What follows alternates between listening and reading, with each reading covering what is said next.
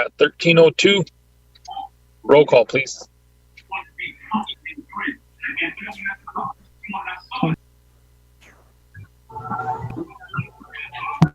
Jim Hinks.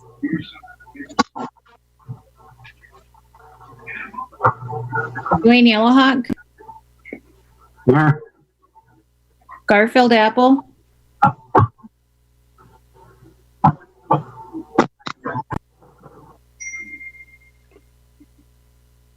Garfield Apple. Glenn Gibbons.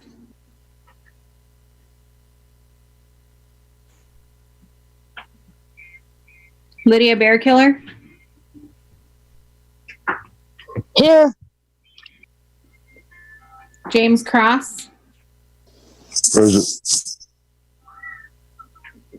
Sonia Littlehawk Weston is excused. Jackie Sears is excused.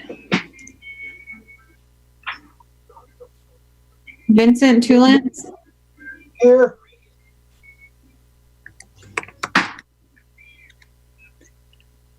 Craig Dillon. Here.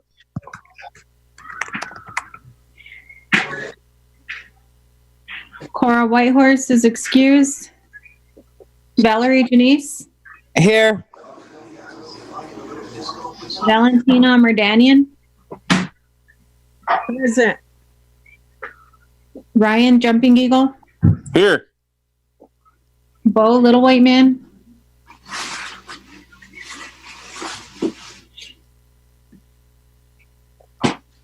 Chancey Wilson is excused. Over and over again. What they usually do is they Crow. Here. speech or about, Maggie Laysbad. Here.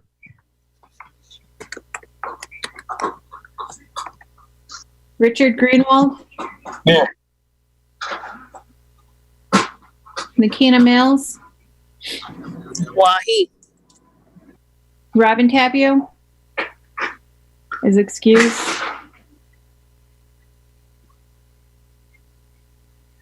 $13 present. We do have one more council rep logging in right now. Okay. And Bo as well. Two more. Do you want to acknowledge them? Yes. For their audio working, then we'll acknowledge them. OST iPad 15. Will you identify yourself?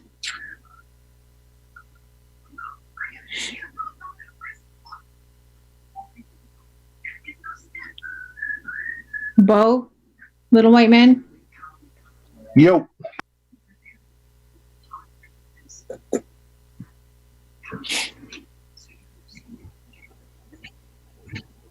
That's 14, right?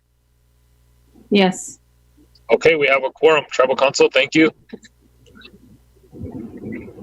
So, Chair. Councilman Jumping Eagle. Chair, I want to make a motion to open the agenda and add on Elliot Mulholland and Jennifer Hughes. It's important. It's for it deals with negotiations with IHS on the master health contract, the Rapid City programs, and the security. So I want to make a motion to open the agenda and add them onto the 2/3. I asked them if they wanted to go under HHS 2/3, but they're still waiting for some documents, and it needs to be acted on today. So I want to make a motion to open the agenda. Okay, got a motion to Second. open. And a second. Madam Secretary, call for the vote, please. Who seconded you recognize? I couldn't identify who the first person was, but I did hear Councilwoman Killsmall Janice. Sheesh. Okay. Jim Meeks. Oh, I'm sorry. Dwayne Yellowhawk. Yes. Glenn Gibbons. Yes. Lydia Bearkiller. Yes. James Cross. Yes. Vincent Tulance, Yes. Craig Dillon, Yes. Valerie Janice, Yes. Valentina Merdanian, Oha, Ryan Jumping Eagle, Yes. Bo Little White Man,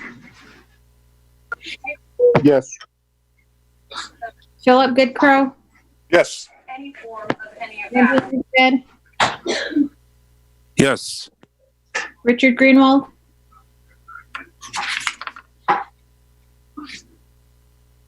Yes. Nikita Mills, 14 yes. Okay. Yes. Yeah. Okay, motion to add Elliot Mulholland and Jennifer Hughes regarding the IHS negotiations and motion. That's my motion. Motion maker, this is Tina. Can you please add in there BIA, BIE, because it includes the testimony that was compiled for education. Okay, they didn't tell me about that, but I can include that. Second. That's my motion.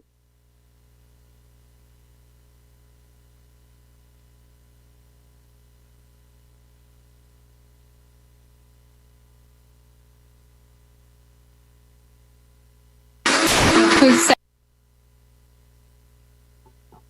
That was Valerie.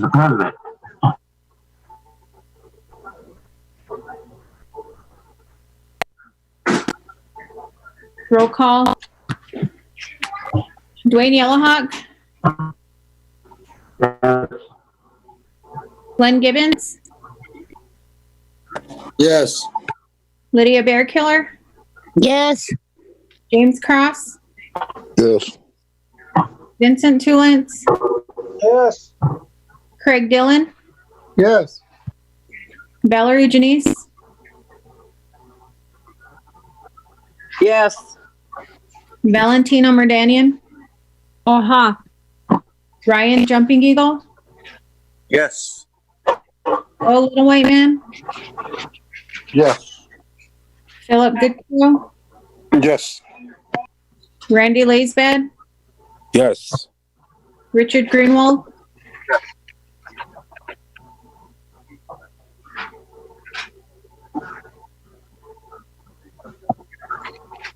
Richard Greenwald, Yes. Nikita Mills, 14 yes. 14 yes, unanimous vote carried. I don't know if one of the councilors we have a child safety seat grant that's due for public safety, as well as the highway safety. On order, Yes. a resolution to put on order for that. Okay, so I got a motion by Councilman Yellowhawk.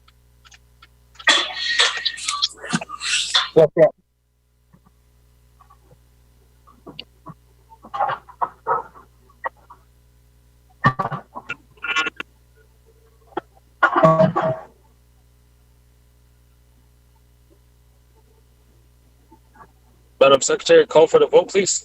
Okay, I didn't get the second. Okay, if you can watch the screen to see who, Second. like, I can't, all it shows is four. Okay. So you got a motion and a second by Councilman Greenwald. Madam Secretary, call for the vote, please.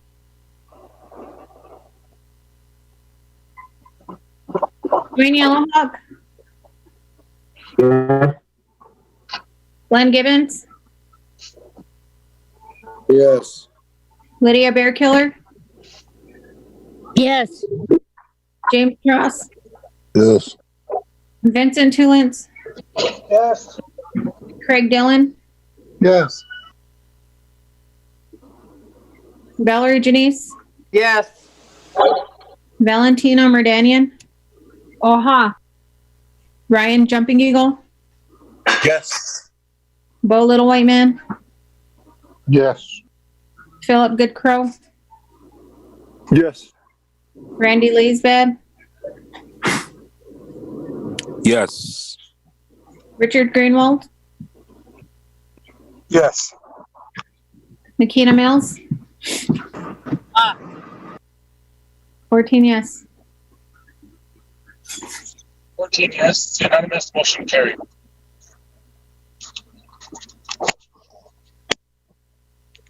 There's nothing else. Can I get a motion to close the agenda? Motion to close the agenda. Okay, got a motion by Councilwoman Mills, second by Councilman Jumping Eagle. Yes. Madam Secretary, call for the vote, please. Dwayne Yellowhawk, Yes. Glenn Gibbons, Yes. Lydia Bearkiller, Yes. James Cross, Yes. Vincent Tulance, Yes. Craig Dillon, Yes.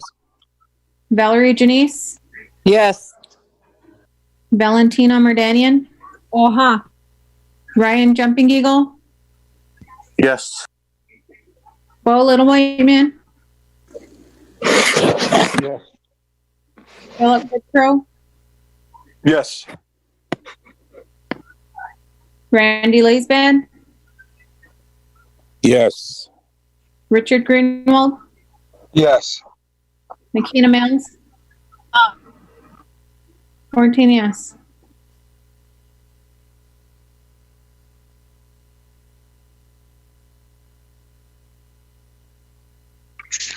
Yes. You left off yesterday with Miss Porbear, Human Resource.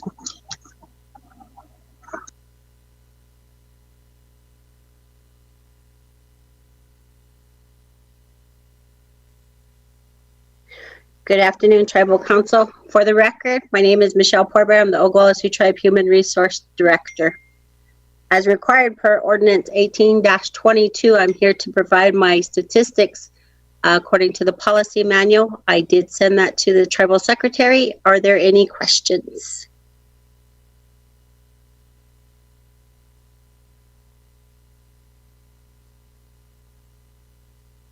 I have a question or a comment. So Michelle, yesterday during council meeting, they brought up trying to get the backgrounds done a lot quicker for the COVID positions, and they're asking for them to be done in a week. I guess they're taking up to 2 or 3 weeks, which is pretty fast as it is. Is there anything that you're going to be able to do to make it any quicker for them to get them backgrounds done? Okay, so I was made aware of that. I will let you know that the CARES money is paying for those COVID applicants' background checks. So when a letter and a PAN comes in from OE and those people come in, they start their process immediately. They're given a drug test the same day. They're given all of the paperwork to get all their information into the backgrounds office. Once, as I said before, with the fingerprint scan, that turnaround is quick. With the state, that's within 24 hours. The information is then put into what they call the Dropbox, and I think a lot of you are aware of that, but there's a listing that goes to the tribal court almost on a daily basis. There was discussion with Betty. She did reassure that she was still working on that to get all of that information within a couple of days back to us. We do understand that some of the individuals have what they call a master file, I do believe she identified it as out to the Kyle court. So there are days that they are waiting for information from the Kyle court. There was discussion about, for every person who applied to do a background check at the same time they applied, I did have Shelly White, who has been trying to keep up on all of the applications for OE, and there are a lot of them. The number of applicants to date is over 200, and that a lot of them are just applications. They don't have driver's license, or they have no document of a high school diploma. It's just a 5-page application. My staff have continuously made contact with these people, letting them know they need more information. They need these certain things according to their job descriptions. So we're diligently getting it done as fast as we can. I have taken it upon myself on a day-to-day basis. Every time a pan is cleared, I get them together. I walk them around to get them signed so we can get them started immediately. I don't have any control over any other agencies, but right now that's what we got going on. And like I said, I did talk to Betty. She did email the chief of staff, OE, and myself. We're hoping that the turnaround will be on a day-to-day basis versus 2 to 3 days. But again, if they have a history on them, and if they're out to Kyle as a master file, then it kind of holds up the process, I guess you could say. They're not being held up in our office if there's anything in regards to, per se, a traffic ticket or a speeding ticket that's outstanding. A lot of that stuff is dealt with on a case-by-case basis. So therefore, everything flows real consistently within our office. Again, 200 plus and $43.95 per person. And like I said, it's the CARES money that's paying for those background checks. So that was something else that I wanted to make you aware of. I hope that answered the question. Thank you.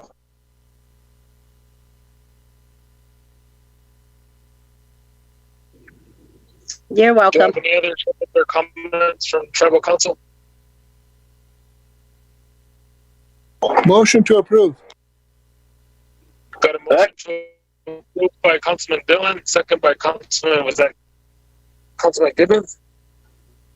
Jumping Eagle.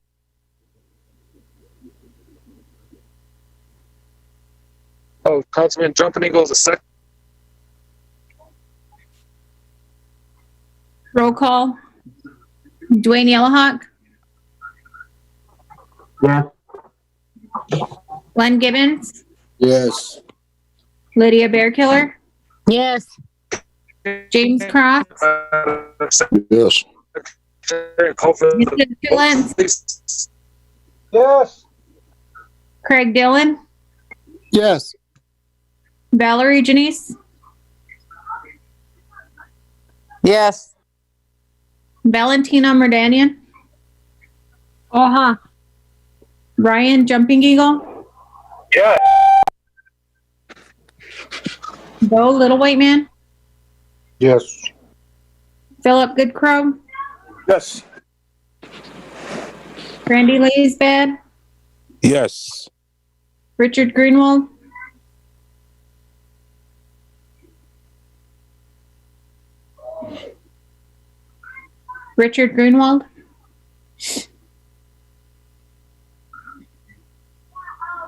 McKenna Mills, 13 yes, 1 not voting. 13 yes, 1 no. Voting, motion carried. Thank you, Director Corbett.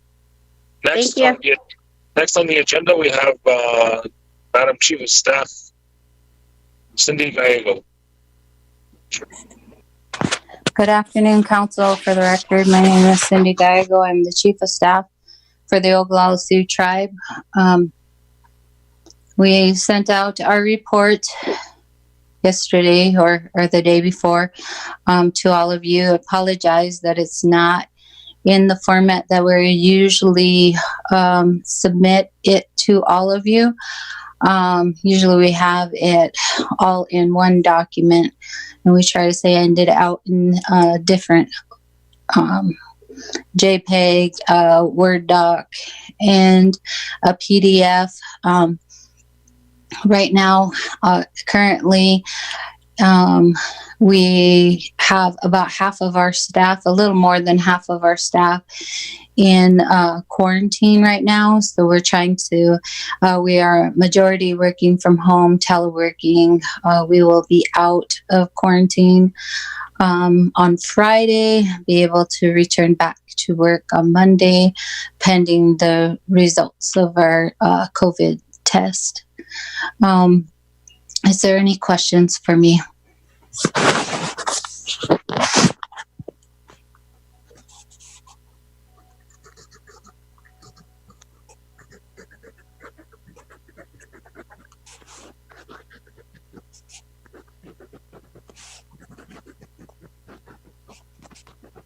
Madam Secretary, do I have any hands up? Ben Gibbons has his hand up. Councilman Gibbons? Good afternoon, Miss Cindy.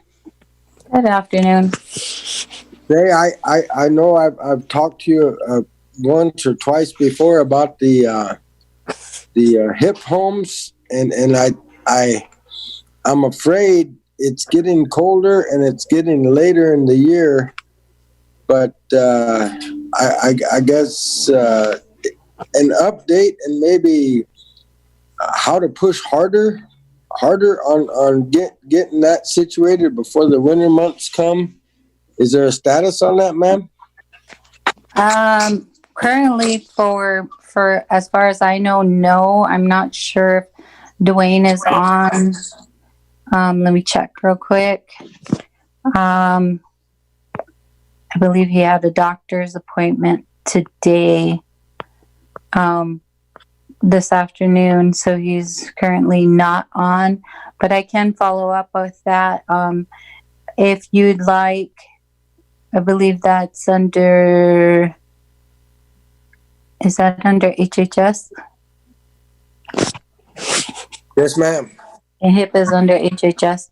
I will work with Mr. Ross, A.O. Ross, and we will work with the HIP director and have him come in and give a report to HHS via Zoom. Well, I'm a little worried about that because it's kind of been in his hands for a while, Mr. Rodriguez, and the excuse here set up. And so he might the last, sorry, I apologize. The last text that I sent you when you had inquired about it before was the last update that I received regarding it. And that was that they were ready to bring 2 houses down. It could be 3, but there was an issue with one of the houses, and the others have no leases, but they would have leases soon. And that was the last update that I received on September 17th. And I understand the frustration because now here we are. That was on the 17th, and here we are on the 30th. And it's going to start getting cold soon. I will personally take care of that myself, look into it, and call Mr. Rodriguez. I will ask for a report to HHS and move forward from there. But as soon as I get off the call, I will call Mr. Rodriguez. Thank you. Thank you for your time, Miss Cindy. Very good. You're welcome.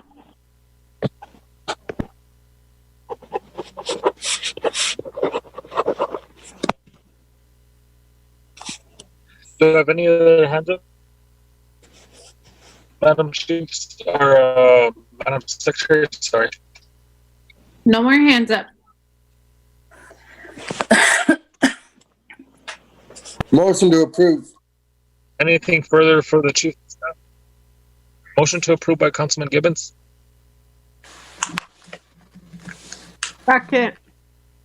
Second by Councilwoman Merdanian. Madam Secretary, call for the vote. Dwayne Yellowhawk. Yes. Glenn Gibbons, Yes. Lydia Bearkiller, Yes. James Cross, Yes.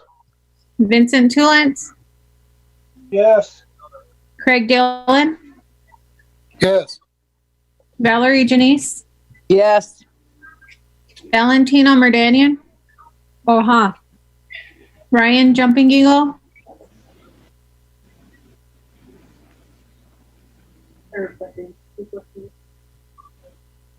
Ryan Jumping Eagle, Bo Little White Man, Yes. Jen, this is Ryan. Yes. Philip Goodcrow, Yes. Randy Laysbed, Yes. Richard Greenwald, Yes. Nikina Mills, Yes. 14 yes. 14 yes, unanimous, motion carried. That concludes everything for our regular agenda. Madam Secretary, I didn't receive an updated agenda for the 2/3 items. Do you have what was first on that agenda? Yes, we have HHS committee. Bo or Valerie or one of the attorneys want to read the resolution? I literally can't. So is someone else on?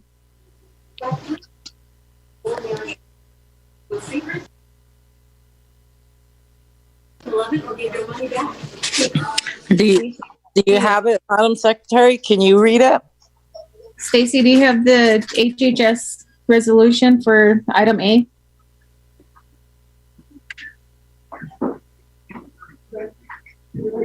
You know what? Stand by. I'll pull it up off my Gmail if I can. Hang on.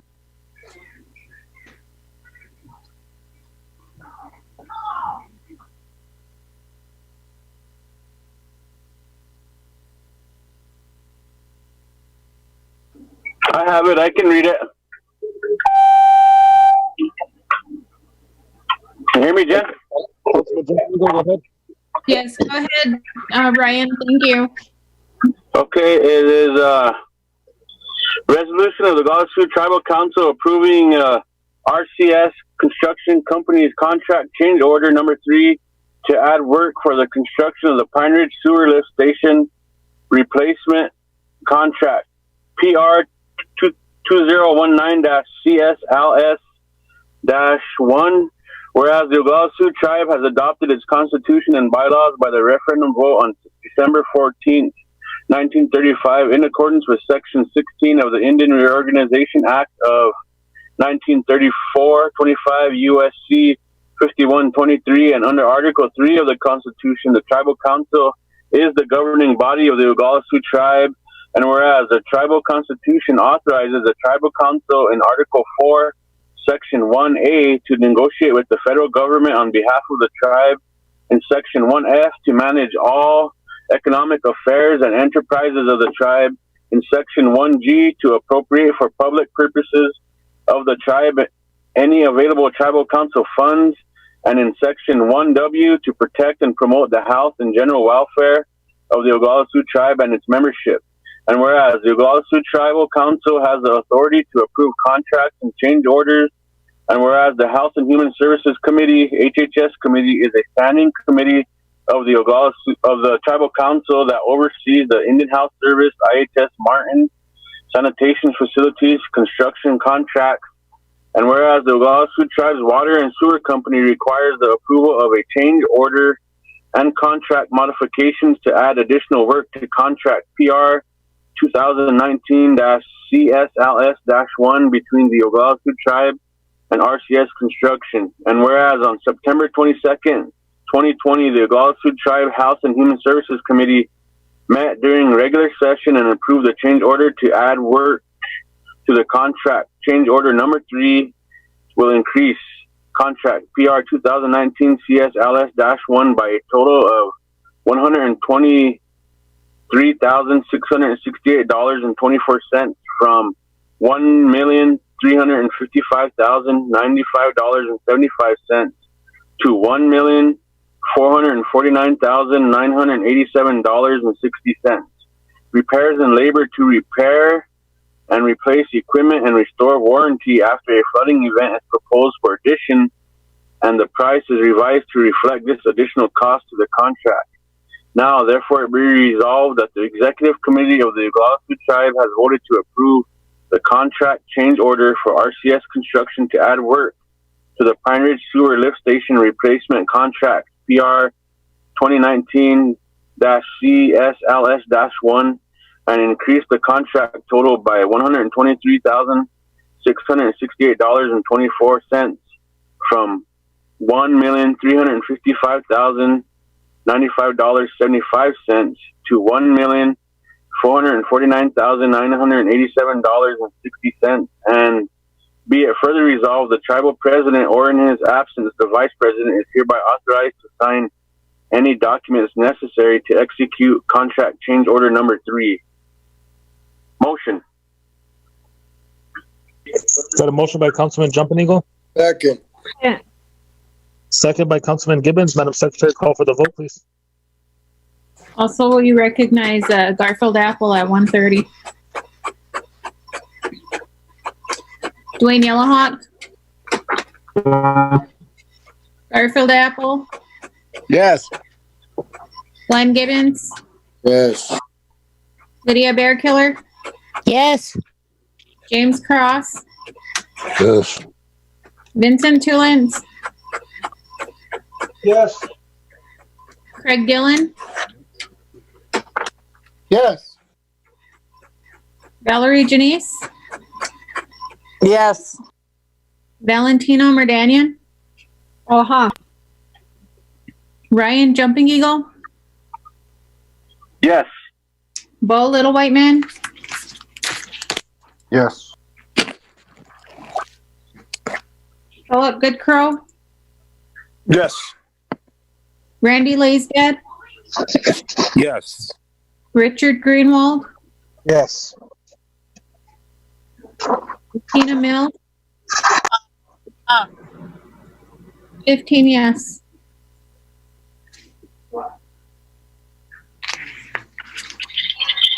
Yes, unanimous. Motion carried. Sorry. The next item of HHS is the Oglala Sioux Lakota Housing Charter. Okay, so this one was, we needed council approval. There was some amendments made to the old charter, and this is the new charter that needs approval by council. And just for the record, HHS committee has been meeting with housing, and we want to have elections during the November 3rd, I believe, election for a new housing board. I think that needs tribal council approval too, but and I don't know if we can do that today, Valerie, if we want to do that today to approve that. And I think we needed approval for the tribal election commission to handle that, right? Yeah, I think it's in the charter. It says that about the election. So if we pass the charter, they'd be able to work with the election office. Okay. So I think all council, if you got time to review the charter, is emailed to all of us. I'll make a motion to approve all the amendments on the charter. I'll second. Okay, got a motion by Councilman Jumping Eagle, second by Councilwoman Killsmall Janice. Madam Secretary, call for the vote, please. Wayne Yellowhawk, Mr. Chairman. Yes. Councilman Dillon. I got a concern, and my concern, I don't know if it's in the charter or not, but we have people in my district who are on a waiting list. And when they get to the top of the waiting list, and there's a house that's finished in our community out here in Sunrise or North Housing, you would think they would be the next person to get that house. But that doesn't happen because all of a sudden we have people from out of our area moving into these homes. And my question is, why do we have a waiting list then? because we haven't had anybody move into a house here in Lake Creek for quite a while who has been on the waiting list. And that's my concern. Thank you.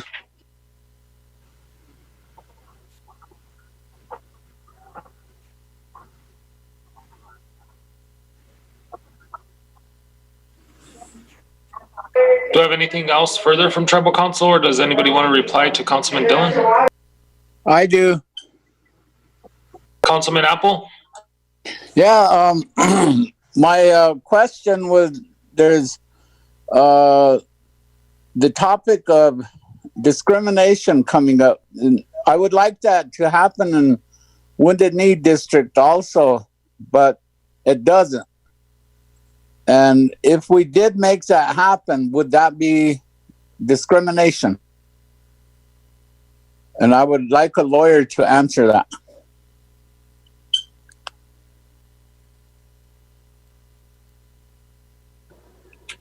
If what would be discrimination? What would make? Can you repeat the question, please? Okay, listen. Okay, Craig wants his people on the waiting list to get first preference to the houses that are made in his district, but they don't. People from other districts move in there. If it's just for the house or whatever, they move into his district, and it's of concern because when somebody else comes from a different district, they don't fit in, then you have a lot of turmoil. So I think that's what he's talking about, and that's the same thing I'm talking about.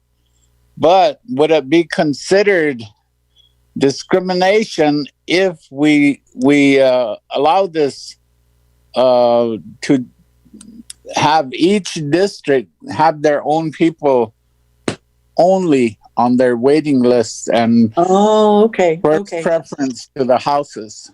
Okay. Well, and I suspect that would have to be done by the housing entity itself, since it's a charter, because they're the ones who establish their own operating procedures for that process. Now, if you're talking about, say, a district member preference, I understand where you're coming from, but the flip side of that argument would be, well, but what if someone's been waiting for a house for 20 years, which is sometimes possible. Okay. And then all of a sudden one comes up and it's not in their district. So I think Rebecca Kidder would be best equipped to answer that question, mainly because I'm not familiar with the process, but I know that it's first come, first served in the line, and it's a long line. How long is the waiting list for housing right now?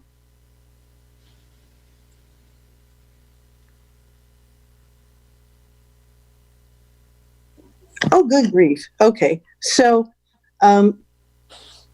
my response to that is it's not per se discriminatory, but in making one decision or the other, it's a double-edged sword, because the people who may have been first in line are going to get mad that they were bumped in favor of district members who may have been 30th in line. And so perhaps that's an issue that the housing board can handle in establishing preference and then a waiting list for that based on the district.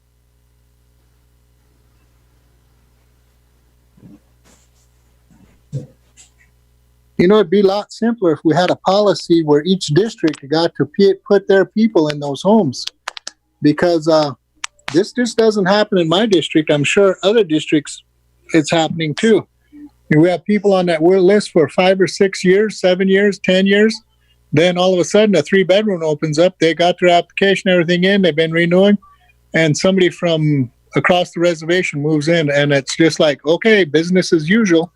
Why do we have district waiting lists then? Is it a game? Is it a farce? Or, it's just something that doesn't work. It's bizarre. I mean, if we want to look at the greater scheme of things, you have a geographically huge reservation. The districts themselves are really big, okay? Not to sound simple, or bizarre. But if the district itself has a waiting list, then the housing list of priorities, I'm not sure why nobody else is saying anything, and I'm the one that's in the middle of moving right now. But you have a housing list, a master list. And so how that hasn't been broken down into districts is a question I cannot answer, but it would certainly lend itself to do so. Does that make sense?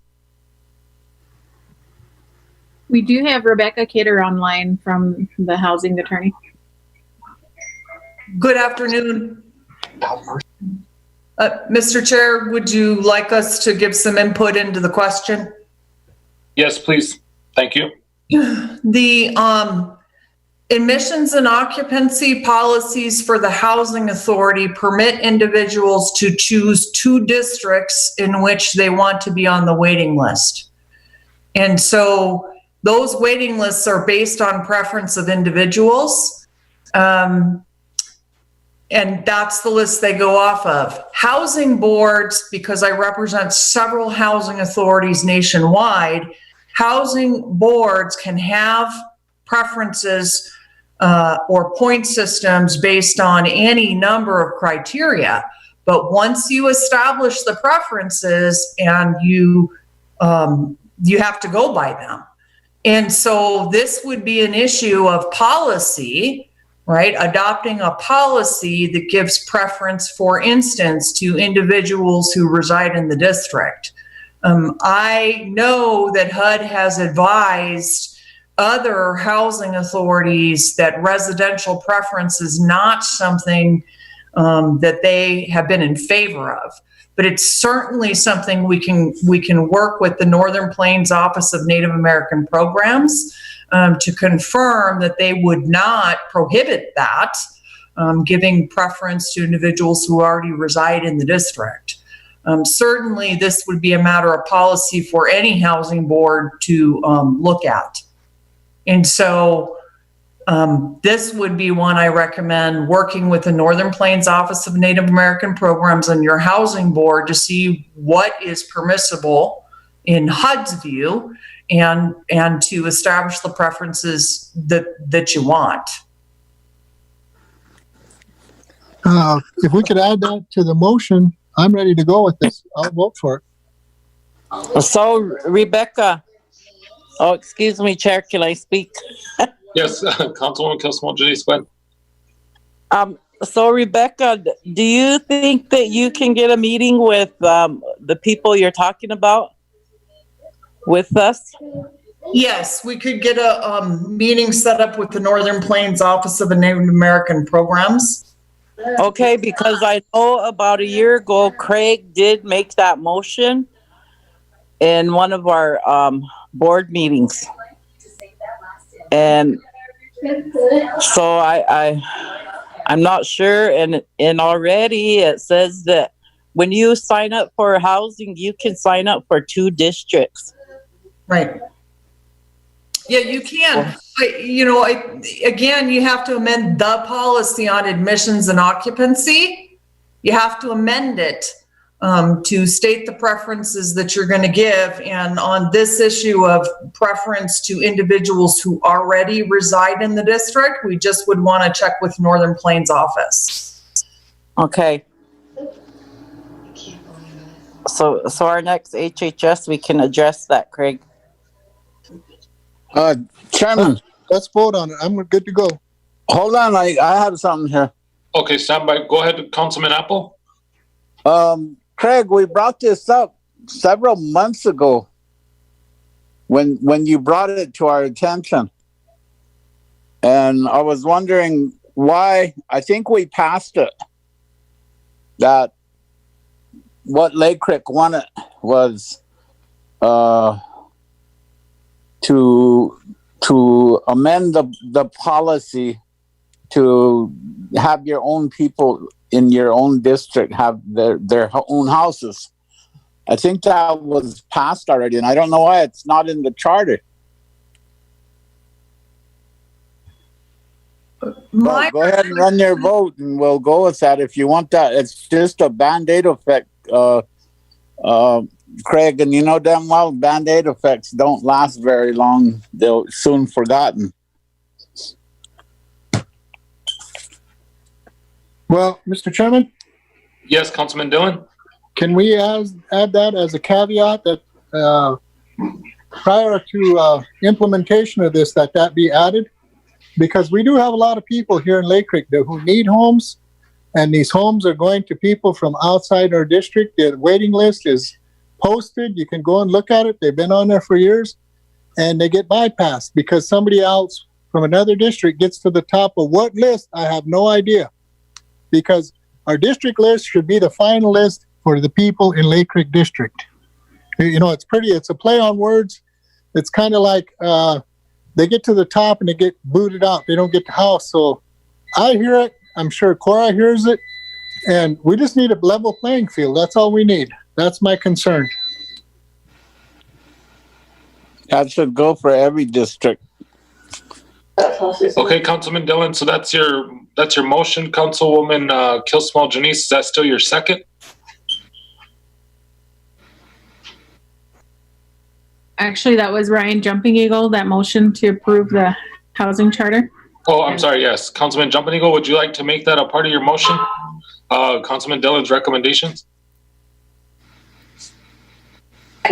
So what he's requesting is to amend the policies before the charter is in place. Is that your recommendation, Craig?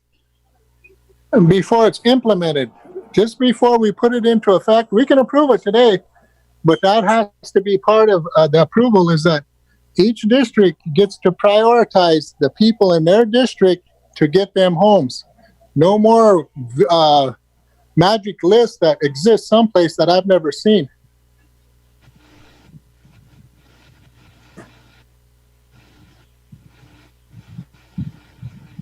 Okay, and another thing that the reason why the list changed, I found out, was because you have to apply annually. And if you don't apply right when you're supposed to, you go back down to the bottom. When you get taken off till you bring your documents and recertify again. So I think that's one of the issues, that the reason why the would you do that? No. people are dropped back to the bottom.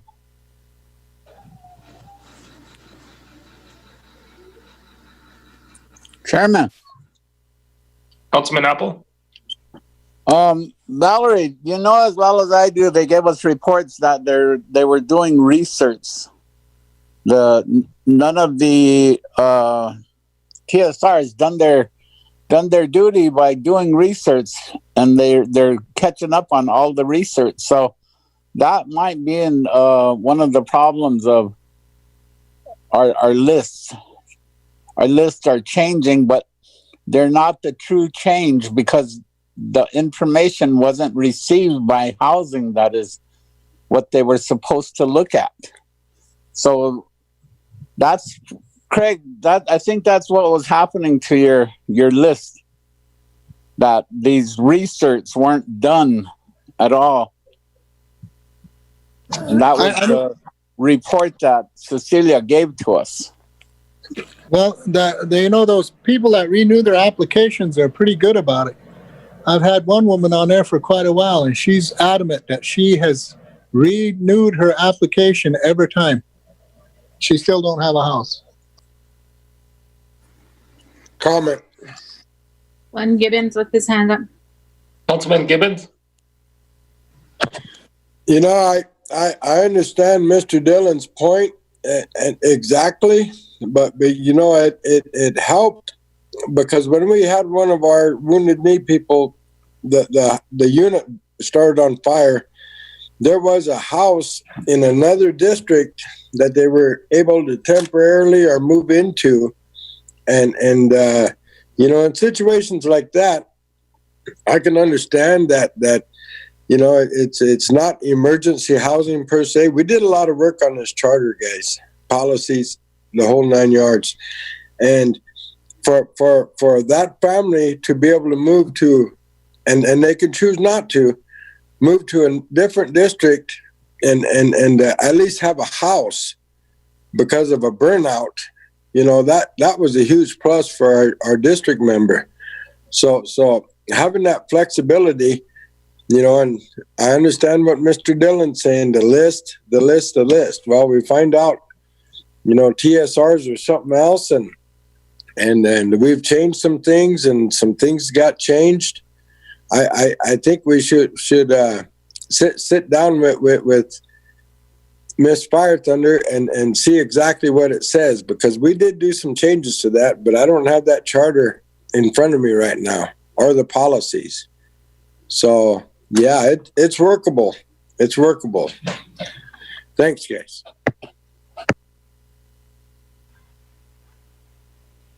Mr. President? Yes, ma'am. The thing that needs to be changed is the admissions policy, the preferences for being on the waiting list. I know that the urgency with getting the charter before you was the need, if you're going to have an elected board, to get this passed and implemented so that the election board would have time to get this out, because the election is supposed to be during the general election. I know that HHS is meeting next week, and this could be a priority item for sure, to just make those changes that the committee can agree on in terms of waiting lists. There are going to be things that I think you will want to discuss in detail about the admissions policy. For instance, if it's a current housing tenant and their unit burns down or becomes uninhabitable, we have an obligation to prioritize them in terms of making sure they have access to housing. That is a requirement of federal law, that if there is some disaster and a house burns down, we have to house them. So it'll be a matter of trying to get the language in a way that does reflect this preference for individuals who reside in districts now. The other thing, I think the committee and anyone who wants to participate in the policy revision would be to talk about, what do you do with individual tribal members who don't reside on reservation right now? And certainly you can make the decision that they would not receive any preference at all.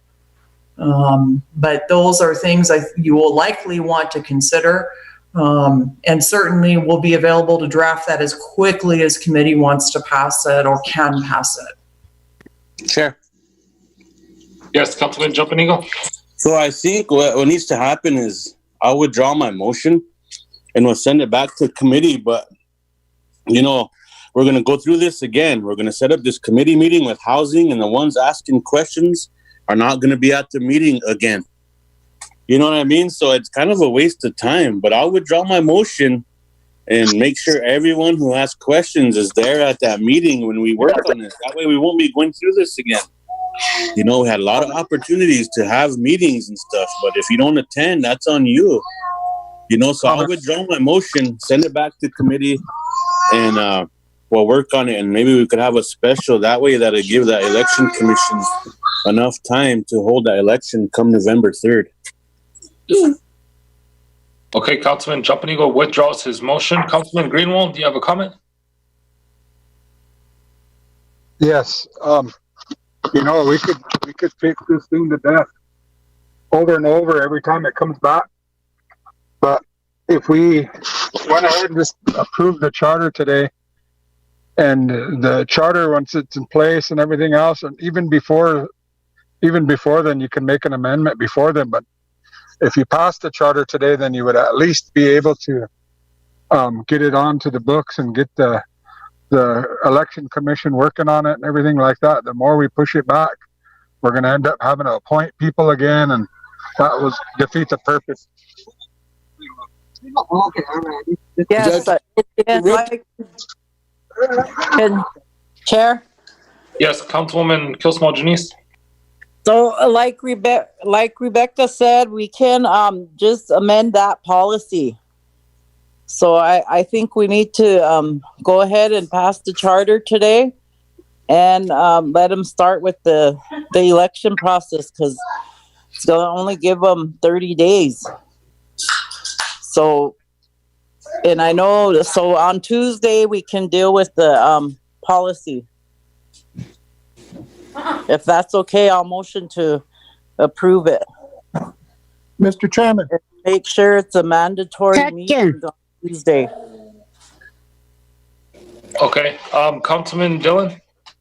I'll go along with that, but that was for the record. And if, you think back about it, I made that motion months ago.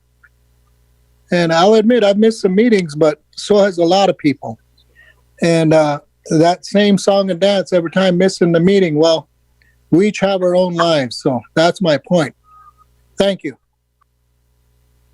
Thank you, Councilman Dillon. So I got a motion by Councilwoman Killsmall Janice to approve the charter, second by Councilwoman Bearkiller. And Lydia, Mr. Chairman? your hand up. I had my hand up for ever. Okay. Councilwoman Bearkiller, go ahead. Okay, so I like the recommendations to go ahead and move the charter would be appropriate, I think, today. And then that policy that they're talking about, I think can come back to us, and the HHS can change that policy.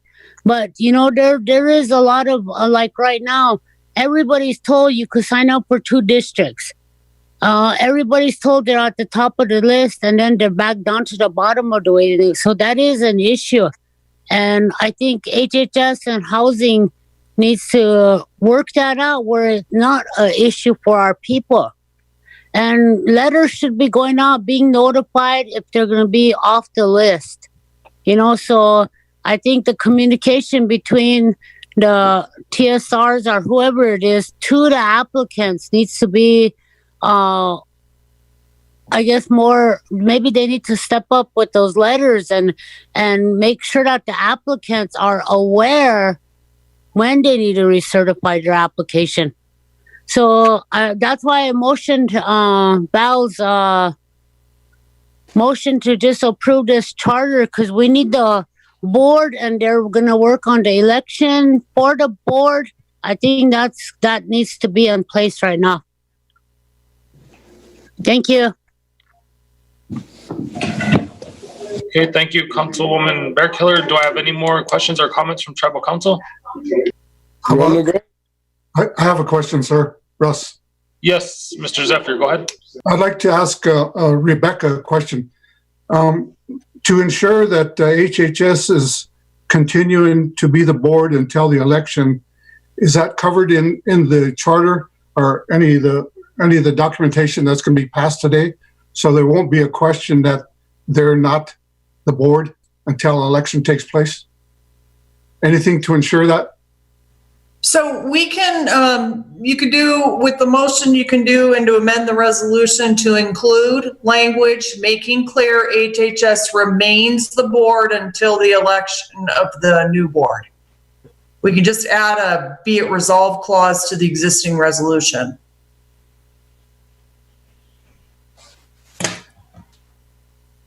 Let me see if I can pull it up for you to be able to view. Hang on. I can look, I see it here, but I mean, I think one of the council persons needs to make an amendment to it. Yeah, to add a be it resolved clause to the resolution, making clear the HHS committee remains in its position as the acting housing board until the elected board members are seated. Mr. Zephyr, do we have a resolution to that effect? Yeah, there's the resolution adopting the charter. I think we could put that in there. Right. Isn't that right, Becca? And I think that's what she was doing. Okay, and then if somebody could read that resolution for the record. Let me Rebecca, you're up. I think, Chair, it does say it in the charter. Under the board members' duties and roles,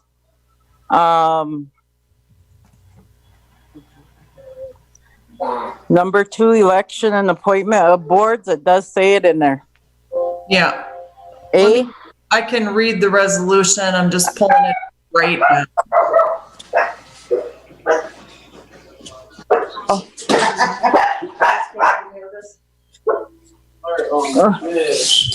need it water and bags. Oh. Took your roast I had for you, but I have another one.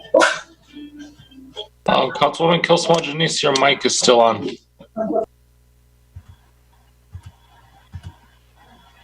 Let's see. Okay, I'm able to pull up the charter with the resolution. And we can do a be it further resolved in here. And then I'll read the whole thing.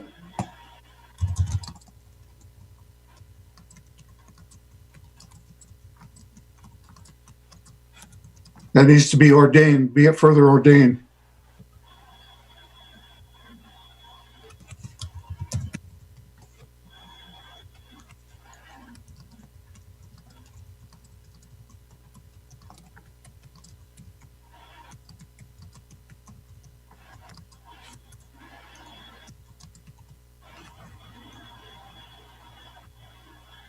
Okay. All right, are you ready for us to read the resolution with the additional language? Yes, ma'am, please.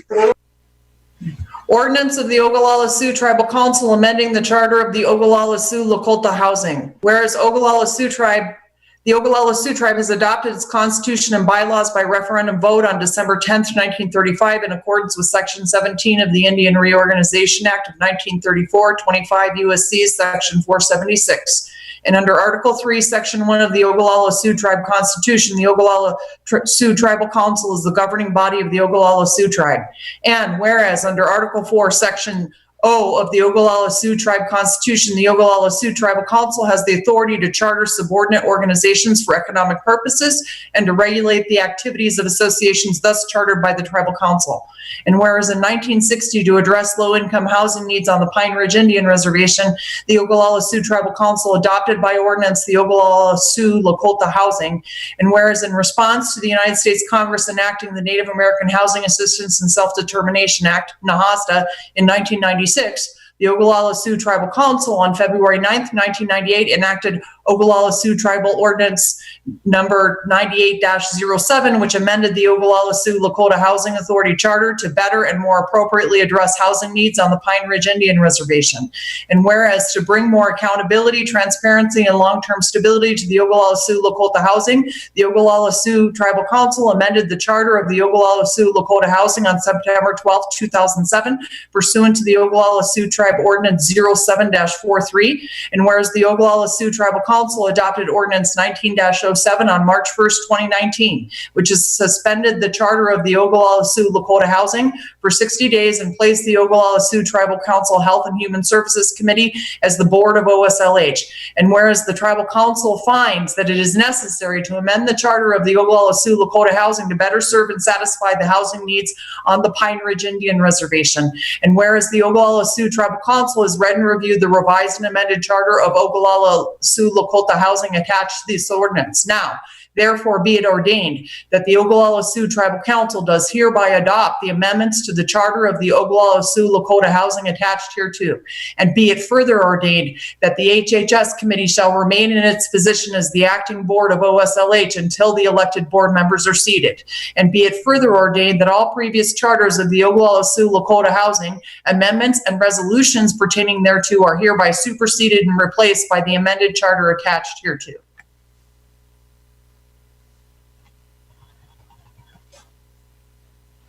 Okay, Councilwoman Kilsmo-Janice, that's still your motion? Yes. Still your correction, still your second, Councilwoman Bearkiller? Yes. Do I have any hands up, Madam Secretary?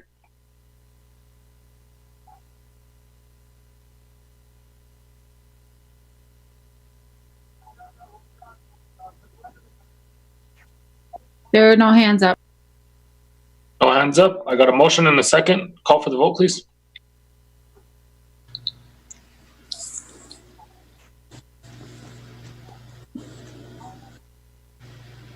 Dwayne Yellowhawk?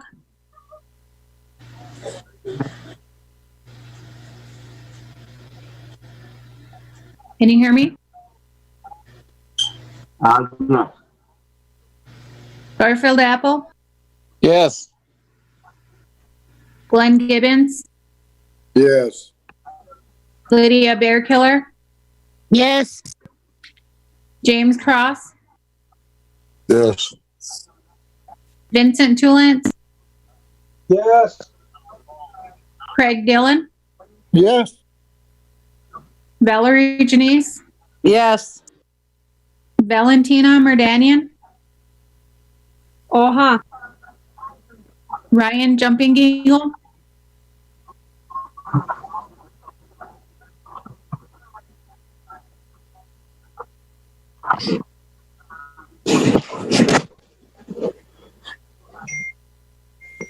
Ryan Jumping Eagle, Yes. Bo Little White Man,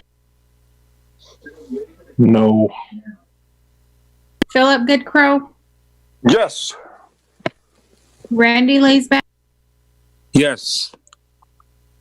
Richard Greenwald, Yeah. Nikina Mills, Yeah.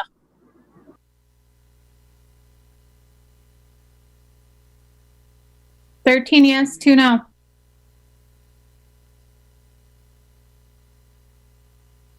Oh, 13 yes, 2 no.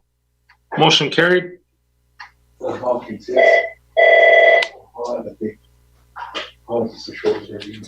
President's office, good afternoon. Councilman Jumping Eagle, third on the agenda, you have the 638 dispatch IHS. Valerie, you can do this one? Yes.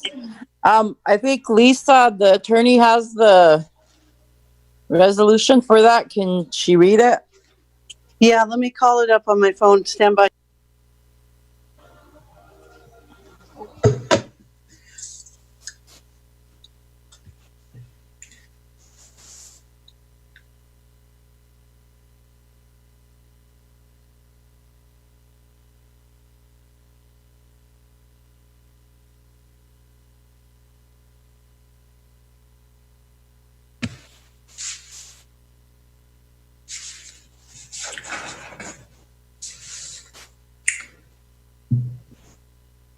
Chairwoman and Jennifer, Chairwoman and Lisa. Yeah, Jen, do you have it? I do. Okay, would you mind reading it? Because this cell phone is worthless in the wind right now. Would that be okay, Ms. Chairwoman? Yes, please. Thank you. Resolution of the Oglala Sioux Tribe. Resolution of the Oglala Sioux Tribal Council of the Oglala Sioux Tribe approving a proposed amendment to Public Law 93-638 Self-Determination Contract number HHS 1241 2019-00001 to assume the program, function, service, and activity of ordering the provider of air medical transport from the Pine Ridge IHS Hospital, the Kyle IHS Health Center, and the Wanblee IHS Health Center. Whereas the Oglala Sioux Tribe adopted its constitution and bylaws by referendum vote on December 14th, 1935, in accordance with Section 16 of the 1934 Indian Reorganization Act, 25 U.S.C. Section 5123, and under Article 3 of the Constitution, the Oglala Sioux Tribal Council is governing body of the Oglala Sioux Tribe. And whereas pursuant to the Constitution and bylaws of the Oglala Sioux Tribe, the Oglala Sioux Tribal Council exercises legislative powers to enact and promulgate resolutions and ordinances. And whereas Article 4, Sections 1F, 1K, 1M, and 1W empower the Tribal Council to manage the economic affairs of the tribe, protect and preserve the property of the tribe, adopt laws governing the conduct of persons on the Pine Ridge Indian Reservation, and adopt laws protecting and promoting the health and general welfare of the Oglala Sioux Tribe and its membership.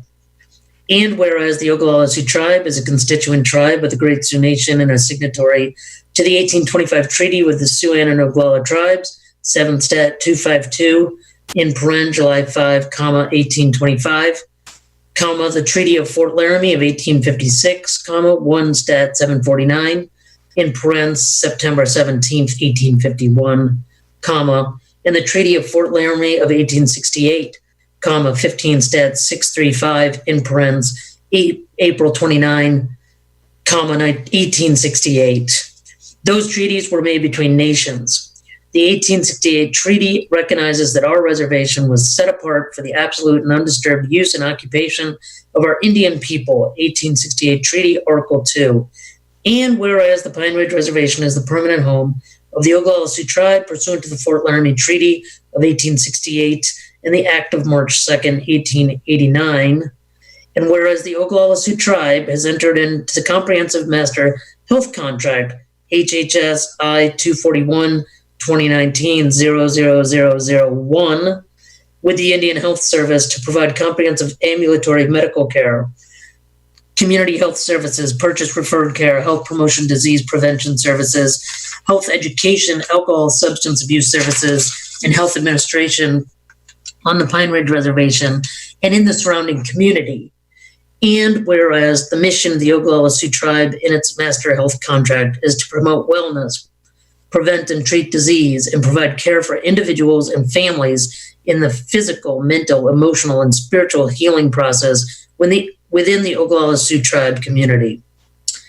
The Oglala Sioux Tribe will promote a healthy environment and provide the highest quality of care by maximizing all available resources, honoring Oglala Sioux Tribe tradition, respecting the dignity of each person, and observing the highest possible moral and ethical standards. And whereas during the course of treating patients at the Pine Ridge IHS Hospital, the Kyle IHS Health Center, and the Wombly IHS Health Center, the IHS often makes a determination that a patient needs air medical transport to another medical facility, all for the Pine Ridge Indian Reservation, for treatment at that medical facility. And whereas the use of the closest available licensed and Federal Aviation Administration inspected air medical transport can save critical moments for patients and their healthcare, moments that sometimes are the difference between life and death. And whereas the Oglala Sioux Tribe recognizes that the determination of whether a patient needs air medical transport is a function of the IHS in its medical treatment of the patient. And whereas the tribe has the authority recognized in the Federal Indian Self-Determination and Education Assistance Act of 1975 as amended to assume the specific IHS program, function, service, and activity of selecting and ordering the air medical service transport provider, of selecting and ordering the air medical service transport provider each time the Pine Ridge Hospital, Kyle Health Center, or Wombly Health Center medical staff deems air medical service transport a medical necessity for a patient of one of those facilities. Now, therefore, be it resolved that the Tribal Council of the Oglala Sioux Tribe does hereby authorize the Oglala Sioux Tribal President to prepare, submit, negotiate, execute, and implement an amendment to the tribe's existing Public Law 93-638 contract between the tribe and IHS. Comprehensive Master Health Contract, HHS 1241-2019-00001, by which the tribe will assume the specific IHS program, function, service, and activity of selecting and ordering the air medical service transport provider each time the Pine Ridge Hospital, Kyle Health Center, or Wombly Health Center medical staff deems air medical transport a medical necessity for a patient of one of those facilities. And be it further resolved that in carrying out the program, function, service, and activity of selecting and ordering the air medical service transport provider each time the Pine Ridge Hospital, Kyle Health Center, or Wombly Health Center medical staff deems air medical service transport a medical necessity for a patient of one of those facilities, the Oglala Sioux Tribe shall select and order the closest available licensed and Federal Aviation Administration inspected air medical transport provider, giving preference to native-owned providers in an effort to ensure the fastest transport for the patient. And be it further resolved that this resolution in no way waives the sovereign immunity of the Oglala Sioux Tribe. certification. Ms. Chairwoman, I must note in here there are references to the 2019 contract, which we'll talk about a little bit later, I think, but that is expiring. So I think in reading it through again just now, frankly, I would propose that instead of listing out the number for the master health contract, that it just state the current master health contract so that we delete that citation to the 2019 because it doesn't work anymore. This would be for going forward if the tribe wants to, if the tribe passes this resolution. Okay. With that, I'll motion. I'll second. Well, I would like to ask Jennifer, is this specifically to 638, the dispatch from IHS to the Oglala Sioux tribe? Correct. It would be for that specific function of the dispatch. Council member, you hit the nail on the head. It is not by any means, the tribe can't assume the function of making the determination that a patient needs air medical transport. It's when IHS says they need air medical transport, then the tribe would be the one to arrange the dispatch, to actually do the dispatch. Okay, because that's what we're trying to, that specific piece is what we're trying to 638 from IHS as the dispatch. I think we already have the security. And so we're trying to do the 638, the dispatch portion of this is what we're asking. Yes, that's it. Glenn Gibbons has his hand up. So how many dollars are involved and how many positions does that involve, Miss Jennifer?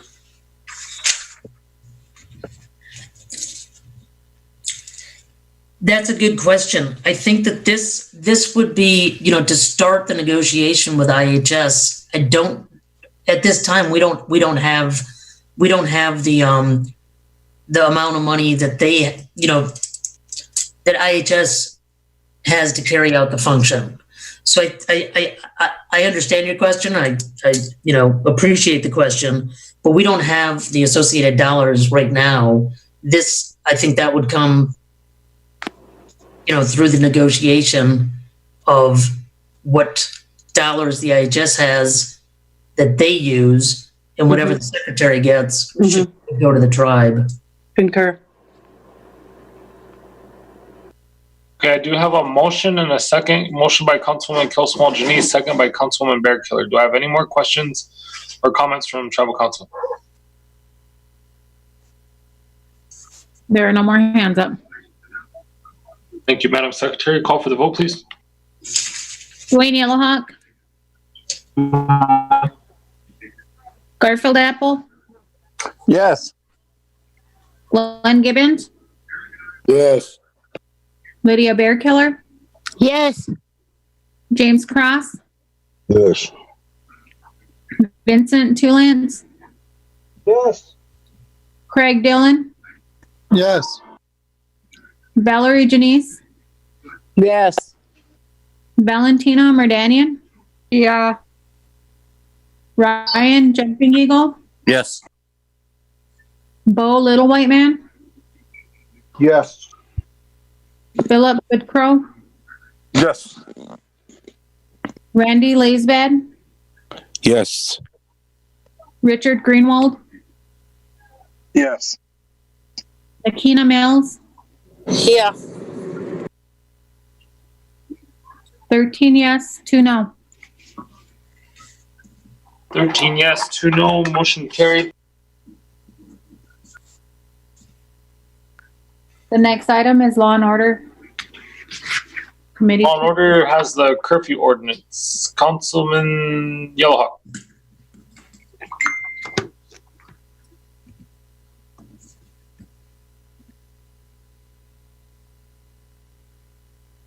Or any member of Law and Order? We may have to have the attorneys read the curfew ordinance.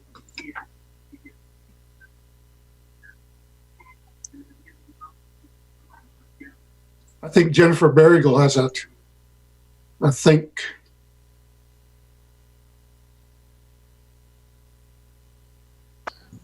Yes. Read it, Russ.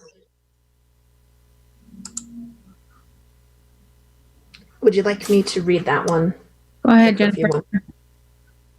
Okay.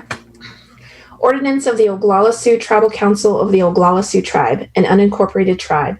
Ordinance of the Tribal Council of the Oglala Sioux Tribe imposing a reservation-wide curfew for all persons and businesses upon the Pine Ridge Indian Reservation, which shall remain in effect until rescinded by the Oglala Sioux Tribe.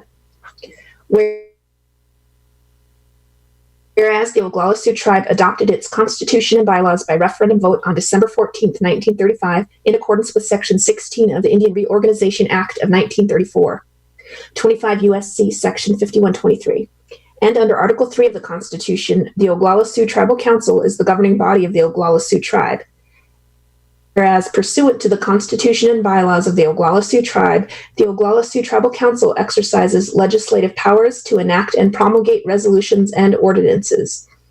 And whereas Article 4, Sections 1F, 1K, 1M, and 1W empower the Tribal Council to manage the economic affairs of the tribe, protect and preserve the property of the tribe, adopt laws governing the conduct of persons on the Pine Ridge Indian Reservation, and adopt laws protecting and promoting the health and general welfare of the Oglala Sioux Tribe and its membership. And whereas the Tribal Council adopted Resolution Number 20-70, affirming President Bear Runner's declaration of a state of emergency on the Pine Ridge Indian Reservation due to the novel coronavirus named SARS-CoV-2 and the disease it causes, coronavirus disease 2019 or COVID-19. And whereas in response to the COVID-19 pandemic and risk posed to the health and general welfare of residents of the Pine Ridge Indian Reservation, as well as those who live nearby and work on the reservation, the Tribal Council adopted several ordinances and resolutions to address the health, welfare, and safety of its residents and neighbors in relation to the COVID-19 pandemic. And whereas, due to the rise in COVID-19 cases on the reservation, the OST COVID-19 Task Force recommended that the tribe readopt a curfew ordinance for businesses and persons on the reservation. And whereas the Oglala Sioux Tribe, based upon the sobering fact that the COVID-19 pandemic, which is currently sweeping the nation, has placed the Oglala Sioux Tribe in a position to address actions which must be taken to combat the spread of COVID-19, agrees with the foregoing recommendation of the OST COVID-19 Task Force. Now, therefore, be it ordained that the Oglala Sioux Tribal Council does hereby adopt and impose a reservation-wide curfew upon the Pine Ridge Indian Reservation, which shall become effective as of 8 p.m. on October 1st, 2020, and will be enforced by the OST Department of Public Safety. Be it further ordained that the Oglala Sioux Tribal Council does hereby impose a reservation-wide curfew upon all individuals and businesses upon the Pine Ridge Indian Reservation daily from the hours of 8 p.m. until 6 a.m. for businesses and 10 p.m. until 6 a.m. for individuals, which shall remain in effect until rescinded by the Oglala Sioux Tribal Council. Be it further ordained that any violation of this curfew ordinance shall be subject to a warning initially and a fine of $100 for additional offenses. Be it further ordained that religious ceremonies, wakes, medical issues, and employees traveling to and from their place of employment shall be exempt from this ordinance. Be it further ordained that the Oglala Sioux Tribal Council does hereby direct the President or the Vice President of the Oglala Sioux Tribe to sign this ordinance. Be it further ordained that the Secretary of the Oglala Sioux Tribe is directed to forward this curfew ordinance to the OST courts and OST Department of Public Safety.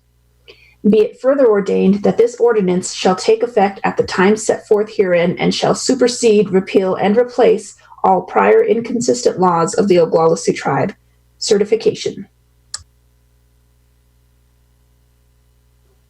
Happy motion. I have a motion by Councilman Yellowhawk, Second. second by Councilwoman Mills. Do I have any hands up? Yeah. Philip. There are no hands up for. Is that Councilman Goodcrow? Yeah. Oka. Hey, thank you. It's too bad the Law and Order Committee didn't pass the lockdown because the number of people that with the COVID-19 increase and we get a number of people getting a little nahicha, a little worried about the whole thing. And so it's sad it comes to this, that we're just going to pass the curfew ordinance. And but all in all, I think we just got to continue to pray for our people so that, the COVID-19 decreases. So that's all I got to say, Chairman. Thank you, Councilman Goodcrow. Anything further from Tribal Council? I do. Councilwoman Bearkiller? Okay, so on this, I'm hoping that the enforcement of this curfew ordinance would kind of help our people, because when our tracers are saying that there's no cooperation from the positive tested members and the quarantine people are not cooperating. So with this, we put on some more tracers to help work on this tracing and quarantining and isolation. So I'm hoping that this whole piece could go together and it will help alleviate some of those issues that we have today. And Johnny! Garfield, I'm talking. Councilman Apple, your mic is hot. Oh dear. And I guess we need to do something, and I hope that our police department would help, and they agreed, committed for this. And the other thing that we need to really enforce is the presidential quarantine orders, and that those need to be complied, like what she said, with the fines. And I believe we could I believe this would help a little bit. I hope it's helping with the curfew ordinance that's coming back into place. Thank you. Richard Greenwald with his hand up. Councilman Greenwald? Thank you, Chair. The last time that this happened, there wasn't cooperation. So I don't know what makes you feel like there's anything different that's going to change with cooperating with the curfew. The curfew thing, yeah, it makes people feel better or safer or whatever the goal is at the end of the day about the criminal activity out there. If our court system and our law enforcement was operating the way it should be, then you wouldn't have to worry about these things. But now you're trying to develop a curfew to try to deviate or curb behavior. Whenever you have a system of lawlessness out there that's going on, people drunk, walking around drunk at night. If any of you ever get up early in the morning at 1, 2 o'clock in the morning and go out and listen to all the people that are drunk, walking around, fighting. Our poor girls are being assaulted by their boyfriends. I could come outside my house. I don't even have to go outside my house to hear it going on outside my house. Every night, people walking by drunker and how, yelling around, cussing, fighting each other. So you could put a curfew in place. Us ones that never go out at night are going to still be at home in bed. Most of the people in my house are in bed by 9:30. Those ones that will not follow that will continue to do that behavior. And all this is going to do is it's going to create chaos for the ones that have to go out because someone was flown out. They come back after curfew. They don't have a slip to get back on the reservation. That's where the inconveniences are. That's what that does, is it causes inconveniences. So nobody addressed the dialysis patients up here again. So all of a sudden, apparently, they're good to go. Everything's good to go now, huh? They don't have to worry about gas tickets no more? Because you never thought about that whenever you decided to put the curfew back in place, or that's what we're doing here. The people that are living off the reservation that come to work here every day, from Rapid, Chadron, and Gordon, wherever, they're still going to leave the reservation at the end of the workday, and they're still going to come back the next day. But yeah, you couldn't control what they did after hours, could you? You can't control them going into bars or going into Deadwood and gambling or wherever they're going. But you allow them to come back and come to work every day. And yet, here we go. Here comes them people coming back to work, putting at risk our people that are working in offices or wherever they're at. Again, I talk about choices. People are made choices. Somebody makes a choice not to wear a mask and get everybody sick in their house. Those are choices they made. They went out and drank at bars and bar hopped and brought that stuff home to their family. Wherever they were at, they've made a choice to do that. We're trying to control behavior. Yet, we ain't got all the people in place to do that. Law enforcement's not going to be able to control all the people moving around in Pine Ridge during the daytime or even at nighttime. I promise you that it's not going to happen. You're going to create inconveniences for those who follow the law, that have emergency situations, the diabetics that are up there trying to get their dialysis done. They're going to have an inconvenience because now you're closing big bats again at 8 o'clock instead of at 10 o'clock like you agreed to do earlier. So those people ain't going to have a place to stop and get their gas again. And they're not from my district. They're from your district. They're from your districts coming into Pine Ridge, from Wombly, all over the place to get their dialysis done. So I just wanted to share that with you today. If we're really serious about a shutdown, then you would shut down our borders. People know people come in and are out for a week or 2, 3 weeks.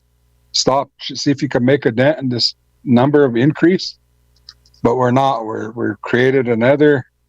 We're going through this another fake shutdown, which isn't going to do nothing for Pine Ridge. It might work fine for some of your districts, but when you come into Pine Ridge and there's a shutdown and there's still 6,000 people milling around, how is that a shutdown? That's not a shutdown. For us in Pine Ridge, that's a fake shutdown. You know, what if Pine Ridge District decides to just shut down everything? Shut down the stores and shut down everything and put blockades up all around and just leave the hospital entrance open? You know, is that what it's going to have to become if we want a real shutdown here? I don't know. But you guys really need to think about these things, because this curfew thing is, again, did you think about the dialysis thing before we got this through? I want to ask that part about the dialysis patients. Has that been addressed and has that been alleviated as far as the curfew?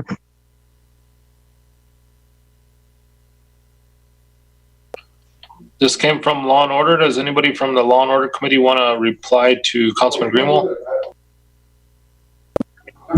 I do. I do. Councilman Apple? I'm in agreement with what Shicha's saying. We've been asking law enforcement, since this started. We need your help. We need your help at these areas. And all we've been getting is excuses from Bob. Is Bob on? We've been getting nothing but excuses.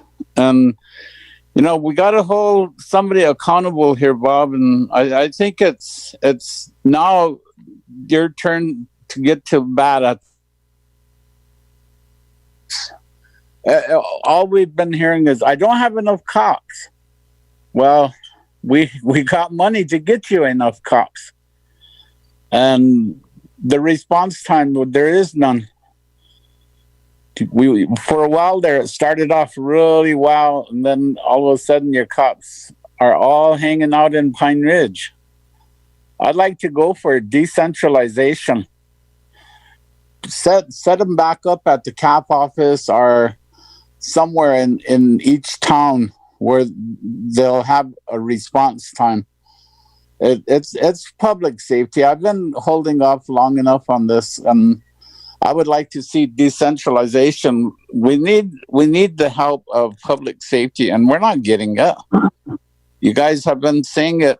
Nothing but excuses. We get good reports and all these reports. We have no paperwork to go at these reports, and I wish Jackie Sears was on. She wants to see documentation all the time. should have something to say about it. We don't see any type of documentation.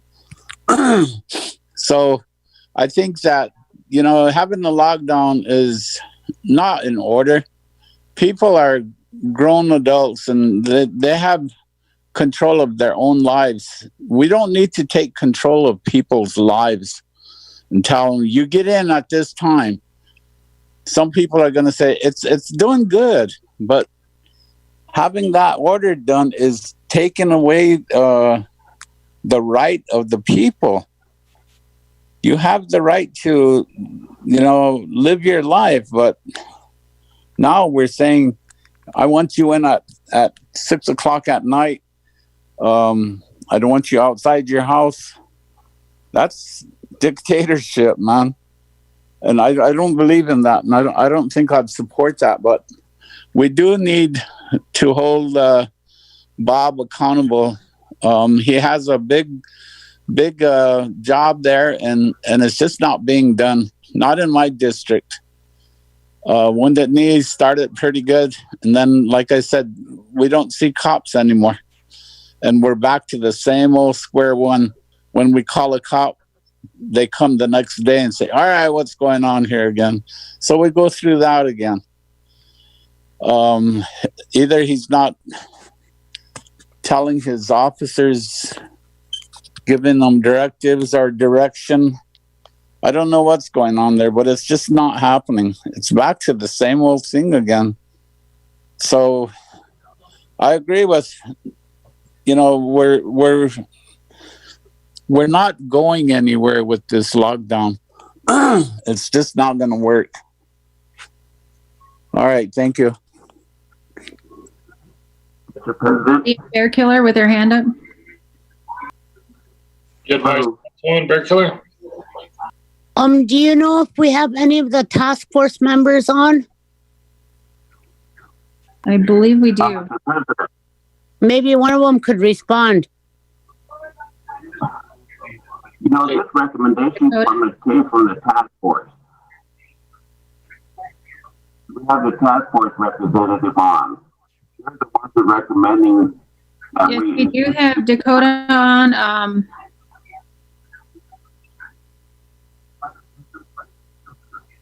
This is the chief. I'm on.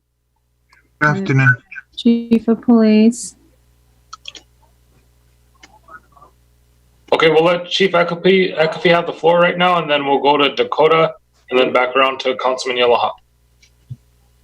Well, as far as the curfew, it was a recommendation of the task force that they wanted to put the curfew back in place to try to slow down the traffic after those curfew hours. And we will enforce the curfew. We will write citations. I totally disagree with Mr. Apple saying we are down some officers because of the COVID. I simply can't control the COVID. And if the officers get sick, then they have to quarantine, then they have to quarantine. We are down some numbers in our patrol division, but, we're doubling up shifts. We're making different schedules to get more availability of officers across the reservation. So, we are working through this, but we will enforce it. We will write citation. We wrote hundreds of citations on the shelter in place, on the curfew. Pretty soon people just said, write me another one. I got a handful of them anyway. So, that was kind of the attitude that people took. So, we'll continue to enforce them. We'll continue to issue citations. So, with that, whatever the council wants to do, then go ahead and pass it, and we will support it. And see, that's what I'm saying. There you have a system set up that doesn't work. He could write citations all day long, but when he comes across an individual or a group of individuals that are highly intoxicated out after curfew, it's my understanding it's still hard to get them to hold people in our jail. A lot of times that the officers are frustrated because they get turned away when they come out to the jail. People are intoxicated. So if we have a system that isn't set up to be friendly for our officers, or you have people that, it gets to that point where, like Little Bob says, he could issue as much citations as he wants. but it means nothing, because if you have a system of lawlessness where a citation doesn't even mean anything, because everybody knows that, oh, they ain't going to do nothing about it anyways. If I get picked up, they're just going to let me go, or they're going to refuse me out to the jail. We have a sense of lawlessness going on, and that's what I mean. Our court system has to be up and running, fully implemented, and if I'm out and about, I'm afraid. I'm afraid to get in trouble, because for me, being a council rep, I think I will be held accountable if I was out doing something I shouldn't have been doing, and if I get picked up because I'm Sheech is going to get prosecuted in that court over there. Some of you may not be prosecuted, but I would be prosecuted. And that's why I follow the law.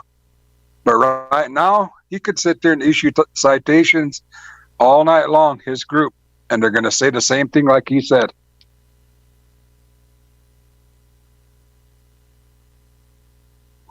There are no more hands up. Response from the task force, Dakota? Good afternoon. So, as you all know, there was several discussions on the task force, and we also had various work groups that put this plan together. And then after a lengthy discussion, it was recommended that the curfew be put in place to kind of administer the movement that's happening in the communities and within our tribal membership, residents of the nation. And we think that by giving a curfew, it would give a sense of accountability to people that are moving around and about, in violation of the shelter in place. I think it's imperative to realize that during this time, as the numbers rise, it's part of the phasing process towards a lockdown. So by doing the curfew first, we just want to make sure that we're making the best decisions that we can when we move forward a recommendation to tribal council. So by having the curfew set in place, it allows us to reevaluate the situation as we move forward onto the next recommendation. So earlier there was I think it was Councilman Apple that had mentioned his concern for the medical. Again, with the shelter in place and then with the curfew, the medical is exempt from that. The dialysis patients that leave early in the morning would be exempt from this. And then again, for those religious and employment travels, those are all exempt as well. So there would be some education and probably a live Q&A if this is passed, to kind of educate the public on this process and trying to answer all their questions as they come along. So the quota, the patients that don't get out until 10 o'clock, you're proposing to close big bats at 8 o'clock. What about them? Because that was an issue the last time. Remember, that's why we moved the hours to 10 o'clock so that them patients would stay able to take their gas ticket over to Pine Ridge Oil and fill up as they got done with their dialysis up here at the clinic. So now you're moving it back to 8 o'clock. That's what I'm talking about. Yeah, so that was also part of our discussion, and we would work with the stores that are the 24-hour stores, like the big bats there, to make sure that all essential travel would still be allowed. And so working out the process for that, those gas tickets and things like that would happen if this is passed. Dakota.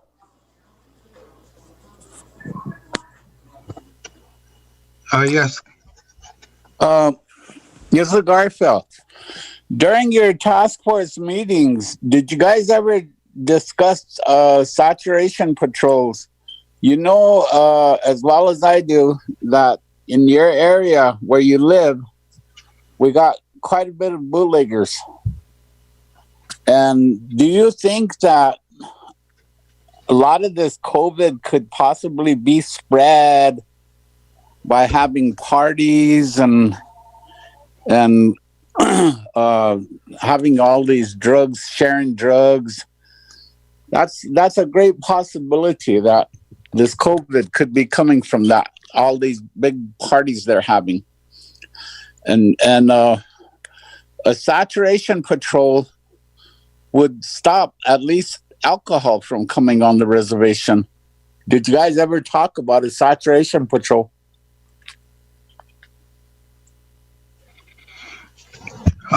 Again, we think that it's really important that, and part of our plan and discussion is the districts being able to also start that foot patrol process and maximizing those services. And along with the discussions with the saturation checkpoints, I'll go ahead and let Chief McAfee answer that or address that. Yes, this was discussed with the security work group, is that we would also include coordination with the security forces that are in each district now, that the district has hired. The curfew would give us some teeth to, even though it's a citation, it gives us the ability to stop every car that's moving after 10 o'clock at night. And if we come across the DUI or somebody that's under the influence of drugs, then it gives us an opportunity to enforce those provisions. Really, just the probable cause being that that person's out after 10 o'clock. So that does help quiet traffic down after 10 o'clock. The other issue, the coordination and saturation patrols, we are talking of working with the security units and increasing coverage within those houses. After 10 o'clock, everything basically should be shut down, and everyone has a housing projects and homes across the reservation. And, I think just failure to follow that, issuing of citations, and it could actually lead to arrest.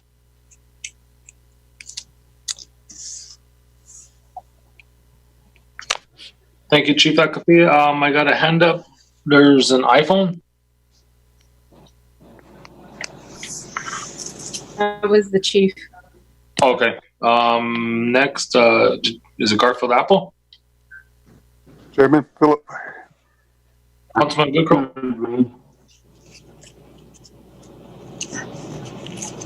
Hello. Good, Councilman. Am I on? Let's go with Councilman Yellowhawk, and then Councilman Goodcrow, then Councilman Apple. Councilman Yellowhawk. Okay, this is a recommendation from the task force. And, it's a just recommendation. If the council feels otherwise, you can vote either yes or no. I think it's in the best interest of the communities, especially in South and Pine Ridge area, or in areas where there's a high volume of traffic. Eagle Nest, we're doing okay. I think it's just a matter of enforcing the curfew, but yet be courteous to our citizens while doing so. In the past, we had a lot of our community members were more or less, it seems to me like they complained about being harassed by law enforcement when they're stopped after 10 o'clock, even though on the way home. So we need to practice good customer service for law enforcement and be more courteous when dealing with our citizens. The biggest complaint I received is on the curfew is that the staff has been very rude to the people out there. Them are the complaints. However, if the curfew is what the task force discussed and wanted to institute enforcement rather than a lockdown. So the latter part and the better part will be a district curfew. I know at Eagle Nest, we don't, at this point, they're not soliciting a lockdown. Like I say, we instituted everything we can, but it's still here, and now we have to deal with it. Thank you. Thank you, Councilman Yellowhawk. Councilman Goodcrow. Well, thank you. You hear me now? Yes. One of the things I wanted to bring up, and Cheech mentioned it earlier about keeping Big Bats change, nothing wrong with making an amendment to 10 o'clock for just that operation and Sharp store, because the number of diabetics that we have, as well as I do, it's increasing, and they're all heading towards Pine Ridge now, Wombly, wherever they're from, and they go late and whatever else. They have to make it to Big Bats at after 9 o'clock, and so including getting gas, and not only and then at Sharps they are rebuilding a dialysis there, so hopefully we get that finished soon, or they do anyway. So I kind of wanted to bring that up for those two, if it's possible, to make an amendment by motion to add those two Sharps and Big Bats just onto the ordinance.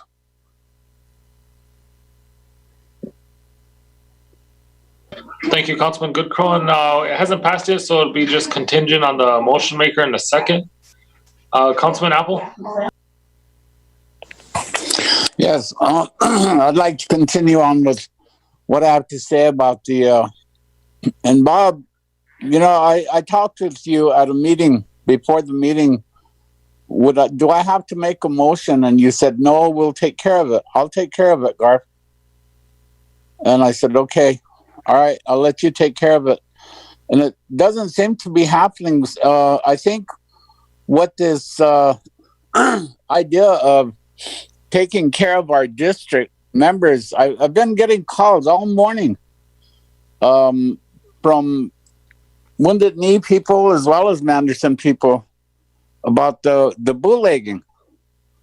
Nothing's being done. I don't think I could say that either. Maybe you are doing something, but you're sure holding it a secret from us.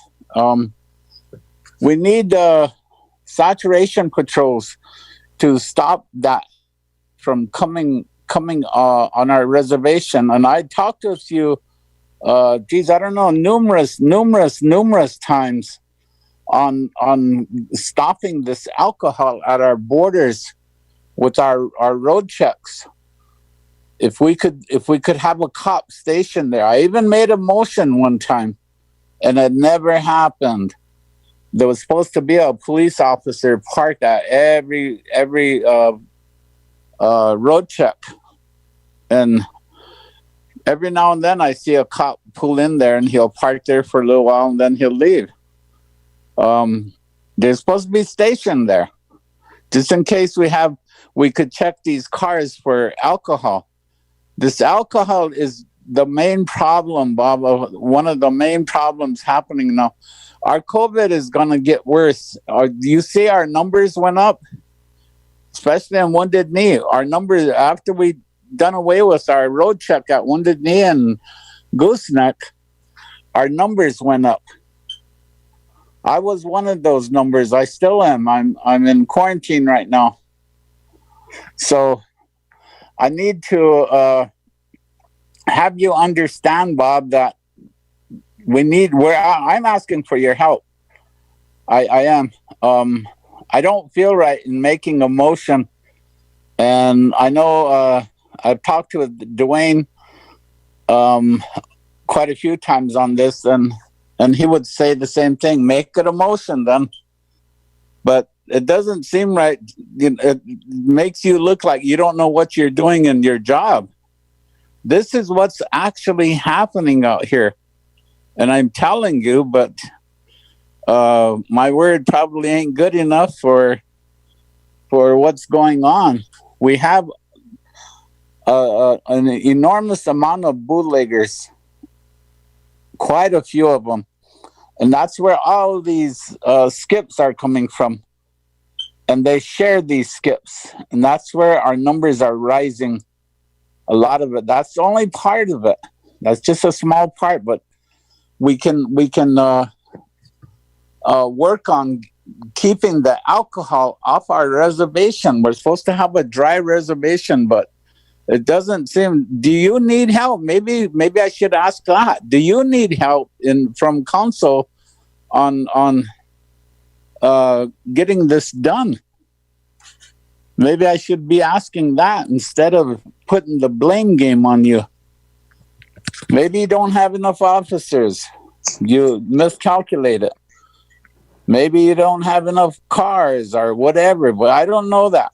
But I just know that we're not getting help. In my district, I constantly get calls on bootlegging, especially with my elders when they chew me out. I'm an elder, and I get chewed out by another elder on this bootlegging. How come I can't do nothing about it? Well, I sure am trying. I'm talking with you. I'm talking with housing. Cecilia, doesn't seem nothing's happening. Nothing. You guys don't want to do anything. And I look at your budgets, and there sure ain't nothing in the budgets pertaining to the bootlegging stuff, you know? So what are we going to do, Bob? I mean, about this bootlegging? That's the main thing. You know, talking with the task force isn't enough. That's talk. That's just what you said. Talk. We want to see action. I'd like to see some action on this bootlegging going on right now. What can we do to get this done? That's my question to you, Bob. Maybe you could answer me that. Well, yeah, I'd like to answer you, Mr. Chairman, if it's okay. I mean, the issue is, Mr. Apple, as you know, it comes down to manpower. You know, you talk about bootlegging. We've arrested with 8 bootleggers in the last 3 weeks across the reservation. Basically, they get arrested, they go in jail, they bond out, they're at it again the next day. You know, I've approached the Law and Order Committee. I approached you guys in rewrite of the Tribal Law and Order Code. My recommendation, if you seriously want to get rid of bootlegging, then do an exclusion ordinance on bootlegging just like meth. And if you catch somebody bootlegging, then let's exclude them off the reservation. If that ain't enough to stop them, then I don't know what. But right now, with the pandemic and with the limited sources that the courts have, that we have, it does create some issues for us. The fact that, you know, the drunks, you know, the jails don't want to take the drunks simply because of the pandemic, and we don't want to spread that amongst the staff. And so, you know, it has a lot to do with the pandemic. The courts have asked us to ease off so that we don't spread it amongst the workers within the correctional facility. And so we have eased off on the drunks. But, you know, if you want to make a motion and pass it and take some harsh measures against bootleggers, then do it. Give us some teeth to enforce stuff, you know, but we have to follow the law when it comes to searching vehicles as far as probable cause and search and seizure. When you stop a car at those checkpoints, we simply can't open the trunk and go into them. If a person's driving normal, is not drinking and stuff, we have no right to go into that vehicle unless we have probable cause and reason to believe that they're breaking the law. And so you know, people are protected with those rights. So, you know, if we have probable cause, then we do go into them vehicles when necessary. And we've stopped several people coming through those roadblocks when reported to the department. So, you know, I guess, you know, we've worked pretty hard over the last year and a half to get additional officers and stuff out in the districts. I have no control over this pandemic. This pandemic isn't just spread by people drinking. I mean, we have people that are getting it just in the tribal office, you know, in the courts, you know, everyday life, that people that don't drink, that don't party, they are coming down with the COVID. And so it's something that's affecting the way that we're doing operations right now. It's affecting all of us as a community, you know, and you can play the blame game all you want, and I will take responsibility. I have the responsibility to enforce the law, but I have limited resources. I have several people that are down with the COVID that are in quarantine or self-quarantined right now because of exposure. Our officers are exposed every day to people that we pick up.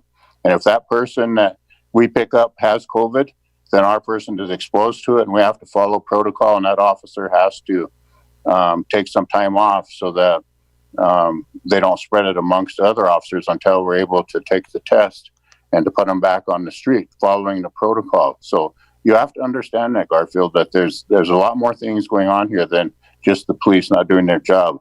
We're doing our job.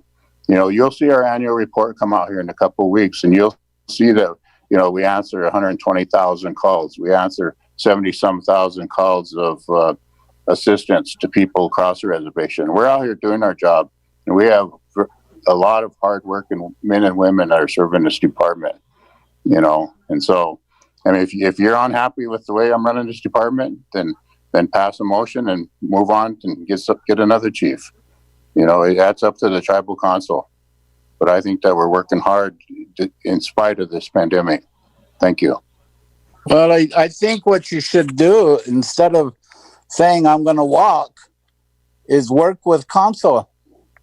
And I'm glad that you brought all these issues up, so the people out there will know what's going on.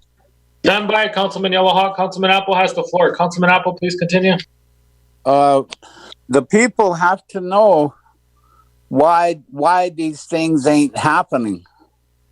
I can't answer them. They constantly call me and say, "Why ain't you doing it?" Like it's my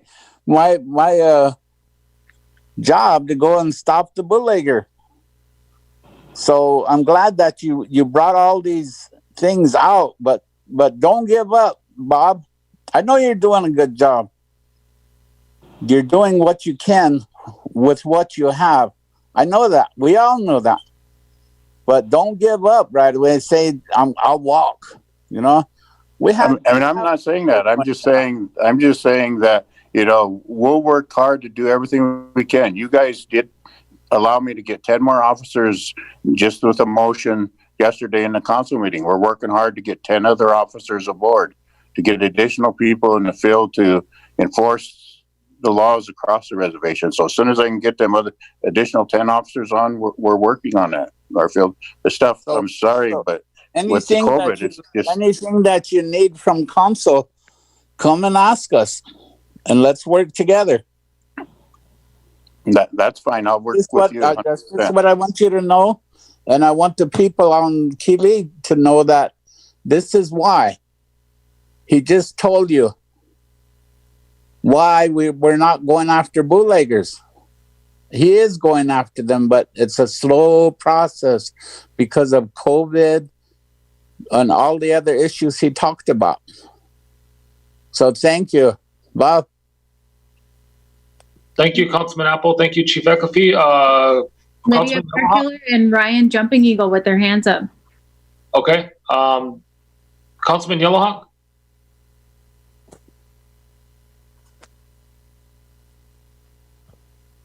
Councilwoman Bearkiller?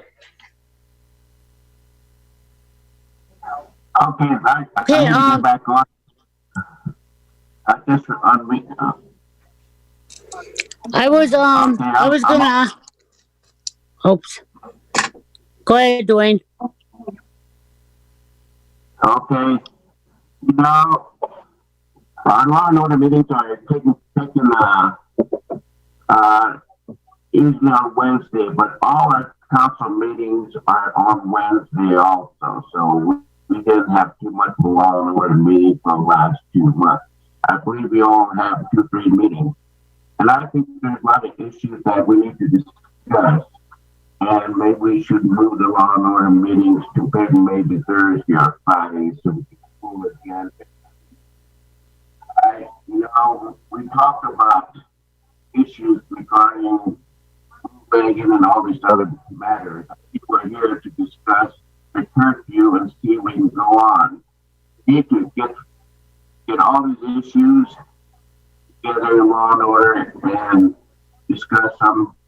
I know unless you're a police officer, you don't really understand what they go through every time they're out there. And they do put their lives on the line every time they go out in public. So, I would suggest that we probably move on with the curfew. We can sit here and discuss all the issues that we have, but we should set time apart to discuss them and see what we can do to come to some solutions, possible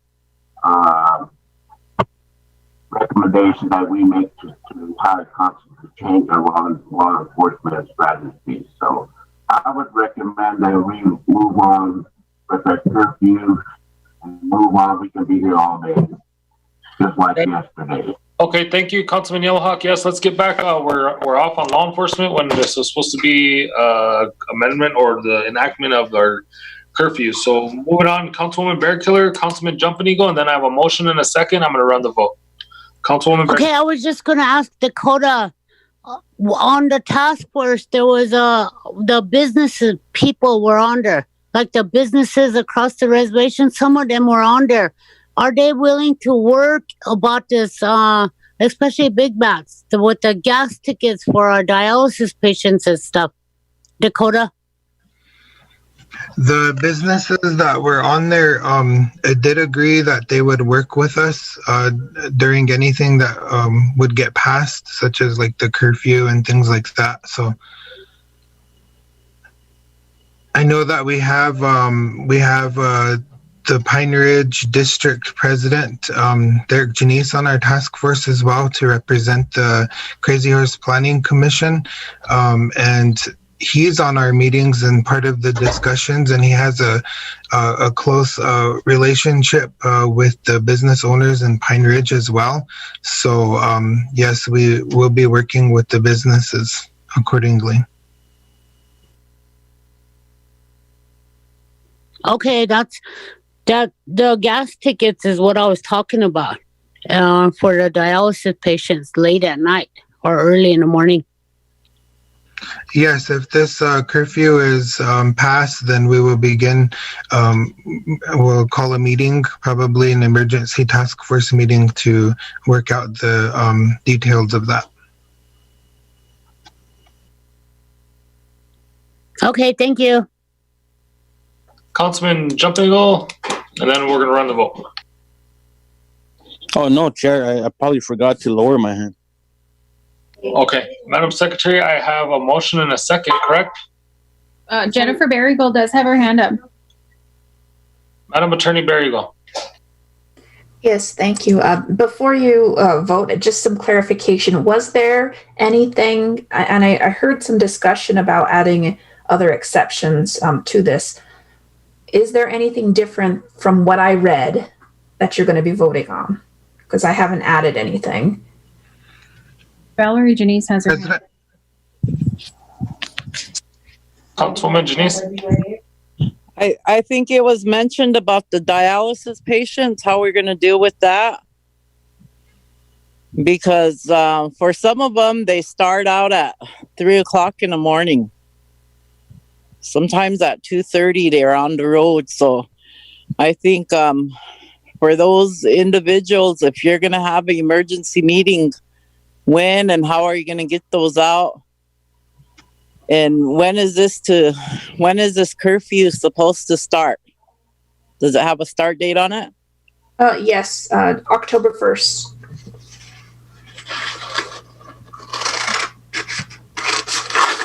Because I feel that, we're not really ready for it. And it's going to be a thing again, like the next day. So I hope no one gets in trouble over it.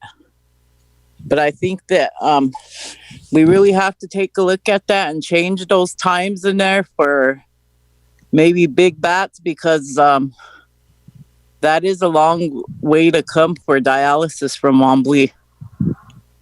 And I guess what I'm looking for is, what specific changes does the council want included?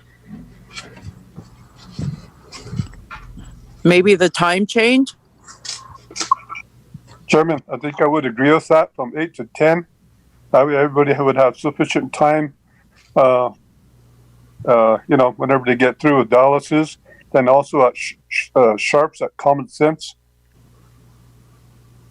Make that an amendment. So would that be a change for businesses, for specific businesses, or all businesses? Just two of them, Big Bats and Sharps, Common Sense, where the dialysis patients mostly go. Do you want me to name those businesses, or do you want me to say something like businesses that provide gasoline as a primary function? Do you want to have a different? If it's acceptable, different time for gas stations, or just those businesses? Kyle might interpret it wrong, and hey, I could open up, so maybe just name it. Because we do have a station out in Oglala too. So you don't want them included? They need to be included. That's where our dialysis patients get their gas from. And I'm not sure exactly what times the other ones go, but I think it should be included. So would the exemption, or would the later time be for all gas stations on the reservation then?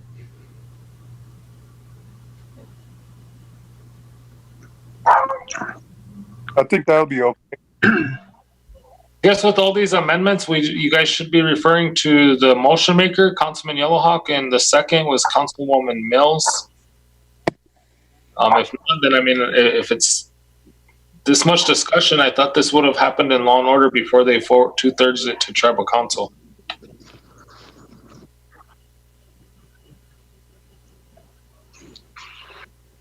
I think we did discuss all these at the Law and Order meeting the other day. More than 2/3 also at the recommendation of the task force. So if there's, we can always send it back and reword it and bring it back if it's necessary. But if you want to include the exceptions, please state that so we can include it in our motions. Maybe Jennifer can include that in the resolution.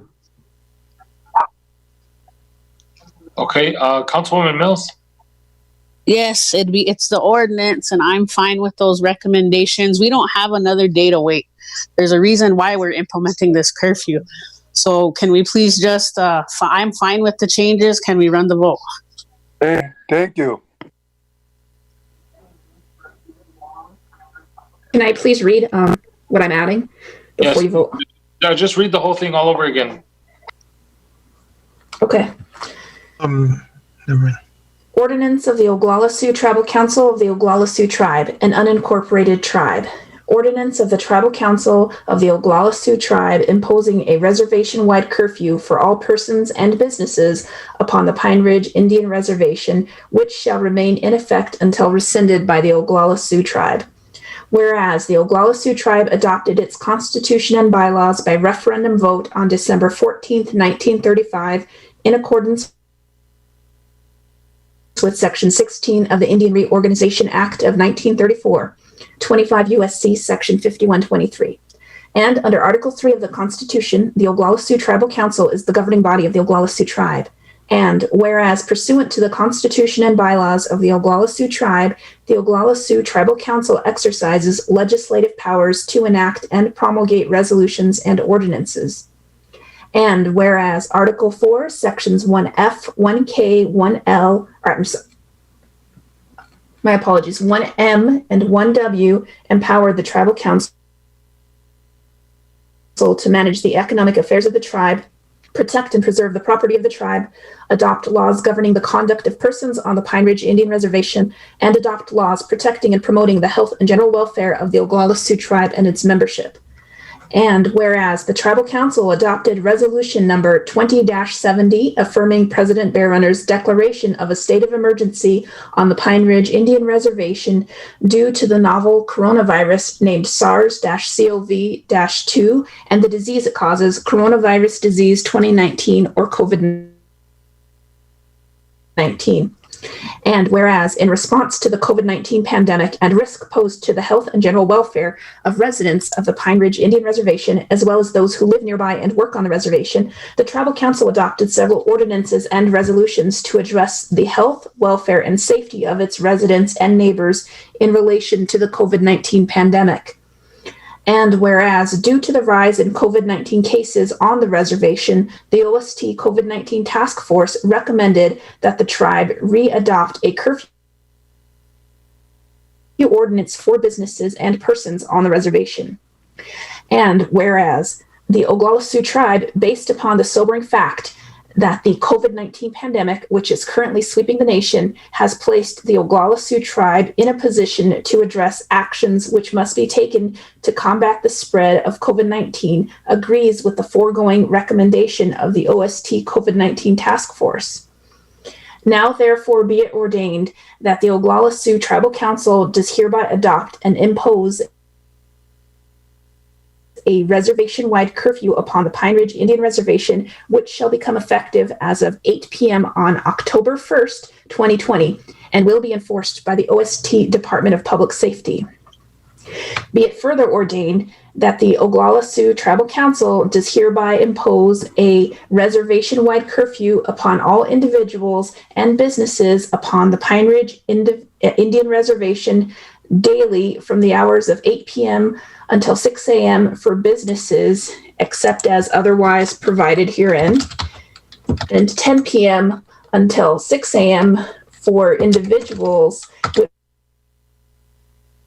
shall remain in effect until rescinded by the Oglala Sioux Tribal Council. Be it further ordained, any violation of this curfew ordinance shall be subject to a warning initially and a fine of $100 for additional offenses. Be it further ordained that religious ceremonies, wakes, medical issues, and employees traveling to and from their place of employment shall be exempt from this ordinance. Be it further ordained that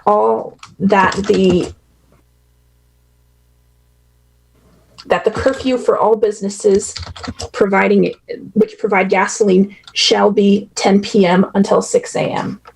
Be it further ordained that the Oglala Sioux Tribal Council does hereby direct the president or the vice president of the Oglala Sioux tribe to sign this ordinance.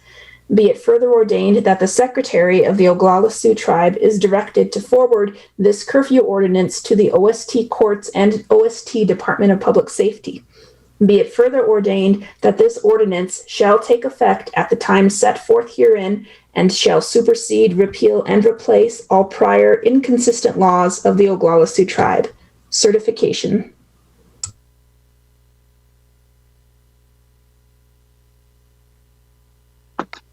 Councilman Yellowhawk, still your motion? No. Councilwoman Mills, still your second? Madam Secretary, call for the vote, please. Dwayne Yellowhawk. Garfield Apple. Yes. Glenn Gibbons. Yes. Lydia Bearkiller. Yes. James Cross. Yes. Vincent Tulance. Yes. Craig Dillon. Yes. Valerie Janice. Yes. Valentina Merdanian. Ryan Jumping Eagle. Yes. Bo Little White Man. Yes. Philip Goodcrow. Yes. Randy Laysbad. No. Richard Greenwald. No. Nakina Mills.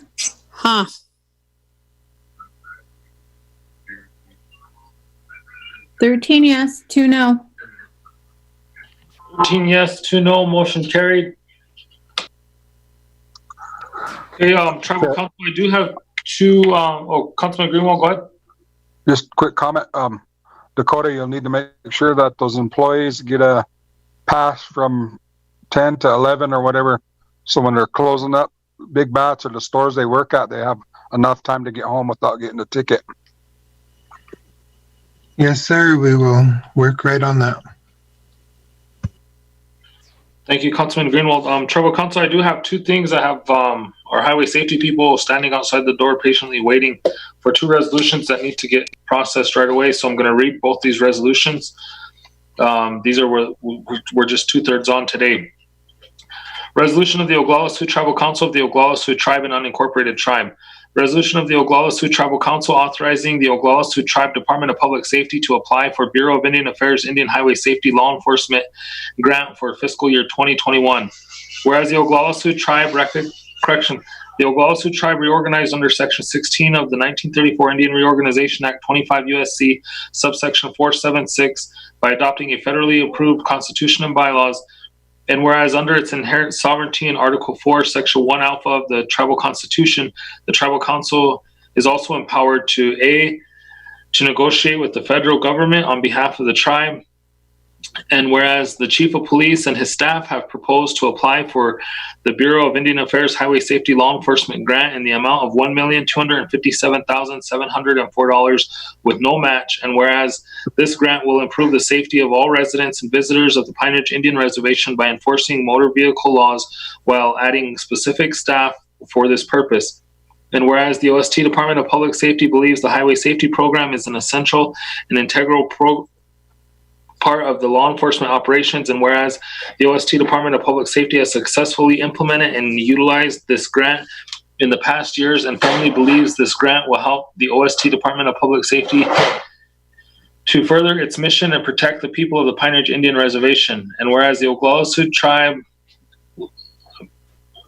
blank committee met on blank day of blank 2020 and approved this resolution to be forwarded to the Tribal Council. Now therefore be it resolved that the Oglala Sioux Tribal Council does hereby authorize the Oglala Sioux Tribe Department of Public Safety to apply for the Bureau of Indian Affairs Indian Highway Safety Law Enforcement grant for fiscal year 2021 certification. Motion. A motion by Councilman Gibbons, second by Councilman Yellowhawk. Madam Secretary, call for the vote, please.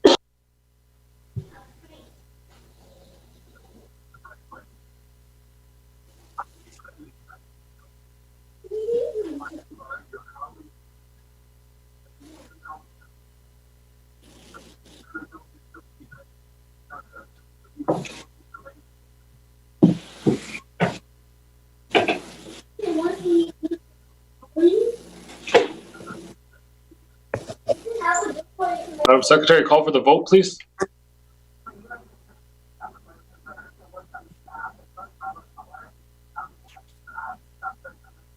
Blaine Yellowhawk, Yes. Garfield Apple, Yes. Glenn Gibbons, Yes. Lydia Bearkiller, Yes. James Cross, Yes. Vincent Tulance, Yes. Craig Dillon, Yes. Valerie Janice, Yes. Valentina Merdanian, Oha. Ryan Jumping Eagle, Yep. Bo Little White Man,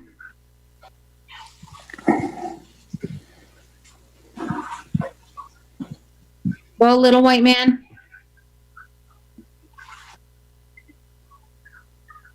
Philip Goodcrow, Yes. Randy Laysbad, Yes. Richard Greenwald, Yes. Nikina Mills,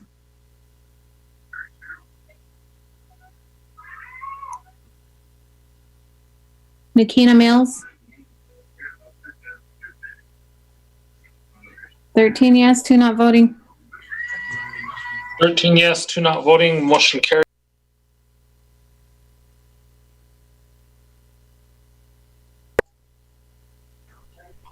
Next item, resolution of the Oglala Sioux Tribal Council of the Oglala Sioux Tribe and Unincorporated Tribe. Resolution of the Oglala Sioux Tribal Council authorizing the Oglala Sioux Tribe Department of Public Safety to apply for the Bureau of Indian Affairs Indian Highway Safety Child Passenger Safety Seat Program grant for fiscal year 2021. Whereas the Oglala Sioux Tribe, organized under Section 16 of the 1934 Indian Reorganization Act, 25 USC subsection 476, by adopting a federally approved constitution and bylaws.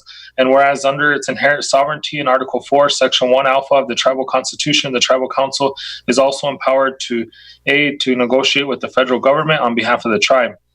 And whereas the Chief of Police and his staff have proposed to apply for the Bureau of Indian Affairs Indian Highway Safety Child Passenger Safety Seat Program grant in the amount of $7,837.40 with no match, as we have a car seat law requiring all children to be in a car seat while riding in a motor vehicle, and because of the high unemployment rate of and the poverty levels, caretakers are not able to purchase car seats for their children. And whereas this grant will give free car seats to children who need one and whom meet the criteria, income guidelines, and cannot afford to purchase a seat. And whereas will improve the safety of all children on the Pine Ridge Indian Reservation while traveling in a motor vehicle. And whereas the OST Department of Public Safety has successfully implemented and utilized this grant in the past and firmly believes that the grant will continue to help the OST Department of Public Safety further its mission and protect the children of the Pine Ridge Indian Reservation. And whereas whereas the Oglala Sioux Tribe Finance Committee met on blank day of blank 2020 and approved this resolution to be forwarded to the Tribal Council. Now therefore be it resolved that the Oglala Sioux Tribal Council does hereby authorize the Oglala Sioux Tribe Department of Public Safety to apply for the Bureau of Indian Affairs Indian Highway Safety Child Passengers Safety Seat Program grant for fiscal year 2021 certification. Motion. Motion by Councilman Gibbons. Second. Second by Councilman Apple. Madam Secretary, call for the vote, please. Okay, here. This is the original that was mailed, and that's the one I signed. Wayne Yellowhawk? So I don't know. Any resolutions? No, the resolutions can come afterwards. They just need my signature. Garfield Apple? Yes. Glenn Gibbons? Yes. Lydia Bearkiller? Yes. James Cross? Yes. Vincent Tulance? Yes. Craig Dillon? Craig Dillon? Cora or Valerie Janice? Yes. Valentina Merdanian? Oha. Ryan Jumping Eagle? Yes. Bo Little White Man? Yes. Philip Goodcrow? Yes. Randy Lastead? Yes. Richard Greenwald? Yes. Nikina Mills?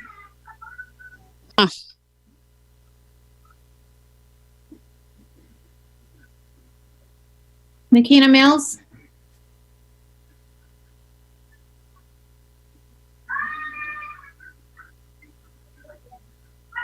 $13 yes, 2 not voting.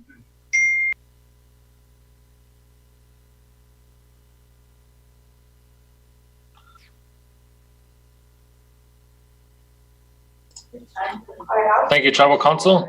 The motion carried.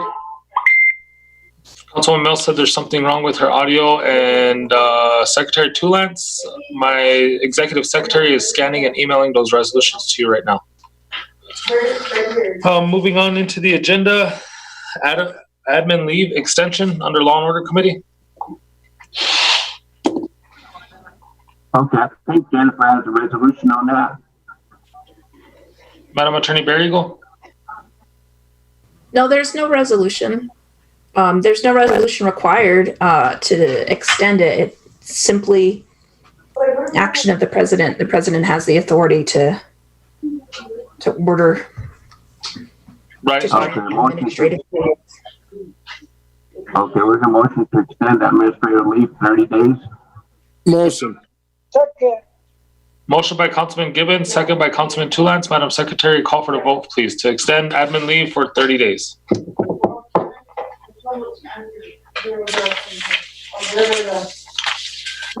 Wayne Yellowhawk? Yes. Garfield Apple? Yes. Glenn Gibbons, Yes. Lydia Bearkiller, Yes. James Cross, Yes. Vincent Tulance, Yes. Craig Dillon,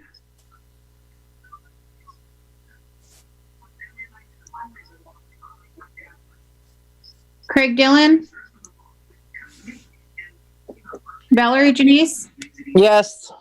Valentina Merdanian, Uh-huh. Ryan Jumping Eagle, Yes. Bo Yes. Lehman, Yes. Philip Goodcrow, Yes. Randy Laisted, Yes. Richard Greenwald, Yes. Nikina Mills,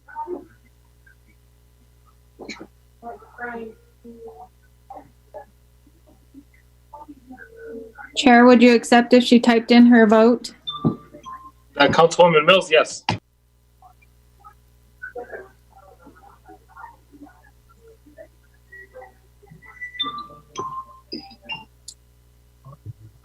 That happened to me at that last meeting, Chair. That's why I wasn't on there. None of you could hear me whenever I logged in a couple times. Okay. No. Okay. That's 13 yes, 2 not voting. Okay, 13 yes, 2 not voting, motion carried. Next item on the agenda. Next item is ordinance number 1819 on excused absences. We're going to refer that to the attorneys for discussion. That was discussed at the last Law and Order meeting and forwarded to the council for discussion.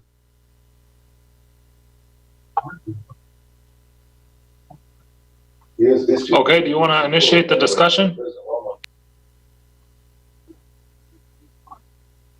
Yes, I believe some of the committee members questioned the authority of the president to find individuals that have not attended a session. And there's a question on whether the president has that authority or not. So there was a discussion at length. I think Lisa was the one of the attorneys that was involved with the discussion. And if any of the committee members are welcome to make comments.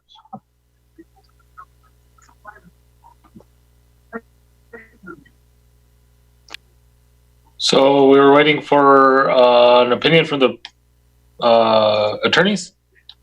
That's correct. Okay. All right. There was a lot of discussion. I'm sorry. Thank you. Yes, we had a discussion about 18-19 because, and I'm just going to be really blunt with everyone, there have been a series of events, and I'm not just talking about recent, I'm talking about throughout the years, where council members have been fined for not showing up for various things. My personal recollection was in one administration, it was for not appearing in committee meetings, okay? So basically, the long and short of it is, and this is not intended to dodge a question or to indicate in any way that myself and my fellow attorneys who have all discussed this issue do not take a position on it. It's the fact that the application of the laws of the tribe as relate to council fines has been applied inconsistently. Okay, there was discussion about things like, what does not voting mean? What does this mean? What does that mean? Well, 18-19 allows for fines to be assessed for failure to go to a duly called meeting. Now, the issue was legally whether the special meeting that was called by EB&D was such a duly called meeting. Now, once again, we are going to fall back on the issue of inconsistent use and application of the laws. Again, not expressing an opinion personally, but the letter of the law requires for a special meeting a signed petition. All right. Now, how that meeting came about from EMBD is had to do with the casinos reopening. And it was specifically set from another meeting that I believe was a regular session, and Attorney Barry Eagle can address that issue. Okay. So the issue is legally, what happened during that meeting that led to the that led to the imposition of these fines? Non-appearance, is that correct? Unexcused absence, is that correct? Do we have a consensus on that? So I guess I will need to weigh in at that on that part. So the Tuesday was my first day back to work. We were scheduled. It was already put out public notice that there was a scheduled council meeting for Tuesday. When I came in, I sat down, I called the meeting to order. We ran the roll call. I wasn't aware that anybody wanted to be excused until I called for the roll call, and the secretary was calling names and then said so-and-so was excused. And so just for the record, I wanted to clarify, because it was my understanding that as the chair, it's your authority to excuse or not excuse. Because, I mean, if I was going to excuse over 10 people, that's half my quorum. I wouldn't waste the time of the other half of my council to bring them together for a meeting. So I said I didn't excuse anybody. I wasn't made aware. I haven't had no proper briefing since I've been back to work. So I asked the secretary, I wanted to know who called for the meeting. She said that it came from the council representative. So I asked for the sheet with the signatures. She said she'd get it, went to her office. Then she said, no, they didn't sign the affidavit or the request for the special meeting. It came straight from a committee. The committee took the action, and the vice president, under his authority, just straight called for the meeting without any action. Okay, so we have a couple of issues here. All right, the first is, was it a special meeting or an emergency meeting? Okay, two different things, two different procedures. The second issue is this. It's always been my understanding, and once again, we're going back to what does the law actually say versus what happens, okay? So it's been the practice of the council that requests for excuses do not go directly to the president or vice president, but are routed through the secretary. That's the first thing. Second thing, what constitutes an excuse legally? Don't know. You tell me, okay? Sick, absent, travel, legislative stuff, whatever, okay? So bottom line is, as I see it, the first issue the council has to decide is, was it actually a special meeting or was it an emergency meeting? Okay?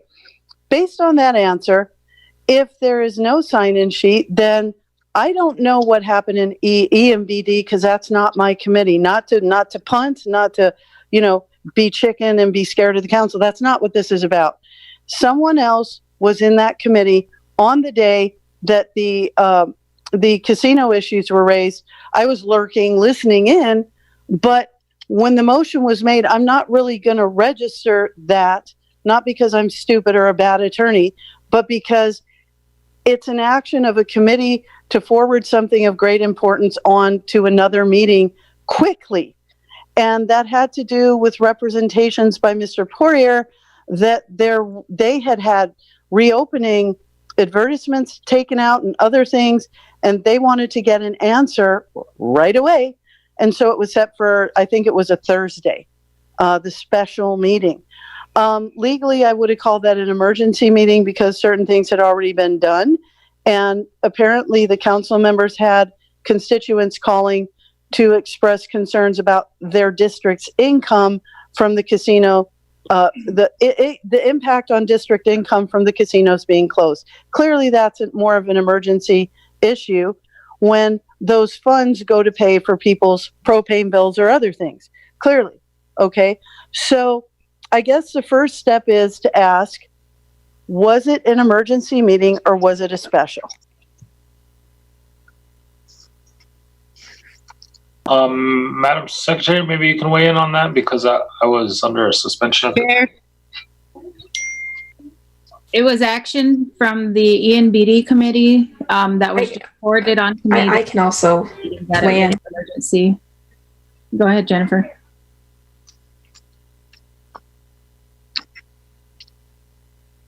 Go ahead, Jennifer. It was a special.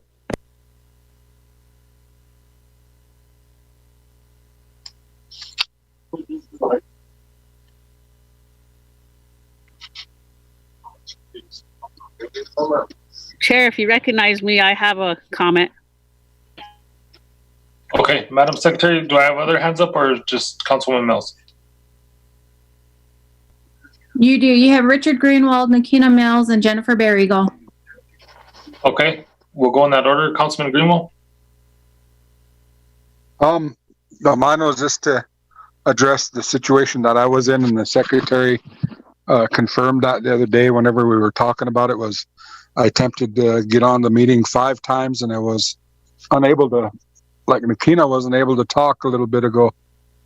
I'm not the most tech savvy person on earth or anything, but I got a little frustrated thinking maybe I was just blocked out from talking. So I left the meeting frustrated and never did get back on after the 5th attempt. So when I found out that I was fined for not being there, I felt like it wasn't my fault that I wasn't able to get into the meeting, or I wasn't able to communicate. I don't know what was going on, why I wasn't allowed to even vote saying that I was there or anything, because I could hear people talking, but I just couldn't, nobody could hear me. And the secretary did verify that I did attempt several times to get in, and she could see me there, but nobody could hear me. I just wanted to share that. Thank you, Councilman Greenwald. Councilwoman Mills? Thank you. Yeah, so I question, this is clear to me that ordinance 1819 definitely needs to be re-looked at. We could sit here all day and talk about what everybody was up to that day, but it's clear that the ordinance is unclear in the process and the procedure of defining unexcused absences. So I question it because there has been multiple times, I can't even count on both my hands, that council reps have not notified committee during committee meetings, and that fine is $75 to $5, by the way. And then somehow yet this suddenly just happened now. You know, we have 2 months left in our term. We're dealing with a lot of things these last couple months. So that's what doesn't sit well with me as an elected official, okay? So if this was going to be done and it's done the right way, and if it was a specials are done as per ordinance, that wasn't done. I was elected to be a legislator, and that's what I'm trying to do, is follow these laws and make these laws clear. So my first thing is we got to get this law back to Law and Order 1819 and fix it up and have some attorneys have some recommendations so we're not dealing with this. But I would also like my $200 back, because I don't think it's fair that this happened now. This should have been happening this whole administration, in council meetings and committee meetings, because in education committee alone, we have dealt with the last almost 2 years now making quorum because we can't even get 5 for our committee meeting, and they should have been fined. And I ain't trying to contest like the way it should have been done in this whole term. That's what I want to say. Thank you.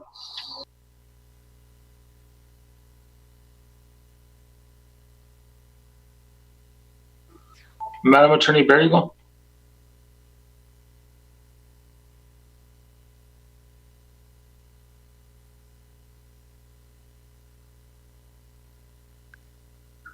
Jennifer Barrigal, you have your hand up.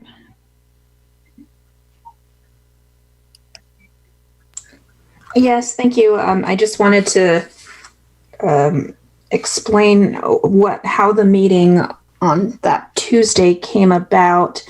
The original meeting on specifically on the casino, and I believe that was scheduled for September 11th.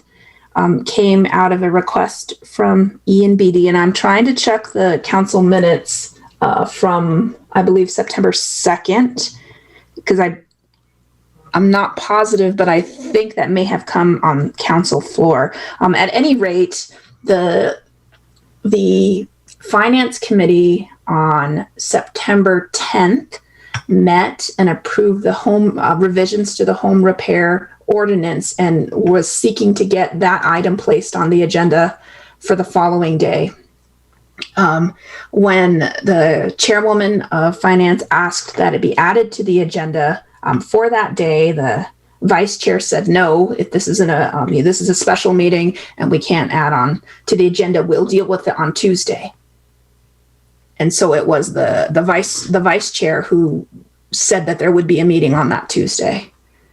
And that was that meeting. Thank you.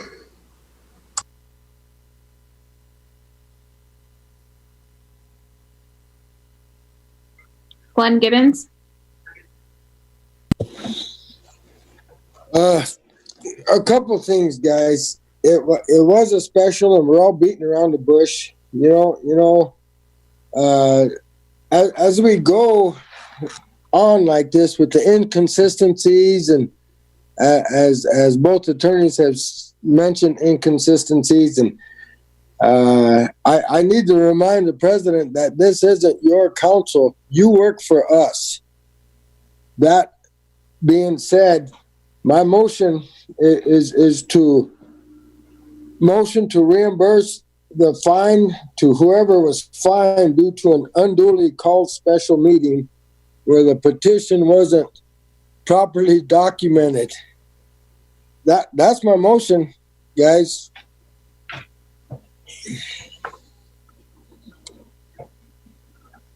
Question.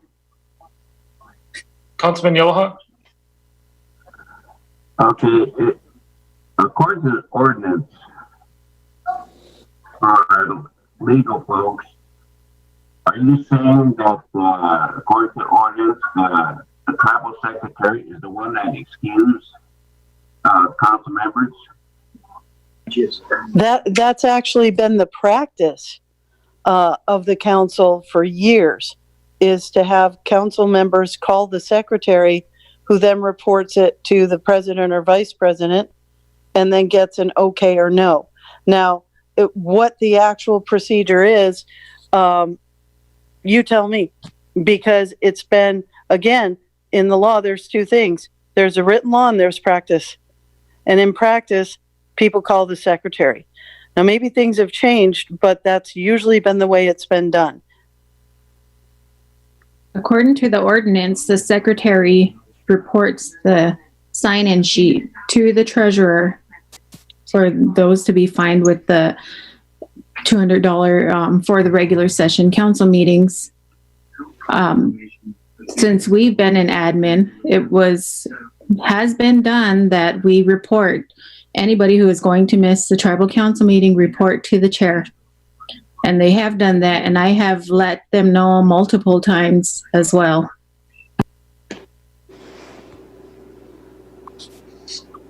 Thank you. So in this instance, the failure was to have no sign-in sheet, correct? There has been sign-in sheets. What I'm saying is that what has been done was that they report to the president asking to be excused. He would let me know, so when I do roll call, I'll know who is excused.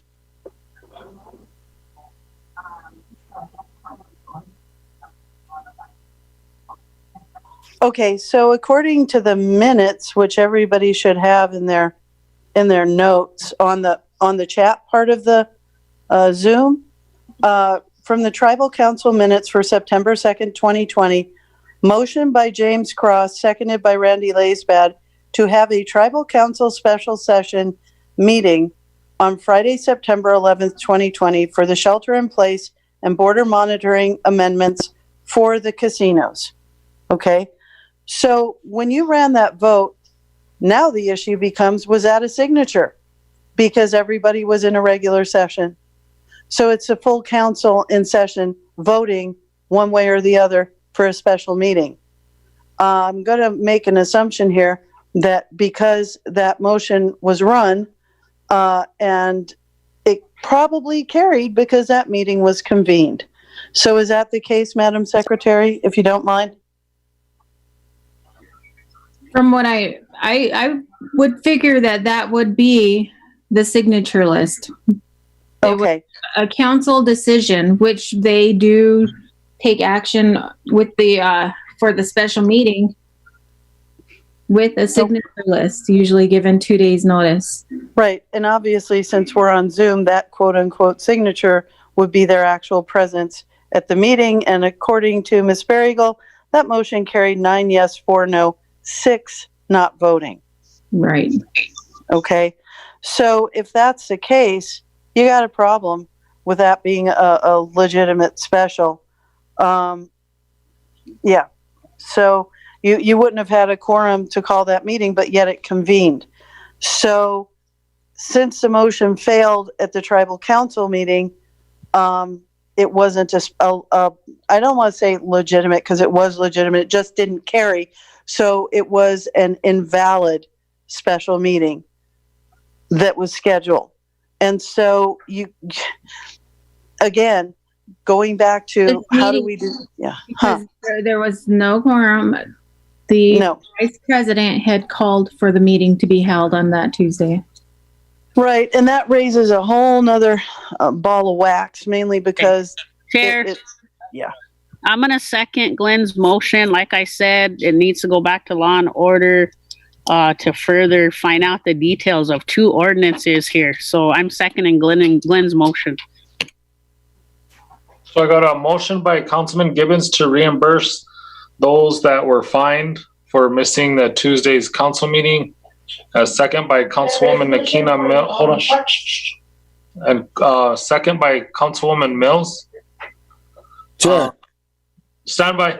But I guess I do need some. I would like one of the attorneys to eventually weigh in too, because what I don't understand is I don't know when the secretary put that memo out that there was a duly called meeting that day or the official notice to the people, but why didn't anybody get that taken care of before the meeting was even called to, so we wouldn't have wasted anybody's time?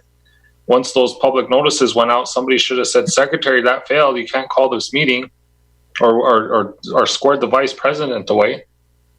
And I mean, it's my understanding as well as I'm not elected by the tribal council. I'm elected by the people at large. So I carry out the orders of the council, but I work for the people of the Oglala Oyate.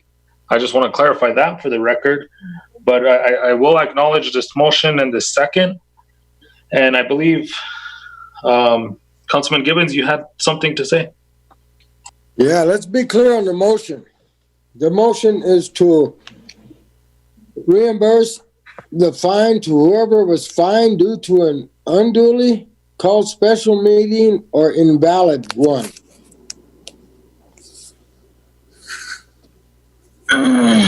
So your second, Councilwoman Mills? Yes. Okay. Councilwoman Kilsmall Janice? And then Valerie Janice. So how are we calling it an unduly called meeting or invalid meeting? Are we saying the secretary was lying about a meeting, or what are you basing that on?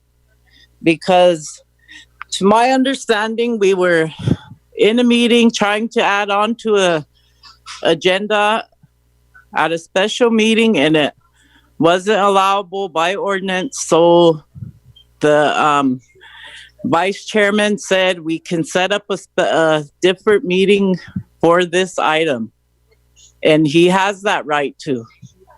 So why are we saying it was an unduly called meeting? What is the basis for that? I'm going to answer that, Val. I mean, we've been talking here, and it comes down to it did not pass the council, and there was no signatures for a special. That's what we all just talked about. We need to pay attention. Let's move on. Call for the vote. Right. If I could add on, I think the confusion here is that there are 2 different meetings we're talking about. The meeting that was voted on is the September 11th meeting. The meeting with the fines, that was the September 15th meeting. So there's 2 different meetings. The September 11th one was the motion from council floor. And then the September 15th one was the one that the The vice president said he would call for the following week because he wasn't allowing anything being added to the agenda on that September 11th date. I do also want to add something. Since there seems to be questions about the September 11th meeting and the actions taken that day, there really wasn't any motion that passed. I'm looking at the minutes from that day, and pretty much every motion that was made failed that day. So really there's no... So if there's questions about actions happening on that day, nothing passed that day.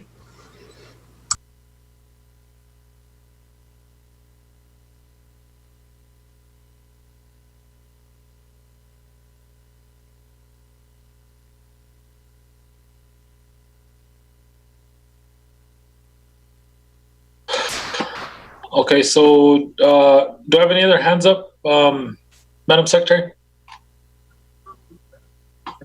Bo had his hand up, but he must have took it down. Okay, that's it.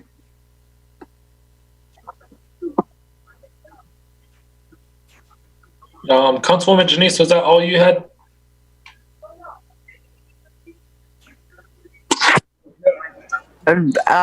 Attorney Berrygold, do they have is it possible for it? Because I've known in the past the president had 3 days to call a meeting and that way.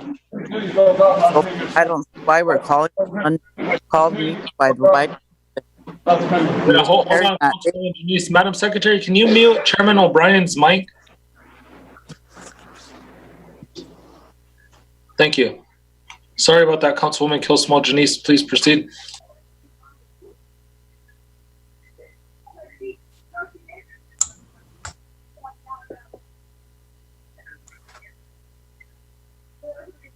I'm sorry, I didn't quite catch that.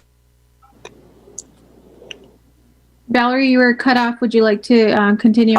So what you're saying, Jennifer, is that meeting was a unduly called meeting?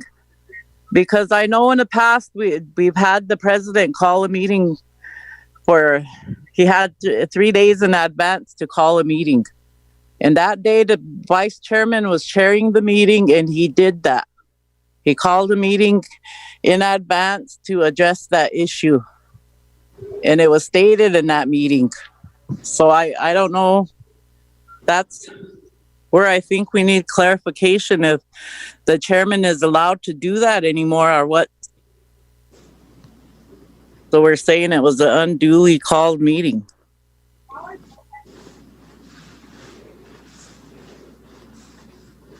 So regular council meetings can occur by virtue of the Constitution, okay? And then special and emergency meetings you have adopted. The Constitution says that special, let me pull it up. Special meetings are called, if you can give me one moment, I can pull up that section of the Constitution. Okay, meetings. The Oglala Sioux Tribal Council, this is Article 16, shall conduct a mandatory regular meeting on the last Tuesday of the month. Okay. Then it says that the Section 3 and Section 4. Section 3, when a majority of the tribal council members sign a written statement requesting a special meeting, the president shall call a special meeting no sooner than 2 days. And so that's when, that's the item that you've all signed in the past.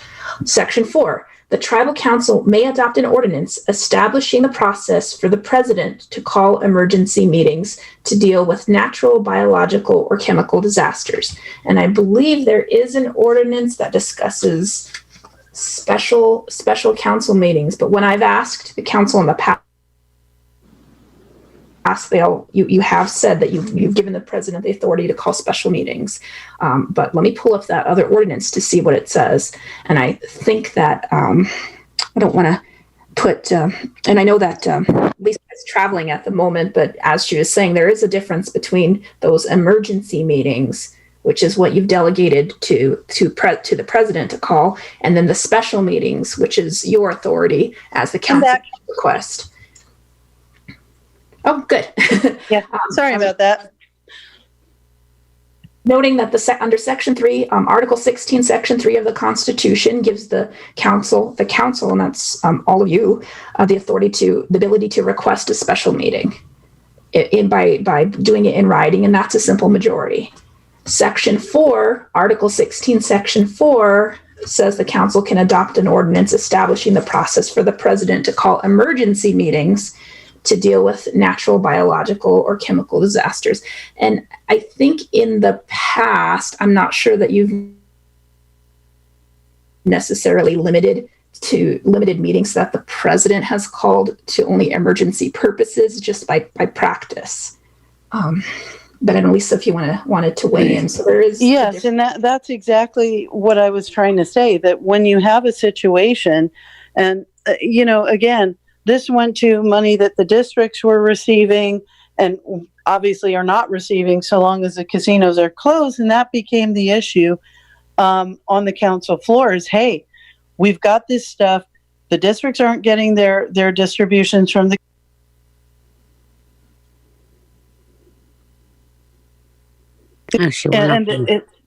it's preventing the ability to provide services to tribal members, because the districts weren't getting their revenue from the casino proceeds.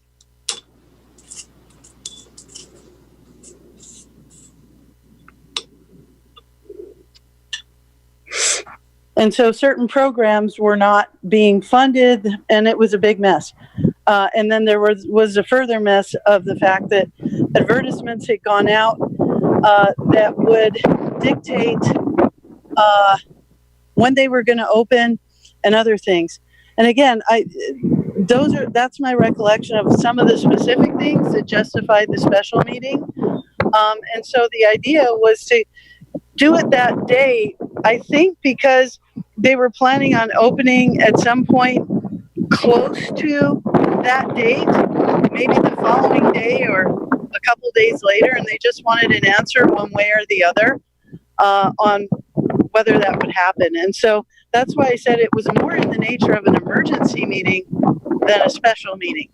Because if you've got a source of revenue for the tribe that benefits the districts and then thereby the tribal members in those districts for essential services like elder meals, utility bills, or whatever the districts use those funds for, and those funds are gone, it's going to create a big problem. President. Yes, Councilwoman Bearkiller. I guess the only concern that I had was that we moved Ordinance 1819 to the floor. And it does look at when we had that meeting. I think everybody agreed, all council agreed to hold that meeting Tuesday just for the home repair issue. And so I got the notice. The public was aware of the notices that was posted on wherever they post them. I got mine saying that there was going to be a special meeting on that Tuesday. And the question was the 1819 ordinance. So today, we look at when the vice president agreed to set up the meeting on Tuesday to deal with that. And so we all got on. Some of us got on and waited. And like some of them, we didn't have a quorum. So then they bring back 1819 and they're questioning whether that's all legal or not legal. So I think that part, maybe we should send it back to the committee and have the committees work on that and then bring it forward. And I know that at one time there was the ordinance that says if you miss 3 unexcused meetings and then they remove you from the committee, which is that I guess $75 fine. Okay, so today they're asking for the reimbursement for that fine, and to me, either way, we're going to be violating 1819 if we allow it, if that meeting was officially called and that we all agreed on it. So I think that's where we're asking for clarification. from the attorney was that meeting.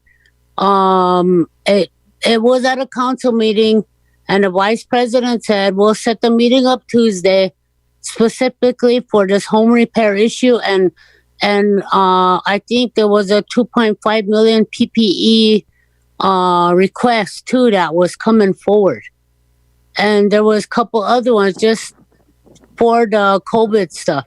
And so that's why the finance chair agreed that we set these agenda items on that Tuesday, and that's what the notice was out for.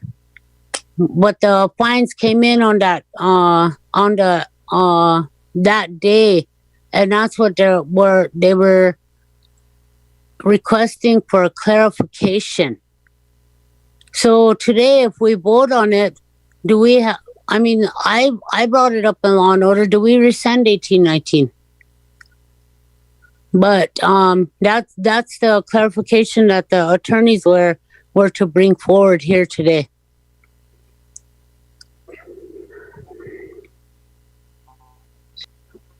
Do you have any other hands up? Yeah. Run the vote. Yeah. Councilman Yellowhawk? Yes, it's obvious that we need to rework that ordinance. I think we'll refer back to Law and Order to rework that and make it very clear so we don't have these discussions. And that's my comment.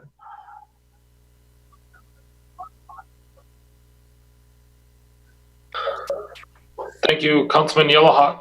And I guess as a recommendation, from myself as the president, that ordinance governs the conduct or the accountability of elected officials. So I would highly recommend that, the district or each of the council reps take it back to their district to get a weigh-in from the district to see what they want to implement to hold us accountable. But that's just a recommendation. So I got a motion and a second on the floor. Madam Secretary, call for the vote, please.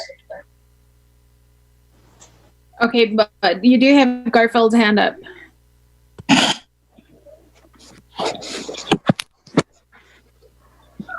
Councilman Apple? I need to ask a question. We were looking during that meeting, we were waiting for quorum. We were looking at, or some guys were looking at Facebook, and there was a statement on there that Nakina wrote saying that they weren't going to attend any meetings that Chairman Bear Runner is presiding over. If Vice Chair Tom Poorbear chaired the meeting, then they would attend. And I don't know if that is true, but well, it was true that the same crew that voted against Chairman Bear Runner during his trial date there, they're the same ones that didn't show up. So I'm at a loss here, you guys. Why we're discussing all these other things, and it's plain and simple that Randy and Dwayne showed up, and Chauncey, but the rest didn't show up. And then that statement came out by Nakina. So I don't understand why we're even discussing this, and I wouldn't acknowledge Glenn's motion at all if I was chairman. This is going against the ordinance. Everything is kosher. Everything is the way it's supposed to be. If you got fined, you got fined. And now you're asking for your money back. So That's just something to think about, you guys. Are we here to legislate what you said earlier, Nakina? I want to legislate. Or are you here to break legislation? That's something you got to think about. So I would go ahead and think about that. And that's just my 2 cents in there. Thank you. Chairman, last question. Philip. Thank you, Councilman Apple. Councilman Goodcrow. I was outside for a while and kind of missed I didn't hear what the motion was. So can somebody repeat that?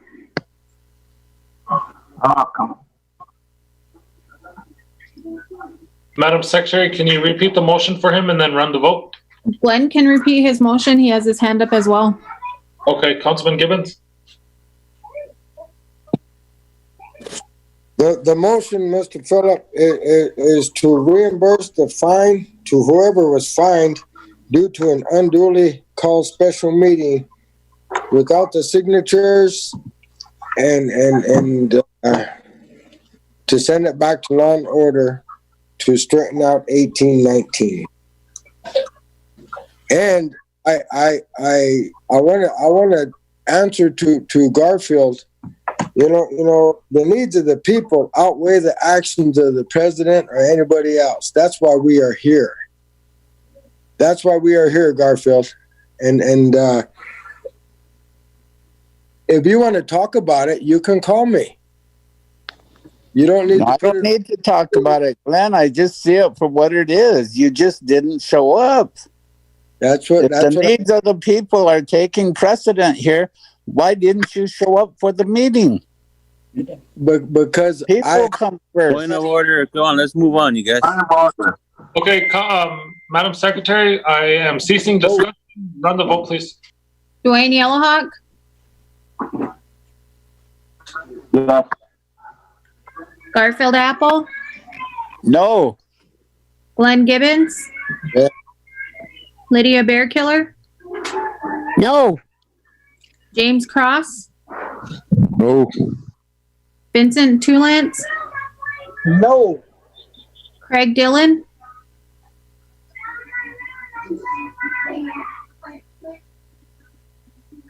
Craig Dillon?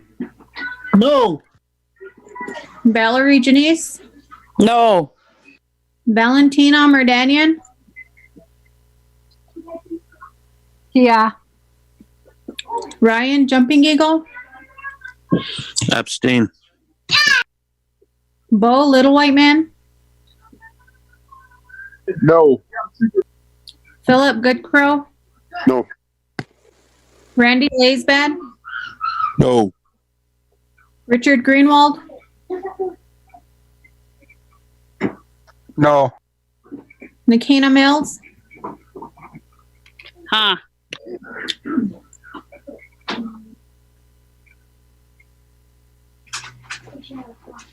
Three yes, 11 no, 1 abstain. 3 yes, 11 no, 1 abstain. Motion failed. Next on the agenda, Chungsaw-Yuhua contract. Okay, the Chungsaw-Yuhua's contract is expiring. Some of the districts would like to continue the Chungsaw-Yuhua border monitoring.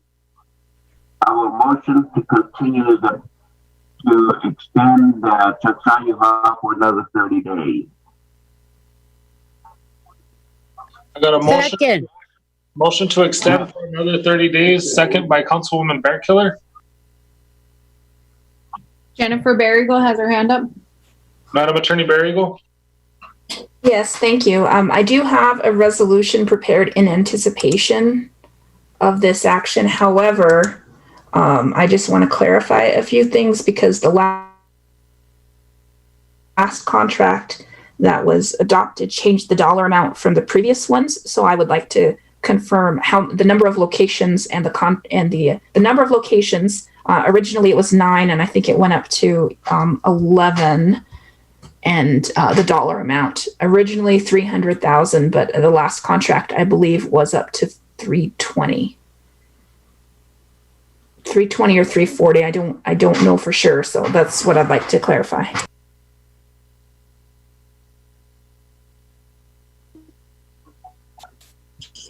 any one of them there from Changsayuha? Cause I thought the last contracts that we did was 320,000, and then we added 2 more, which added 50,000. So it should have been a $370,000 contract.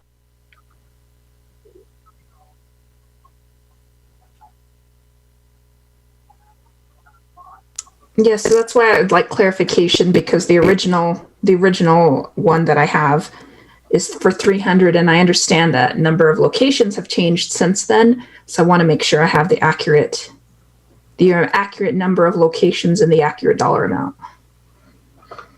I'm not seeing any of them logged in online from Changsayuha.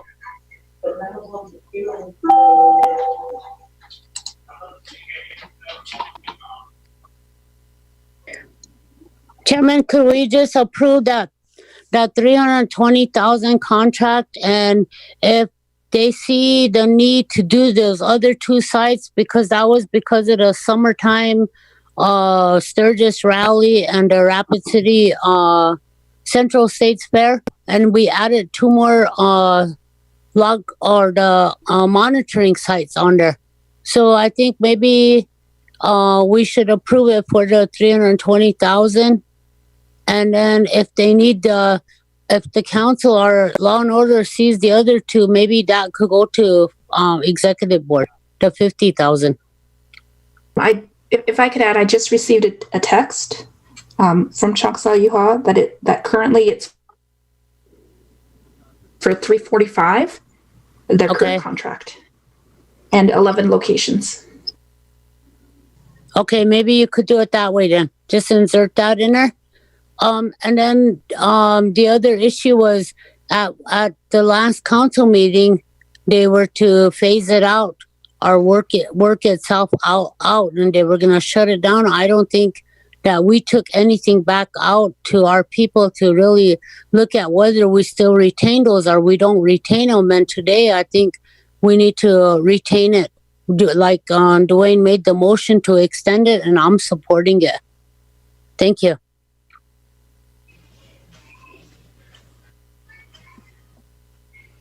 Flynn, then Garfield. Councilman Gibbons.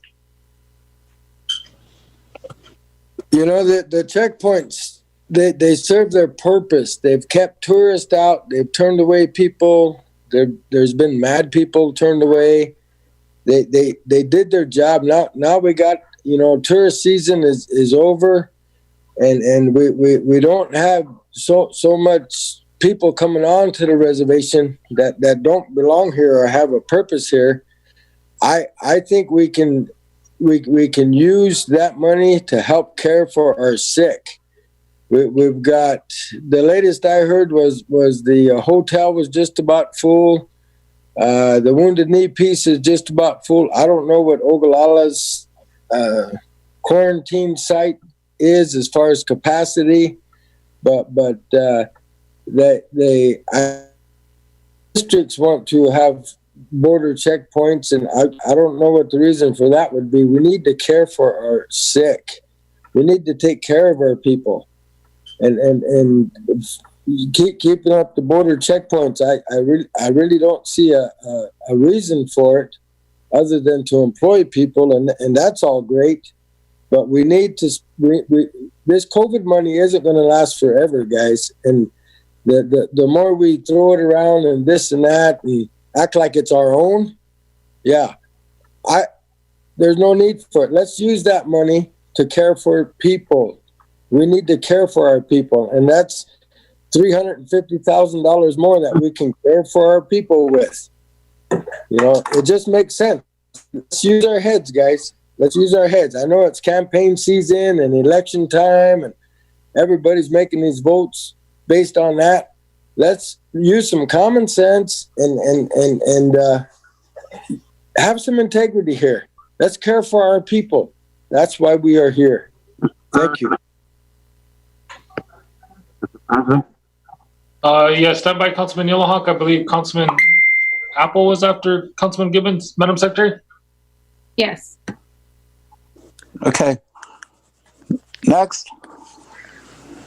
Yes, Councilman Apple. Yeah, I agree with Glenn that we got to use our our thoughts about common sense. Well, common sense told me that there was budgeted for taking care of our people already. There was also a budget done for the road checks. Since we took down our road checks in Wounded Knee, our numbers went up. Our bootleggers went up. Cars from other states are driving around our district. Those are things that we're scared of again. People are calling, what are these vans doing here with Kansas plates on? There's all kinds of people that were turned around when we had our road checks at Wounded Knee and Gooseneck. Then the other thing is Chungsa Yuha put up the one at Wounded Knee and 18 and Porcupine Butte area. And you know that was just for the season, Lydia. But they worked. If something works, you leave it alone. It was working, and I think we need to continue it. If we have money allocated for that, Glenn, that money is there for the checks. We also have money to take care of our people. So with that, I would like to see those two checks continuing on, the one at 18 and the one at Porcupine side. I would like to see that included, to leave them in there. And then I would support it. Thank you. Thank you, Councilman Apple. Councilman Yellowhawk. Okay, I met with the district executive board, and they felt that it is helpful to have this border monitoring. And it works for the Eagle Nest, and our numbers are quite low. And it is working. They request that to try to continue the border monitoring.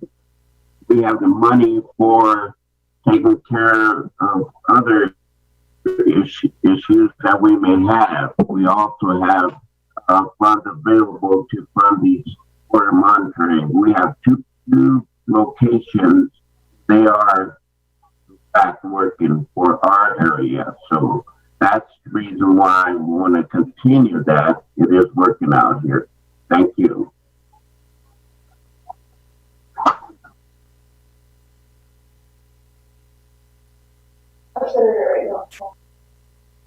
Madam Secretary, who's next?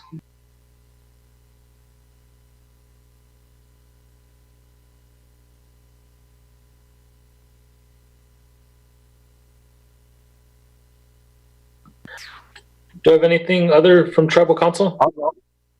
I'll go, Chair. Okay, Councilman Greenwald. I know they were asking for a little bit of an increase because they wanted to get generators for the sites, for their lights and different things. A lot of the generators that the tribe was bringing forth were breaking down and not working, and they weren't getting very much cooperation with getting them back up and running. So they wanted to get generators put out there. So I think they were asking, I think their total they were asking for was $370.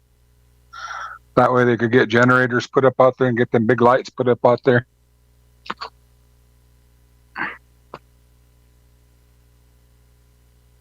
And that money also helps with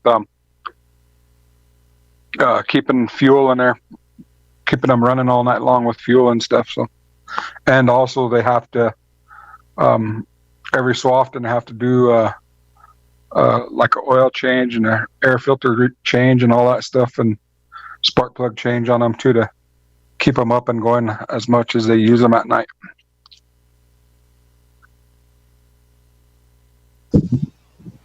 Mr. Chair. Yes, Councilman Cross. Yeah, you know, on Allen's took point, you know, they have that big sign there, and that's been I haven't seen that working for quite some time now. So I was wondering if you could look at see what's going on with that. If it needs light bulbs or if it needs a new solar panel or whatever. But I think that sign is really helpful too. To help remind people, that they got to wear masks and and I think we should just move forward with this vote. Thank you. Thank you, Councilman Cross. Do I have any other from Tribal Council? If not, Madam Attorney Barrigo, will you read the resolution for the record, please? Hold on, Chairman. Yes. I have a question. Who's responsible for their shelters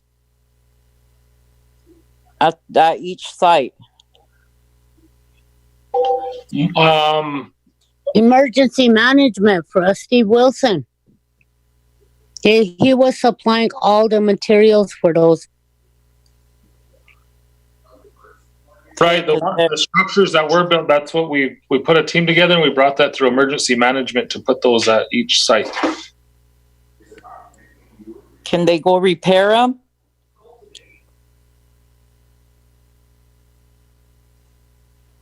Yeah, I'll get with the emergency manager. Thank you. Put some wood stoves in there. So James could haul them wood. Yeah. Hello, this is Dan Hudspeth with Chunksea. We can hear you, Dan. All right. Sorry about that. We've been trying to. We didn't get a link to log in or anything, and had a text all around. But yeah, the original thing that it was going to end on October 2nd. There was a couple motions from Law and Order, but we were under the understanding that there's a need to keep it going. The increase is so that we can, because lately this last month we were still waiting on 5 generators. 6 generators went down, and due to the process, Steve's having to file the requisitions or something in. We can't get generators, we can't get lights because it's got to be approved. They got to go through 3 bids. They got to do the process, which we understand. But at that time, that equipment is where we had to go out and buy solar lights or whatever we could buy out of our own pocket to try and get those on. So that's why we need to increase. We got some ideas on beefing the shelters up. There's still 3 places with no shelters that weren't built that we were promised over a month ago. They were working on it, but just still hasn't happened. So I need to hire the people to get it done. I need to find a way to heat those areas so that the monitors can stay warmer. Due to the incoming weather, we know October it can snow anytime. So that's the reason for the increase, to get that equipment and to up the fuel for voucher system. So in case they have to use their cars for heat, that's the reason why we're looking at a possible increase. But that, again, that's all up to you guys and what you guys want to do with that.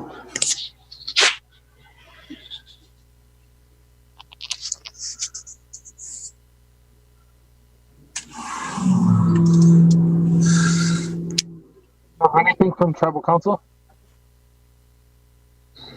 Glenn Giddens has his hand up. Good. Hey guys, I know that in Law and Order, we're moving ahead and caring for people, and I guess it's all flip flop from there. But I for one, guys, do not just flip flop. I weigh pros and cons, and you know what's more important, taking care of people or elections. Hey, learn to vote. Let's flip flop. Dwayne Yohawk? Yeah. Can she read that, President? I thought she was going to read it. Yeah, is it 470,000? Yeah. I guess before we continue discussion, Madam Attorney, go ahead and read 300. the resolution. Okay, yes, thank you. I just want to confirm that the dollar amount is $370,000. There you go. Yes, that's what we budgeted for. Okay. Resolution of the Oglala Sioux Tribal Council of the Oglala Sioux Tribe, an unincorporated tribe. Resolution of the Tribal Council of the Oglala Sioux Tribe approving independent contractor / consultant contract between the Oglala Sioux Tribe and Choctaw Training and Consulting beginning October 3rd, 2020 and ending on November 2nd, 2020 in the amount of $370,000 and to be paid from the OST CARES Act Fund.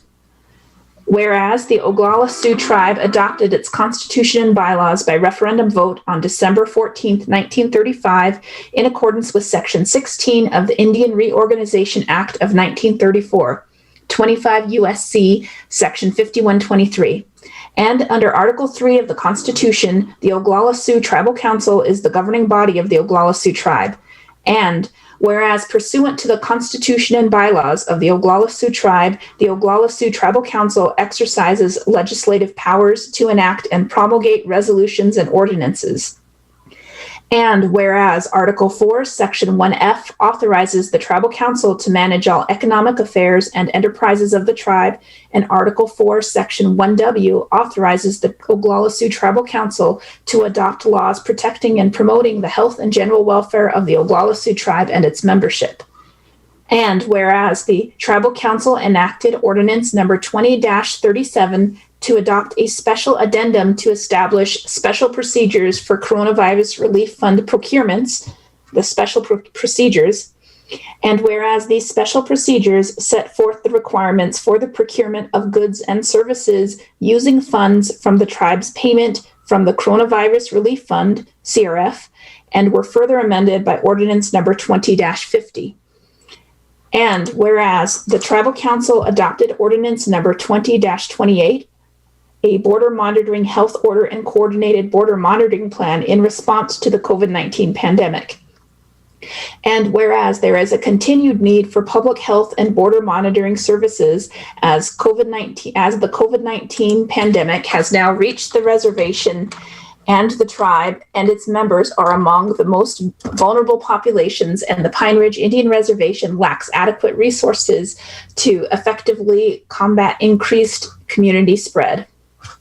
And whereas the Tribal Council has determined that it is in the best interest in the health and welfare and the protection of its members to approve a contract with Choctaw as attached here to, and to be paid from the tribe's CRF fund, and from the tribe's payment from the CRF fund. Now therefore be it resolved, the Tribal Council of the Oglala Sioux Tribe hereby approves the attached contract between Oglala Sioux Tribe and Choctaw Training and Consulting for an amount not to exceed $370,000 to be paid from the CARES Act Fund. Be it further resolved that the President of the Oglala Sioux Tribe, or in his absence, the Vice President, is hereby authorized to execute this contract. Certification. Motion. Second. Third. Motion by Councilman Bear Killer. Who's the second? The motion was by Dwayne Yellowhawk, by Lydia Bear Killer. Okay. Motion by Councilman Yellowhawk, second by Councilwoman Bear Killer. Madam Secretary, call for the vote, please. Dwayne Yellowhawk, Yes. Garfield Apple, Yes. Glenn Gibbons, No. Lydia Bear Killer, Yes. James Cross, Yes. Vincent Tulent, Yes. Craig Dillon, Yes. Valerie Janice, Yes. Valentina Merdanian, Ryan Jumping Eagle, Yes. Bo Little White Man,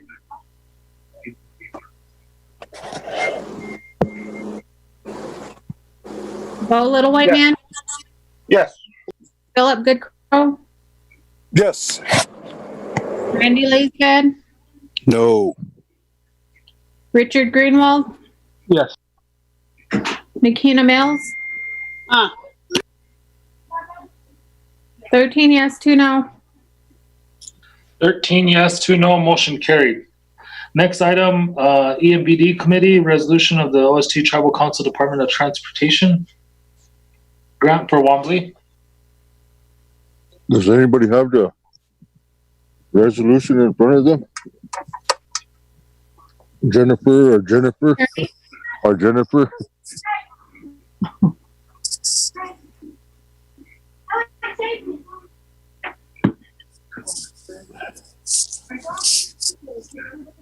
Chairman, this is Philip. Yes, Chairman. Councilman Goodcrow. I just need a request be excused now. You have enough? We're at 15 right now. Okay, you have enough, huh? Thank you. Oh. Jennifer Barrygold, do you have the resolution for this?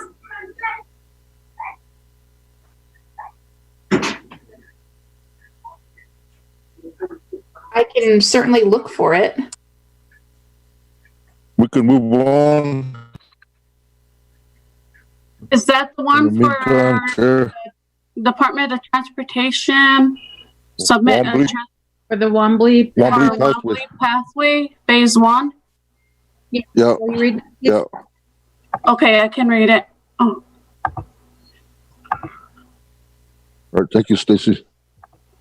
Resolution of the Executive Committee, which will be changed to Oglala Sioux Tribal Council of the Oglala Sioux Tribe, authorizing the Oglala Sioux Tribe Department of Transportation to submit a transportation alternatives grant for Wombly Pathway Phase 1. Whereas the Oglala Sioux Tribe adopted its constitution and bylaws by referendum vote on December 14, 1935, in accordance with Section 16 of the Indian Reorganization Act of 1934 USC 25 USC subsection 5123, and under Article 3 of the Constitution, the Oglala Sioux Tribal Council is the governing body of the Oglala Sioux Tribe. And whereas in Article 13, Section 6 of the Tribal Constitution empowers the executive, I think that needs to be stricken because it refers to executive committee. Whereas the Wombly Pathway Phase 1 will include pathway lighting, and after construction is complete, the Oglala Sioux Tribe will be responsible for utility charges. Whereas the Economic and Business Development Committee met on blank, approved September 11th. Yep. Okay. Approved the South Dakota 2021 Transportation Alternatives Grant application for the Wombly Pathway Phase 1 project. Now, therefore, be it resolved that the Oglala Sioux Tribal Council does hereby approve the submittal of the Transportation Alternatives Grant application for the Wombly Pathway Phase 1 project. Being an applicant includes a willingness to secure and guarantee the local share of costs associated with this project, accepting future maintenance responsibility of the facility if funded, and responsibility for seeing this project through to its completion with compliance of all applicable laws, rules, and regulations. And be it further resolved that the tribal president is hereby authorized to execute all necessary documents for this grant application. Certification.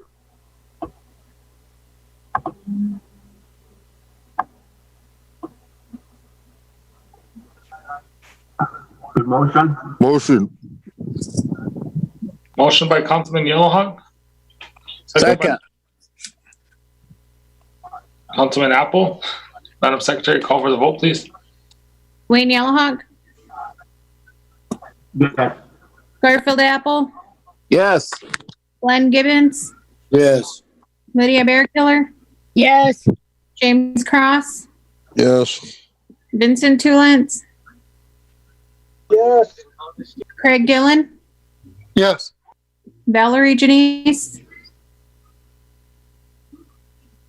Yes. Valentina Merdanian,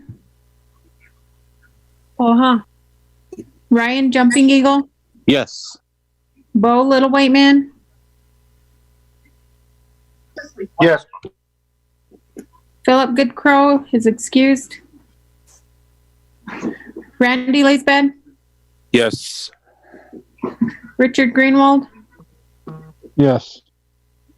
Nikina Mills. 14 yes. 14 yes, unanimous, motion carried. Next item is item not to retroceed the roads back to the BIA. Okay, thank you, Chair. Now that was for discussion. I was trying to have the secretary look at the minutes or when that action was taken by tribal council, and I don't remember what month that was, but I know it was before the pandemic. But I know it came on council floor, and motion was made to retrocede the BIA road maintenance back to the Bureau of Indian Affairs, and so the motion was passed. And so there was some discussion at the last EB&D meeting to bring it back to the floor, to have some discussion on that. The motion was not to retrocede. So that's up for discussion there.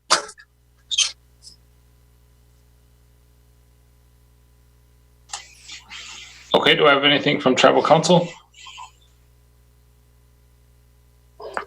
I'll second that. Oh. We'll have Councilman Greenwald, then Councilwoman Bearkiller. And then Ryan Jumping Eagle. I was just going to second that, Chair. That was it.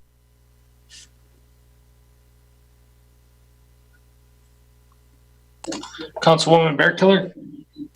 I just had a comment on that one that came forward.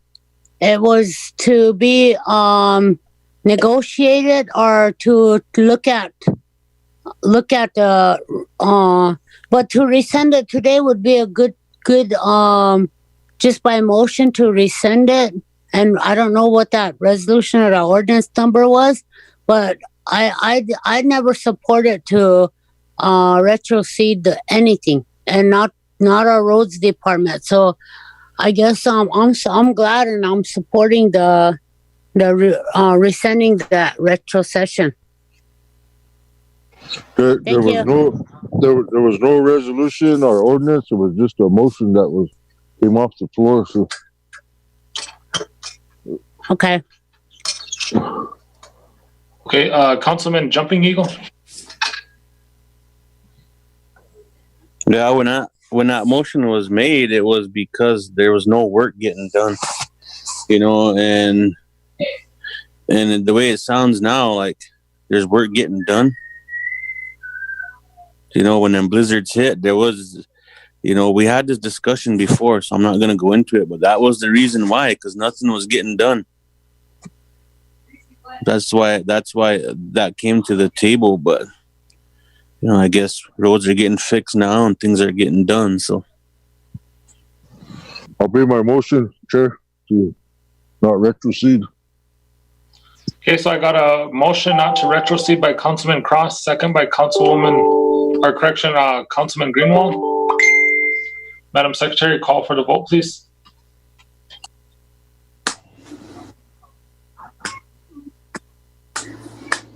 Green Yellowhawk. Yes. Is that to advertise it directly to? That's next. Okay. Okay, yes. Garfield Apple. Yes. Glenn Gibbons. Yes. Lydia Bearkiller. Yes. James Cross. Yes. Vincent Tulance.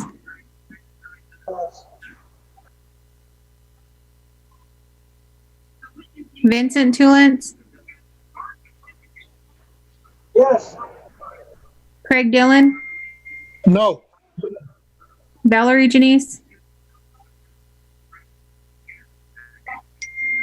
Yes. Valentina Merdanian. Yeah. Ryan Jumping Eagle. No. Bo Little White Man. No. Randy Laisbad. Can you repeat the motion again? James Cross. Motion to not retrocede BIA motion to not retrocede road transportation to the Bureau of Indian Affairs. Yes. Richard Greenwald, Yes. Nikena Mills, Yeah.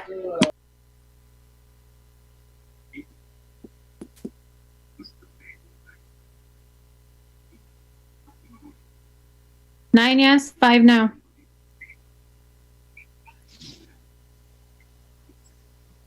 Nine yes, 5 no. Motion carried. Next item is OST rural water supply system on-call workers to use the time.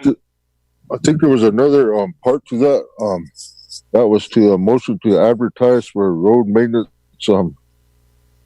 supervisor, or maybe Michelle's on there, or Cindy, whatever the title is. But that'll be my motion to advertise for road maintenance supervisor, director, boss, whatever, foreman.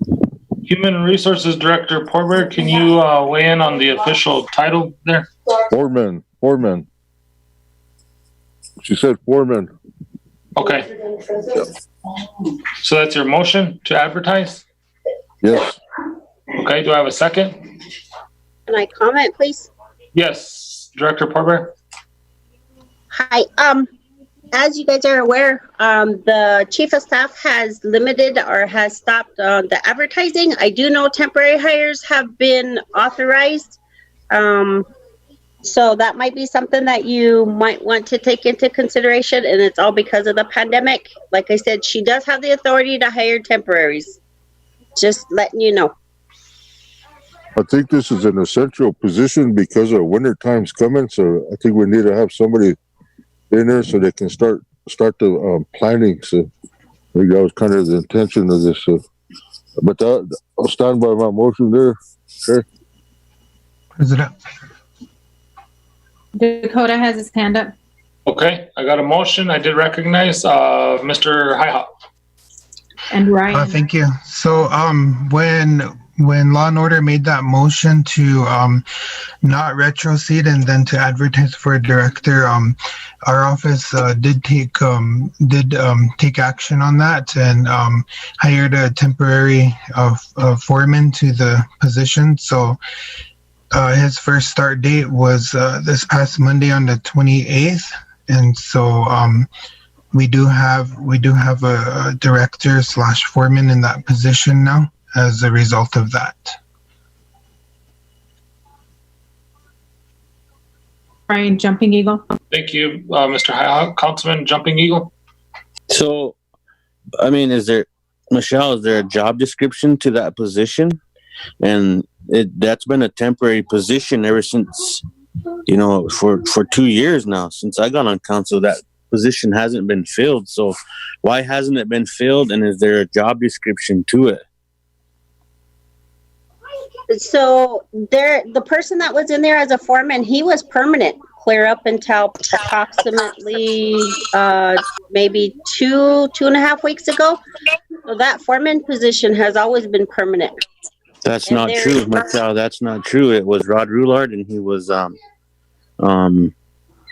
he wasn't permanent. He was acting, temporary. There is a foreman job description, and the person was in there and did resign, and that was 2.5 weeks ago. So you're saying it was permanent, though? I'm saying that the person was permanent, yes. And there was a resignation that came in for that position, and they have left, and it was 2.5 weeks ago. There's currently a temporary employee in there, and yes, there is a job description.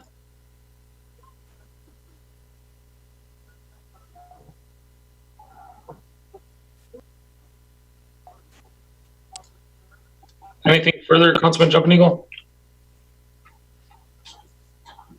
No. Madam Secretary, any more from Tribal Council? No. Second. I got a motion and a second to advertise. Motion by Councilman Cross, second by Councilman Greenwald. Madam Secretary, call for the vote, please. Dwayne Yellowhawk, Yes. Garfield Apple, Yes. Glenn Gibbons, Yes. Lydia Bearkiller, Yes. James Cross, Yes. Vincent Tulance, Yes. Craig Dillon, Yes. Valerie Janice, Yes. Valentina Merdanian, Ryan Jumping Eagle, Yes. Bo Little White Man,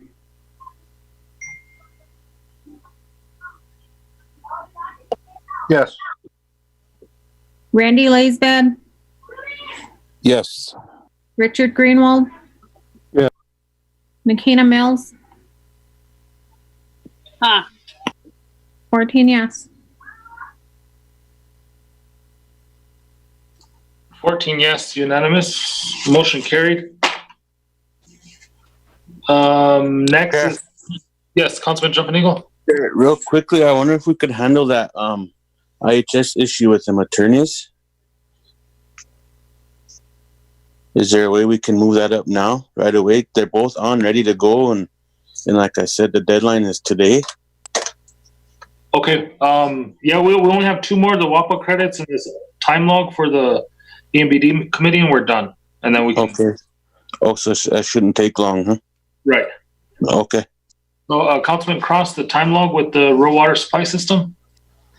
Yeah, this is another discussion item that came out of EB&D.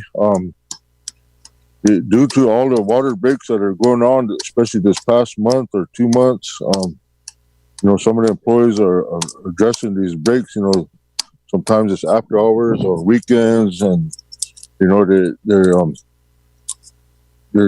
trying to address these breaks, in a timely and efficient manner to make sure that our water is restored. And then being in a situation we are, with this pandemic, I think that's something that we took into consideration and looked at that and had some discussion around it. And thought that this was a matter that needs to be, addressed and to see if there was some compromise between the payroll people and dealing with the time clock. And so I did have a little bit of discussion with Michelle, and I'm glad she's on and she can address that time clock issue. So that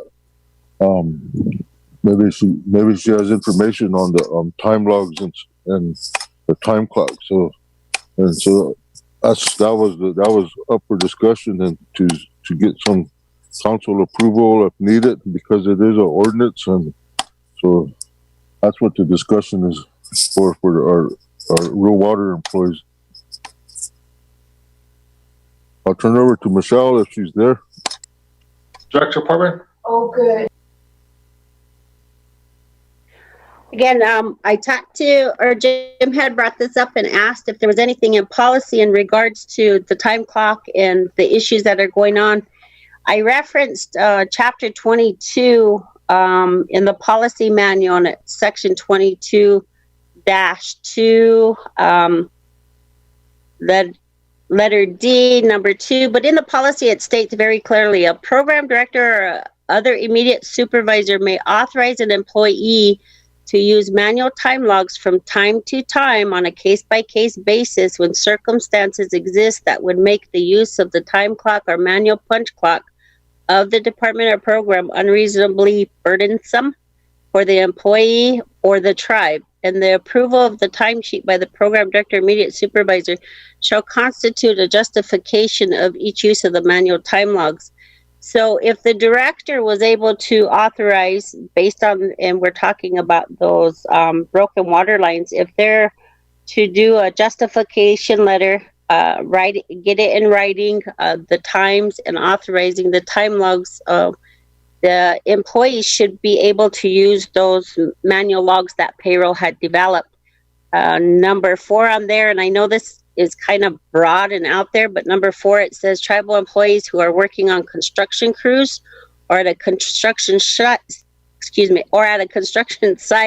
shall not be required to use these biometric time clocks and may instead use a manual punch clock. When they're working on those lines in defining it is they're constructing those water lines to get them going so people can have water. Again, if the director is able to do a justification letter, notify the AO, the chief of staff, Mr. Patton, Mason, someone ahead of time saying, hey, there's a water line break. My guys are going to use, or gals are going to use manual logs to put their time in. It is in policy, and it is on a case-by-case situation. So it is in policy to allow that. Mr. Chairman. Yes, sir. Councilman Dillon. You know, these guys get a call at 3 o'clock in the morning. Some of them drive across the reservation to a time clock, punch in, go take care of the issue, go back to their time clock, punch out, and then drive another hour home. That's one of the concerns I have is the minute you get that call, you're on the clock. And the minute you get home, that's when your time should end. Just like Michelle said, you got to notify this person, that person, the other person, the other person. You know how hard that is to get these guys paid their overtime because of politics and BS? The simplest solution is if they could have a system that says, okay, I got called out at 4 o'clock and I got back at 6:30. That should be it. But instead, they got to jump through all of these hoops. In the meantime, people are without water, so they don't get paid, but they get all the bitching and whining because they don't get the water back on. We got to make it easier for employees, not harder.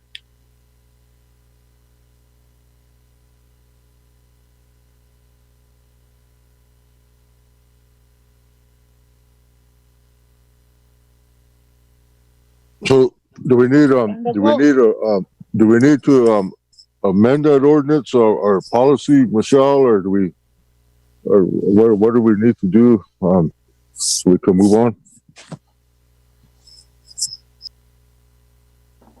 You know, it's pretty clear in there on that policy manual. It does allow for those time logs to be used as long as the director or the employees are notifying their supervisor, so their supervisor can document it when they send in their timesheet. Just like Mr. Dillon said, you know, if they're getting up at 3 o'clock in the morning to go do a water line, then when the timesheets go in, then Mr. Jacobs should be allowed to type up a memo stating so-and-so got up. You know, these are timesheets. These guys got up at 3, 4 o'clock in the morning. They addressed the water line break. It's a case by case, the policy manual, and send it with their timesheets. Again, it's written in there. I don't know if the attorneys or somebody else has something else to say on it, but I would think because of the situation that those time logs would be allowable based on this ordinance. Again, I'm only one person, and with HR, that's the ordinance I referenced because it is a situation. It is case by case. It's not an everyday thing. It doesn't happen every other day or every other pay period. So it's listed in there, I guess is where I'm coming from.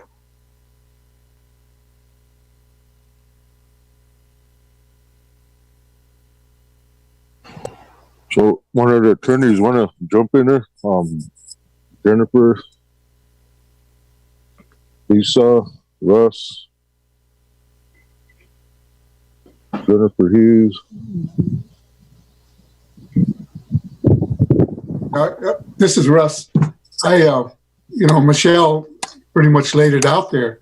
Ms. Parbear, that it's in the policy already. The individuals just need to follow it. I don't think there's a need to change the personnel policies and procedures. It's already in there to allow that. Maybe Lisa or someone else has a different opinion, but that's what I gotta say. I concur. Okay. So we'll just move on and make sure that our employees are taken care of when they do have to wake up at 3 o'clock in the morning, and that they won't have to run all the way to Kyle or Penny's to get to clock in. They'll just go right from their house and then straight to the wherever there's a water break on a longer line. If that's the case, then we'll just move on. Well, I think they have to notify Mr. Jacobs before they do that, right? So he's aware of it. No, yeah. Yeah. If he answers his phone at 3 o'clock in the morning. Well, see, that's the problem, though, guys. Is it's payroll is the one that blocks all of this. I just got a text here that says that they fight everybody on the overtime. We need a statement from somebody that will allow this to happen, or we need to change that policy because, you know, these guys do the work, and a lot of times they have to fight until they give up. So a lot of times they don't get their overtime because of that policy. So instead of making it harder, there should be a step or two to make it easier. I think we're making a mountain out of a molehill here. If they could use their logs where they got called out, and when they got home, write it in, that'd be pretty simple to have a special paper that form that shows that they were out and worked those hours. That's what should be turned into a payroll, and it would make it a hell of a lot easier for our employees.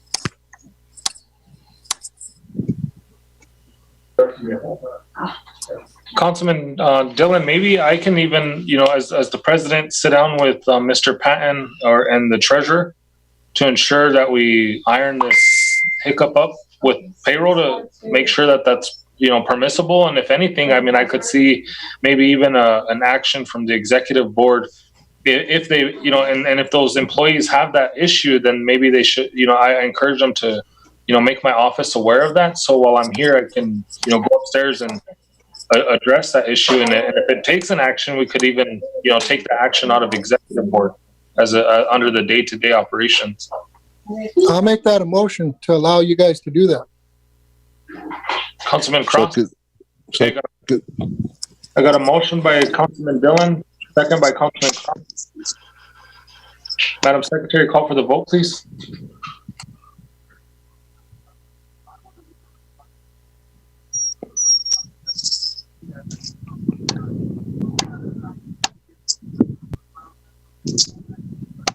Danielle Hawk. Garfield Apple. Yes. Glenn Gibbons.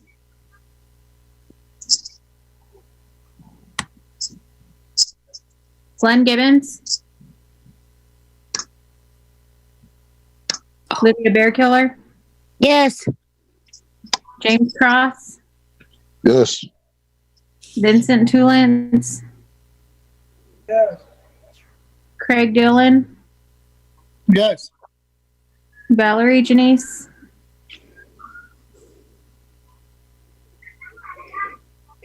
Yes. Valentina Merdanian. Yeah. Ryan Jumping Eagle. Yes. Bo Little White Man.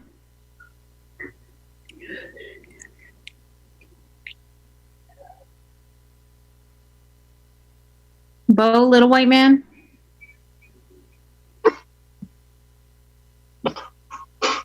Randy Laysbed. Yes. Richard Greenwald. Yes. Nakina Mills. Yeah. Jen, I had to step out and talk to a firefighter. What was the motion?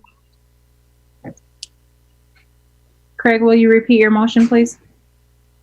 To have the administration, the president, send a memo to payroll when rural water employees are called out that their overtime will begin when they hit the floor and when they get home. Yes. My vote's yes.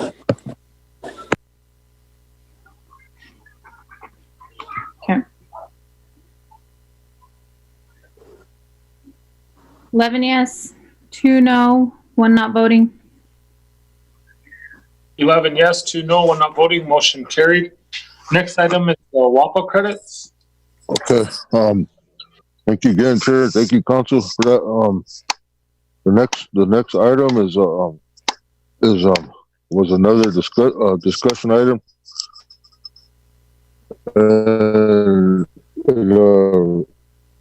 We did email everybody the 84 document WAPA contract that has some time frames on it, and so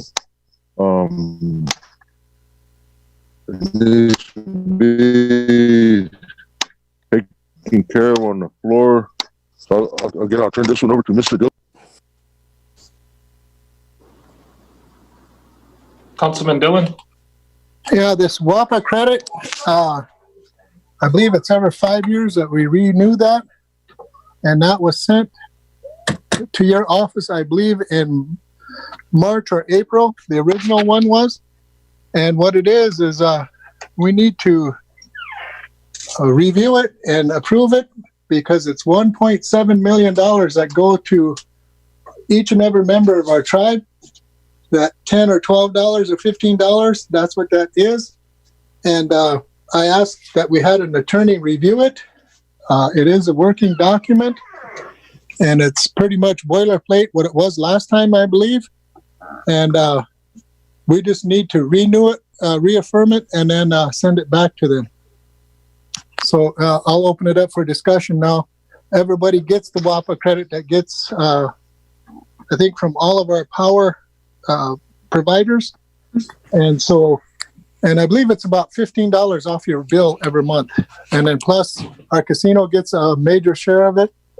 Our schools get a major share of it. And I think the hospital does too. I'm not sure on that.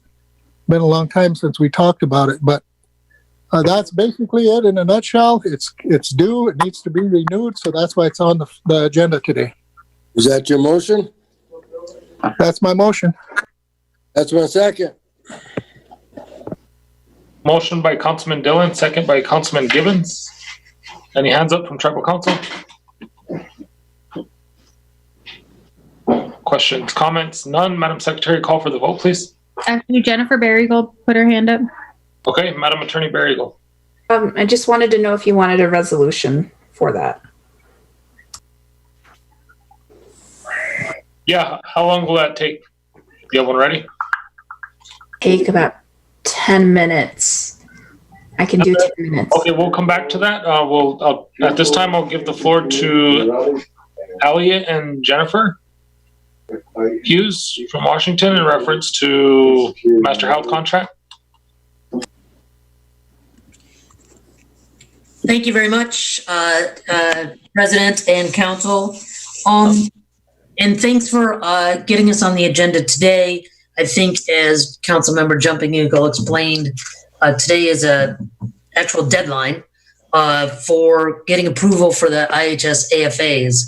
I'm not going to talk too much at all. My law partner, Elliot, who some of you know, has worked on this issue for the tribe and was the lead negotiator for the tribe with IHS. And so I think I'll just turn it over to Elliot to explain how things ended up and kind of what we have before you and the next step.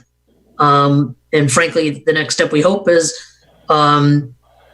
after the report that there is approval so that we can move forward. So I'll just turn it over to Elliot. Thank you very much, Jennifer, and good afternoon, President Bear Runner and members of the Tribal Council. We've been working, as Jennifer said, with the HHS committee to negotiate, finalize the negotiations on the three health contracts. You have the Master Health Contract, which applies to the Pine Ridge Service Unit, the contract for the Rapid City Service Unit, and then the security contract. All three of those funding agreements need to be updated and renegotiated on an annual basis. And so we've been engaged in some discussions with the IHS on those agreements. The IHS initially came to us with a number of changes to some of the language in the agreements. Some of it was very helpful changes. There were still others that really would not have benefited the tribe. So we've pushed back on those, on that language, and IHS has agreed not to accept, not to keep pushing that. The big issues in this negotiation, as you may know, have to do mainly with two of the programs. The Rapid City programs have asked for additional funding. The IHS does not have the funding to provide those programs additional services. The IHS initially proposed lower amounts of funding for all three programs. We have been able to push back on that. And our apologies for kind of making this the last minute.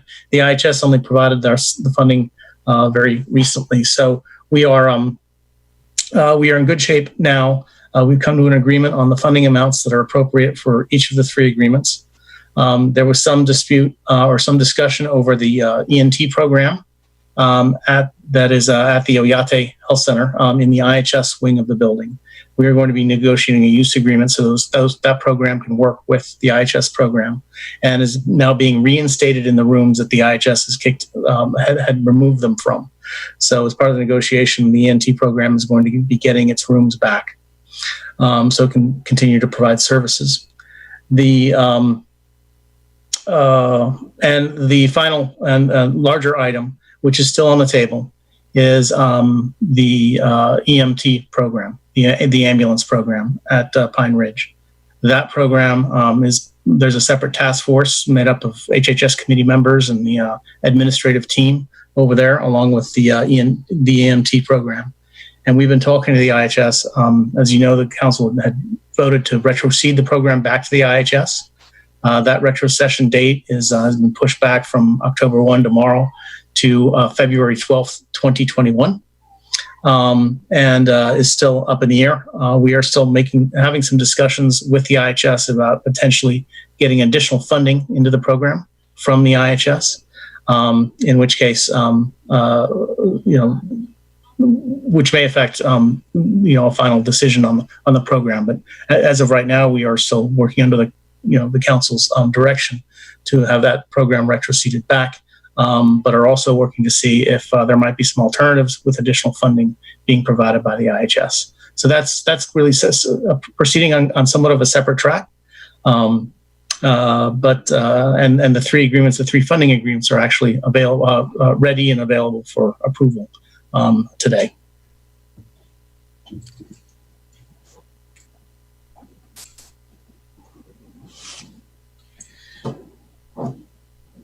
So I think, at least from our end, whether anyone has any questions about the issues presented, the report that Elliot made about how things ended up.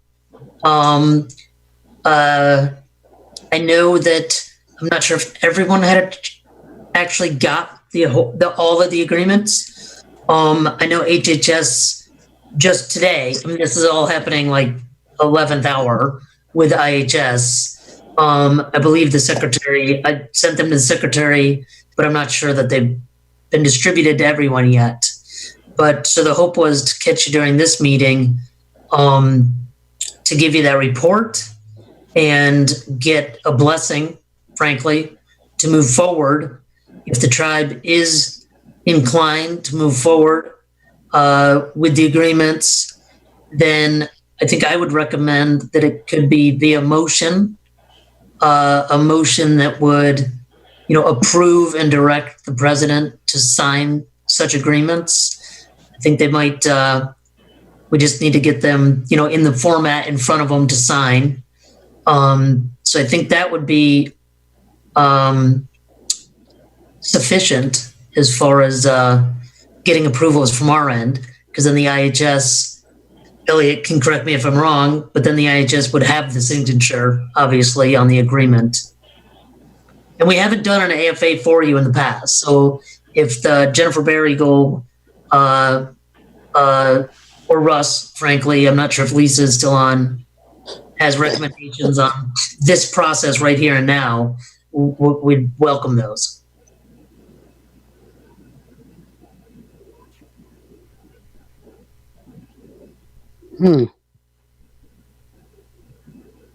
Councilwoman Bearkiller?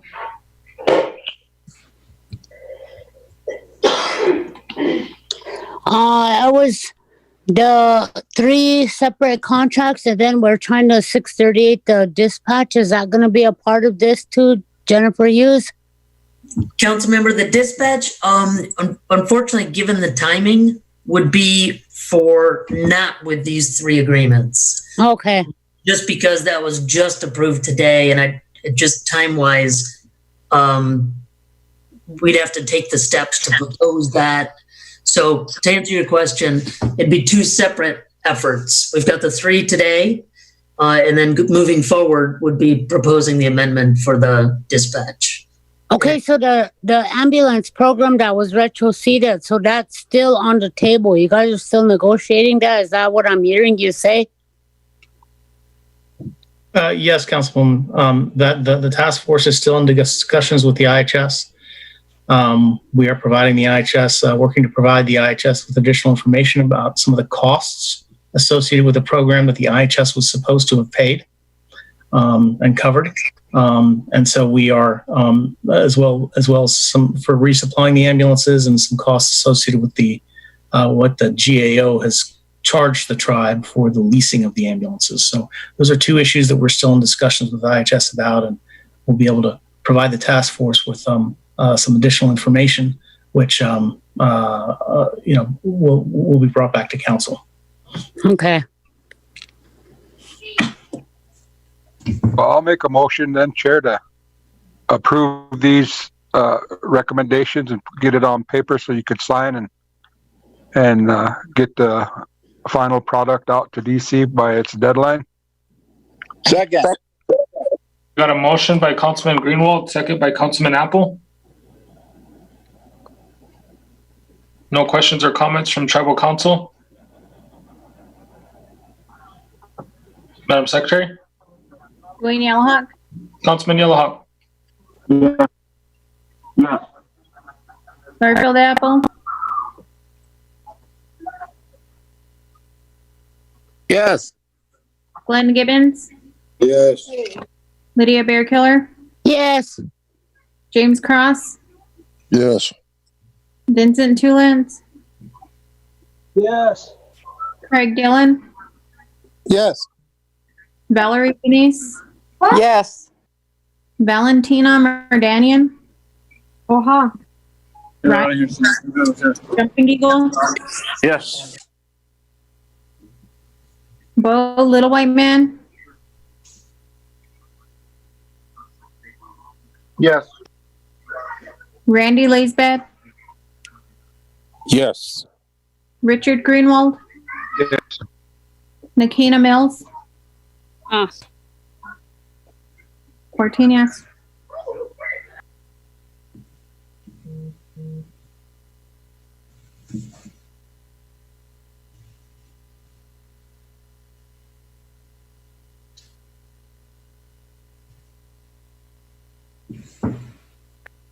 Yes, motion carried. Thank you, Madam Secretary. Motion carried. Was that everything, Alia and Jennifer? Yes, yes, it was. So we will make sure that you have the documents, Mr. President, and for signature. Okay. And then we'll work with you in your office to get those back to IHS. All righty. Thank you, Jennifer. Thank you, Elliot. Thank you. Madam Attorney Barrigo, do you have your resolution ready? Not quite, because it's okay. I do have a question. There are 1, 2, 3, 4, 5 different contracts that this document covers. Do you want 5 different resolutions or one resolution that approves all 5 contracts? So, for example, one contract is between the tribe and WAPA that governs the terms and conditions of the tribe's allocations. One contract is with the tribe, WAPA, Nebraska Public Power. One contract is the tribe, WAPA, Basin Electric Power, Rushmore Electric Power, so on and so forth. So as you can see, there are 5 different contracts involving different entities. So my question is, do you want one resolution approving all or 5 separate resolutions? Jennifer, I in the past, I don't recall what the tribe if they did all 5 separate resolutions to that, but I know WAPA it covers all those companies, right? Well, the WAPA is included in all of the different contracts because you have the contract. with the tribe and WAPA, and then the tribe, WAPA, and the other entities, because they all need their own separate contracts. I've started drafting one resolution approving all of them. We just need to authorize the president or vice president to sign, to be able to sign on behalf of the tribe. And so that's the important part. But I just wanted to check. Mr. Chairman, I say use one and list all who's involved in it. Yes, I agree, Councilman Dillon. Thank you. Councilman Cross, do you agree with that? Yes. So I do have a motion and a second. Madam Attorney Berrygold, maybe if you just read the one resolution, or if that answers your question.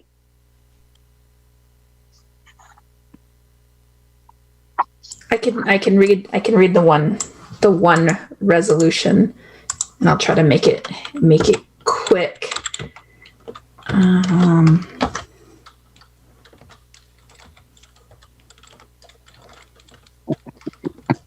Give me, okay. Resolution of the Oglala Sioux Tribal Council of the Oglala Sioux Tribe, an unincorporated tribe.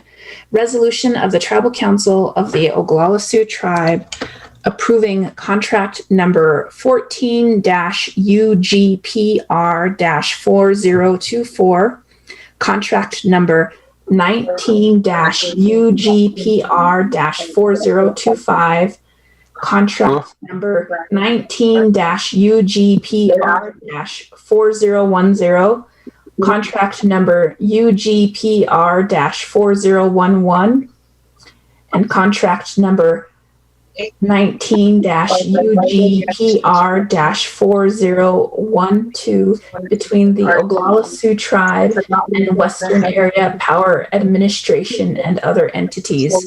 Because guess what? Whereas the Oglala Sioux Tribe adopted its constitution and bylaws by referendum vote on December 14th, 1935, in accordance with Section 16 of the Indian Reorganization Act of 1934, 25 U.S.C. Section 5123. And under Article 3 of the Constitution, the Oglala Sioux Tribal Council is the governing body of the Oglala Sioux Tribe.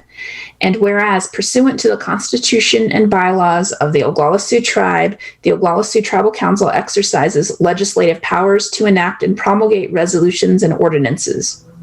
And whereas Article 4, Section 1F, 1K, 1M, and 1W empower the Tribal Council to manage the economic affairs of the tribe, protect and preserve the property of the tribe, adopt laws governing the conduct of persons on the Pine Ridge Indian Reservation, and adopt laws protecting and promoting the health and general welfare of the Oglala Sioux Tribe and its membership.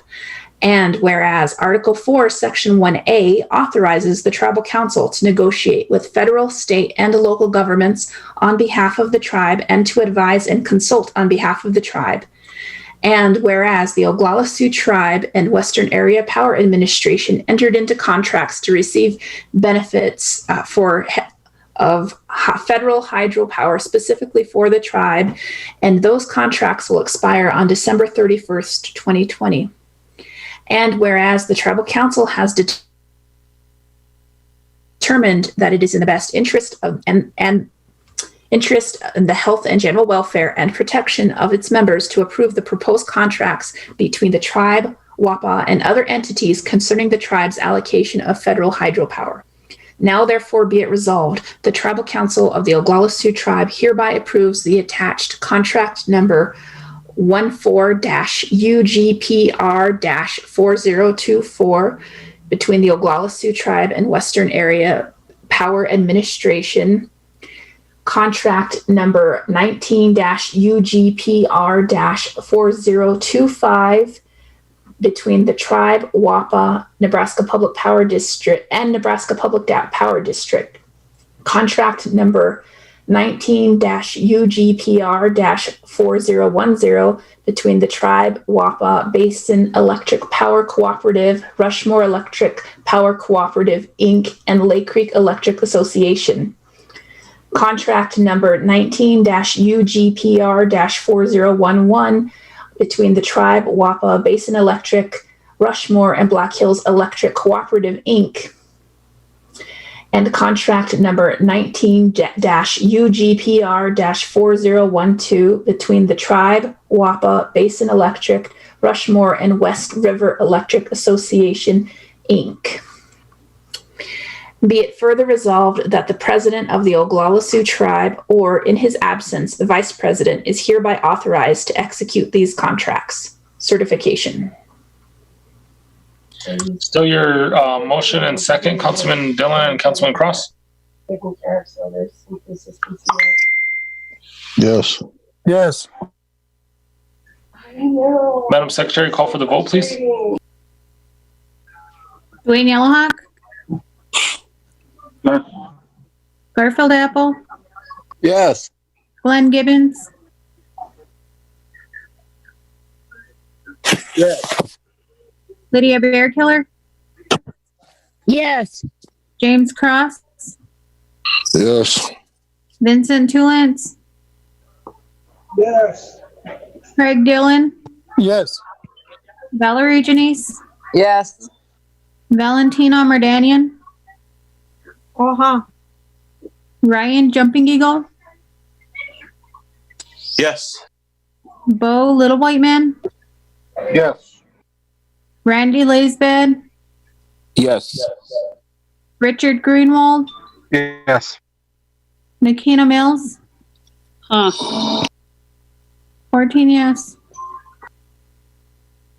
14 yes, unanimous, motion carried. I believe that concludes everything for our regular agenda. Motion to adjourn. Motion to adjourn. Motion to Second. adjourn by Councilman Dillon, second by Councilwoman Bearkiller. Madam Secretary, call for the vote, please. Dwayne Yellowhawk, Yes. Garfield Apple, Yes. Glenn Gibbons, Yep. Lydia Bearkiller, Yes. James Cross, No. Vincent Tulance, Yes. Craig Dillon, Yes. Valerie Janice, Yes. Valentina Merdanian, Ryan Jumping Eagle, Yes.